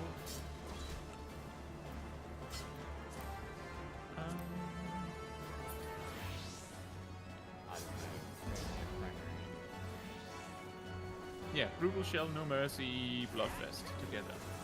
And the reason why you use Bloodfest together with Brutal Shell is because if you use that leaves a free slot to use a tincture after Keen Edge if you plan to do that. So you do Keen Edge, Brutal Shell, No Mercy, Bloodfest, Gnashing Fang, and then, weave something. You also want to get double down in. You also should use Sonic Break before you continue the Gnashing Fang combo, but genuinely, the exact order doesn't matter that much. What matters is you fit everything in. The key problem with using the cooldowns late is if you get the next No Mercy window exactly on time, then you will not be able to use the things that you delayed again before the time you delayed them to. So as you delay them throughout the fight, they will show up later and later in your burst. That's why you tend to want to put them early if you can. But technically, if you need to put them there, then put them there. Like, you know that using the Gnashing Fang combo steps eats up an extra OG speed because you need to use continuation. So if you use anything else, you can weave more freely.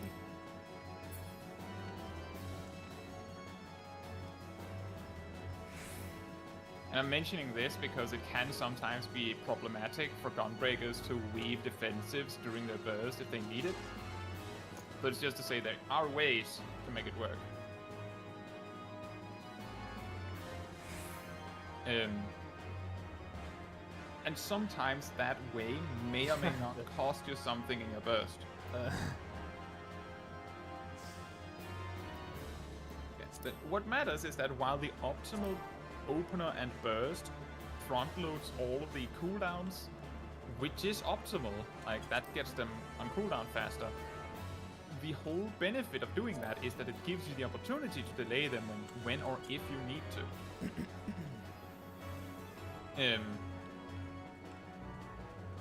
And there can be many reasons for that. For example, if a new target appears that you'd rather use Sonic Break on or Battle Shock on, then obviously you want to delay them so that they land on them. Things like that. If you know that there's going to be a second target showing up in a moment, then delaying Double Down momentarily might also be better than using it immediately. There's a lot of things you can do to optimize it. Gunbreaker isn't that set in stone. No tank is, in fact. I think we're ending after that last one. Yeah. I think 4 hours of Hades is fine. Yeah, 4 hours. We have to continue another Hey, time. We've done it 21 times, so we just are almost halfway done. We've done it 18 times today. Well, 18. 21 in total. Did we only get 3 kills last time? Yeah. Because we're at 42 totems, unless you guys have totems, I don't know. I have 42. No, I have 44, but I did 1 back in ShadowBringers. Ooh. That's how I had the Elios weapon already. Kai's cheating, he did it before. I mean, I technically have the Elias weapon as well, and I had it in Shadowbringers. However, I did buy it at the start of the expansion when I was level 80. Well, the difference is that Elios is drop only. Augmented Elios is craftable. Yeah, I bought the augmented Elias because it's better. Mars, do you know if Arya got one of the Hades aura sights? I think only you got it, Kai. And I only managed to get one from Dismantling, so Ooh. I have, what, 3 total? No, Arya That's didn't right, get- I Arya can go to get one of those? Scholar and do that. I thought Arya got one. Oh, Natsu gave it to me. Oh yeah, Natsu got it. So yeah, so Arya has one. Kai has 2 and I have 1. Oh, I didn't get one from the synthesizing the Inoclis. Oh, it sucks only having Alchemist leveled up to do that. Just to give you Notice an says they idea. weren't that bad when I did Endwalker Extreme Trial 2. That's just random chance. It's not that there's different drop rates. It's just random. When I did like 10 runs in total, 8, 9, or 10 of Seed of Sacrifice, I believe. Let me actually check. I do have the totems for that. And we had like 5 mount drops in that time. Like we had over 50% drop rate, something like that. I mean, it's also a case of it being 10 minutes and not 2 minutes like Titania is. Yeah. We did 9 runs, and I do specifically remember we had 5 mounts. So the drop rate is mostly the same. It's just that RNG do be random. And it feels longer. Exactly. The reason why Hades feels so bad is also because it takes 7 to 10 minutes per clear, and half of the fight is cutscenes and waiting, Natsu's still like Thordan. attacking the dummy Yeah, why wouldn't you? Acria says on the 2-minute mark, I go into No Mercy with 3 cartridges already, dump them, then use Bloodfest, and then I can get in burst strikes in while No Mercy's on. Correct, exactly. When you have Bloodfest, and 3 cartridges, then you have 2. So you have 8 GZDs if you play slow Gunbreaker.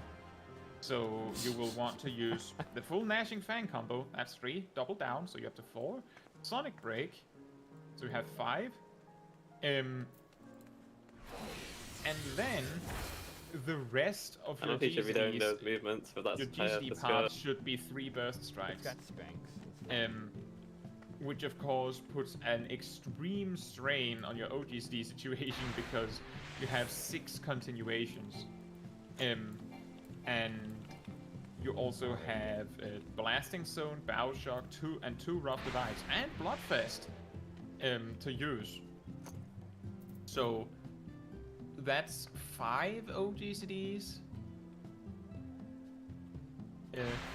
See, 5 OGCDs and 6 continuations. That's 11 OGCDs, and then you have 8 GCDs. So you have 5 open OGCD slots if you use everything.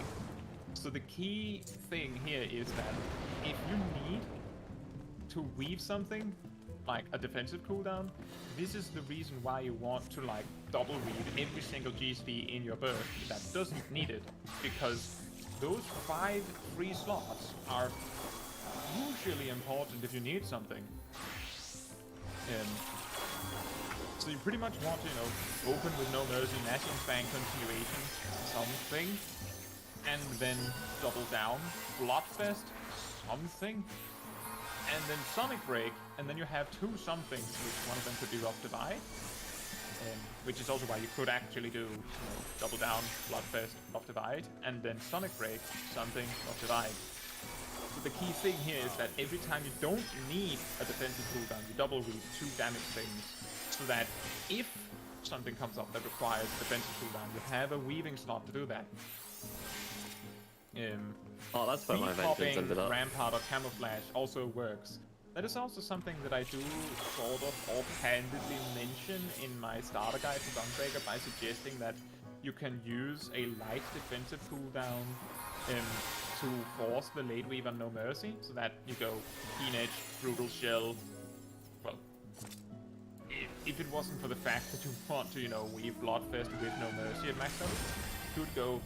If you were just weaving No Mercy, you could go Keen Edge, Brutal Shell, Camouflage, No Mercy.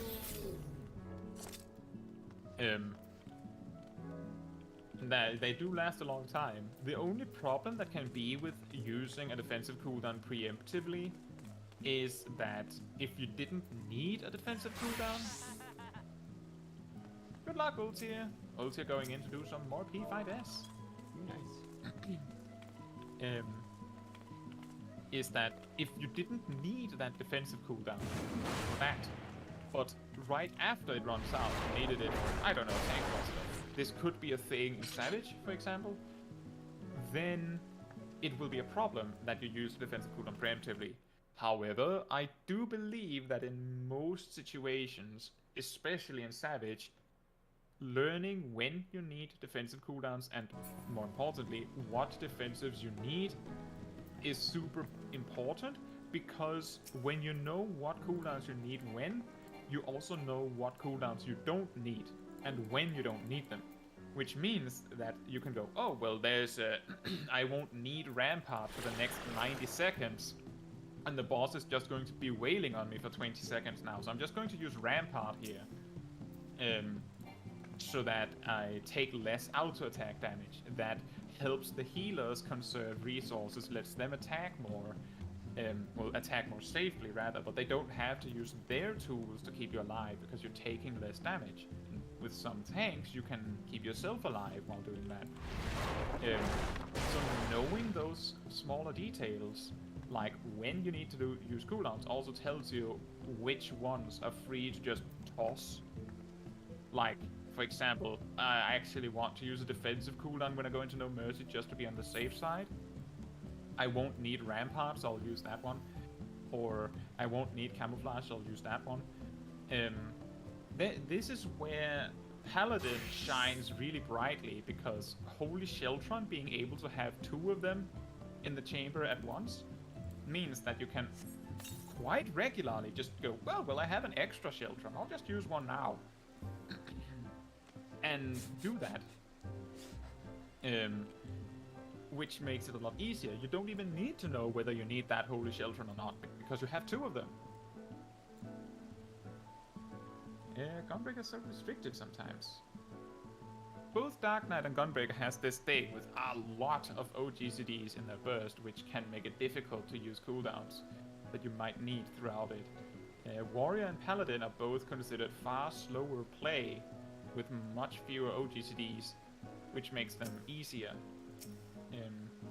That's funny. And I think that's really the key thing to consider here, is that Paladin and Warrior are like in one box of like style of tanking, whereas Gunbreaker and Dark Knight is in another one, where Warrior and Paladin has a very open rotation with a lot of room for what you want to do, whereas Dark Knight and Gunbreaker has these periods where every single GSD has to be planned out perfectly, so you don't, waste anything. Is that how you get gills and stuff? And Soul Silver says, you sacrifice some freedom for higher peaks with Dark Knight and Gunbreaker, in my opinion. That is true. I believe Dark Knight and Gunbreaker both do slightly more DPS than Warrior and Paladin. Warrior and Paladin has other benefits. I believe Paladin has the strongest damage reduction potential of the tanks, I think. It doesn't apply if we talk about magic damage, because then Dark Knight wins easily because of Dark Mind, but in pretty much every other case, the fact that you have Holy Children with its massive double 15% and you can block, which also works on spells, is really hard to compete with for the other tanks. I think I came up with the numbers that both Dark Knight and Gunbreaker can meet Paladin's damage reduction capacity by using all of their cooldowns. But Paladin is more capable of reducing damage by a lot. Meanwhile, Warrior is the healer tank. So Paladin and Warrior have more of a focus on being defensively superior, where Dark Knight and Gunbreaker has more of a focus of being offensively superior. And then they also have their own particular benefits, like Dark Knight being the master of taking magic damage easily, for example. And Akira says, on Dark Knight I don't struggle nearly as much as I do on Gunbreaker. Maybe it's just my brain and not the job. I think the reason is because when you play Gunbreaker, you're extremely focused on making sure to use everything while no mercy is up. When you play Dark Knight, technically, you should be using your burst in the time frame that Living Shadow is up, which is also 20 seconds. But the difference is that given that Dark Knight itself doesn't do more damage from doing that, your only incentive to do this is that maybe there are raid buffs. But technically, you want to do all of your burst in a concentrated time frame of about 15 to 20 seconds. And because you don't have this clearly defined timer that Gunbreaker has, you have to focus a lot less on getting everything to fit.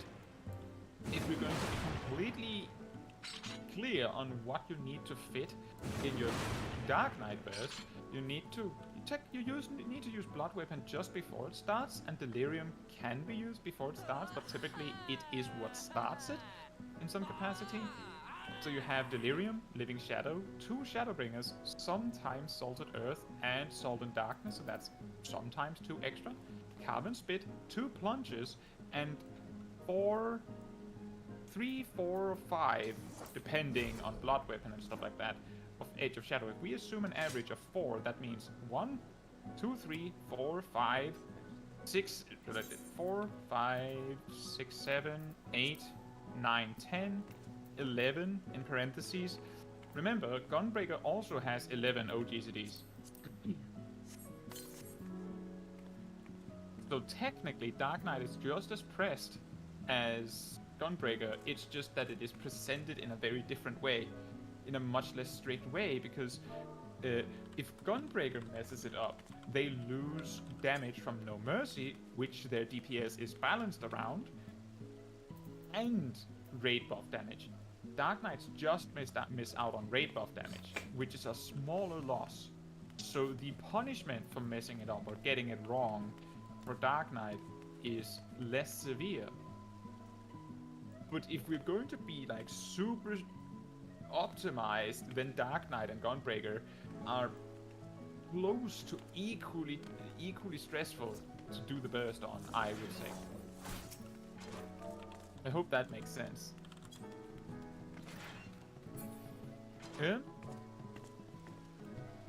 Well, with that said, Good job. I don't think that we had much more to cover. We did, was it 18 runs? Yeah, about. We went from. Give or take. I don't. And we got 3 mounts. We went from 6 or 8 totems to 42. I do believe we did 18 runs, and we did 3 last time. Yeah. Last time we finished both 1 kill of Titania and all of the kills we needed on Innocence, and then 3 runs on Hades. This time we did 18 runs, and only half of the FC part of the group. However, we did get 3 sets of the Hades trophies. That's Yeah, we did. True.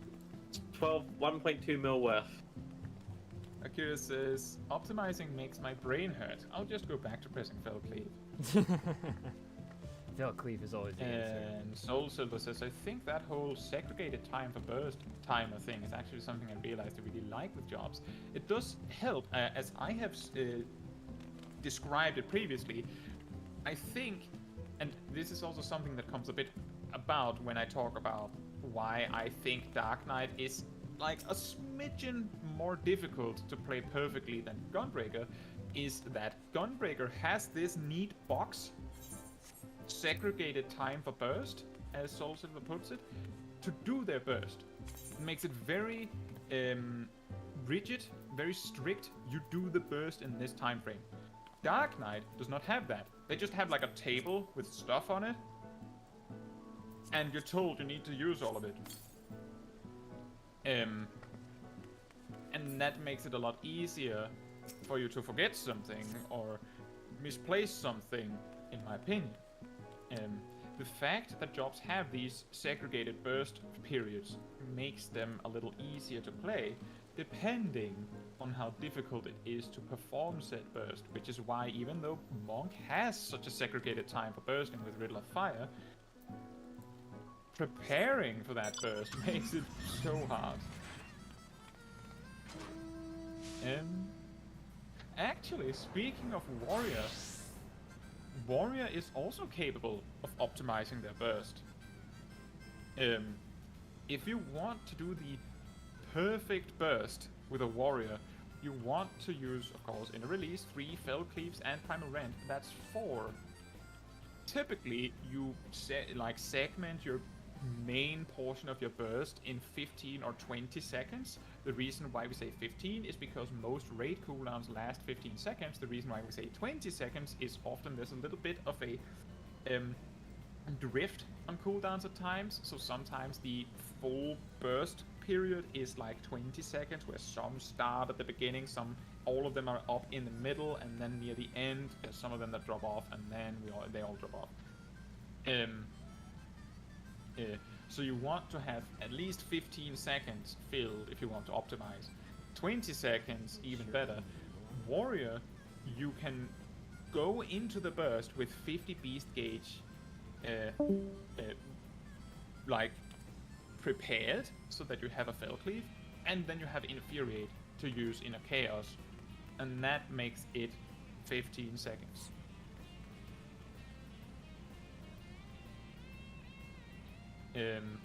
So there is ways to optimize. It's the same with Paladin, with how technically if you can get Divine Might, Royal Authority ready, and then you can get another Divine Might, you can optimize the Fight or Flight window. It just so happens that players have discovered that the damage difference between going out of your way to lose atonement to make that happen, the damage loss of doing that in your downtime period is too big. So if you optimize your burst, the damage gain from optimizing your burst is often not worth it. There are encounters where it is worth it, but in most cases, just doing a rotation and then using a burst when it comes up is fine. And Akira says, Ninja's kind of easy, but the entry difficulty can be high. Yeah, exactly. If you can get the burst right, it doesn't feel that overwhelming. But the hard part is getting the burst right. So also this is, I like the high execution weave heavy windows, hence why I probably prefer those windows as I mentioned earlier. That makes sense. Yeah, there are ways to optimize even the simplest of jobs. Like, Summoner, you can save your 2 ether flows from energy drain, so that you can do 4 Festus when you have a Searing Light up. Now, I don't have anything else planned. Nope. But you're in my car now. Yes. So with that said, if you like these streams or want to have an easier time following what's happening on this channel, you can join the Discord server, the Discord community server, where there is a channel dedicated to the weekly schedule, so you can always find that.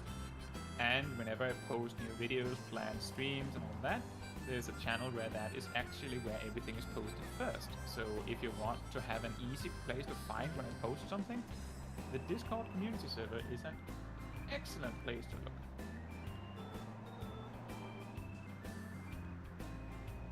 And I don't think I have anything else.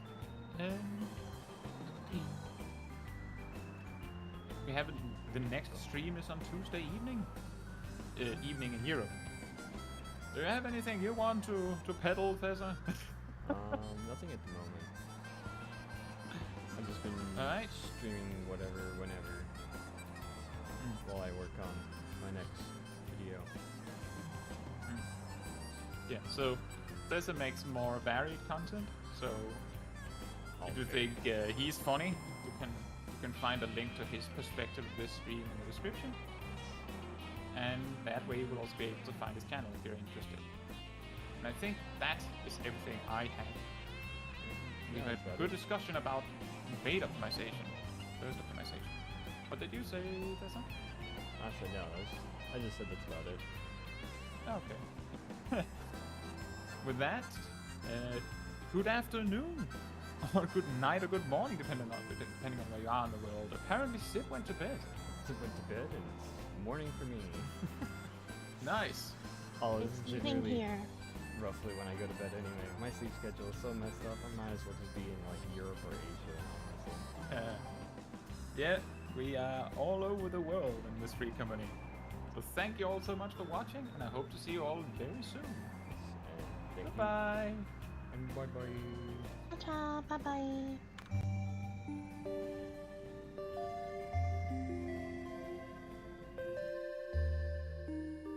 Excellent. Bye-bye. See you guys later. I'll probably stream in a day or two while I work on a video. So, bye-bye.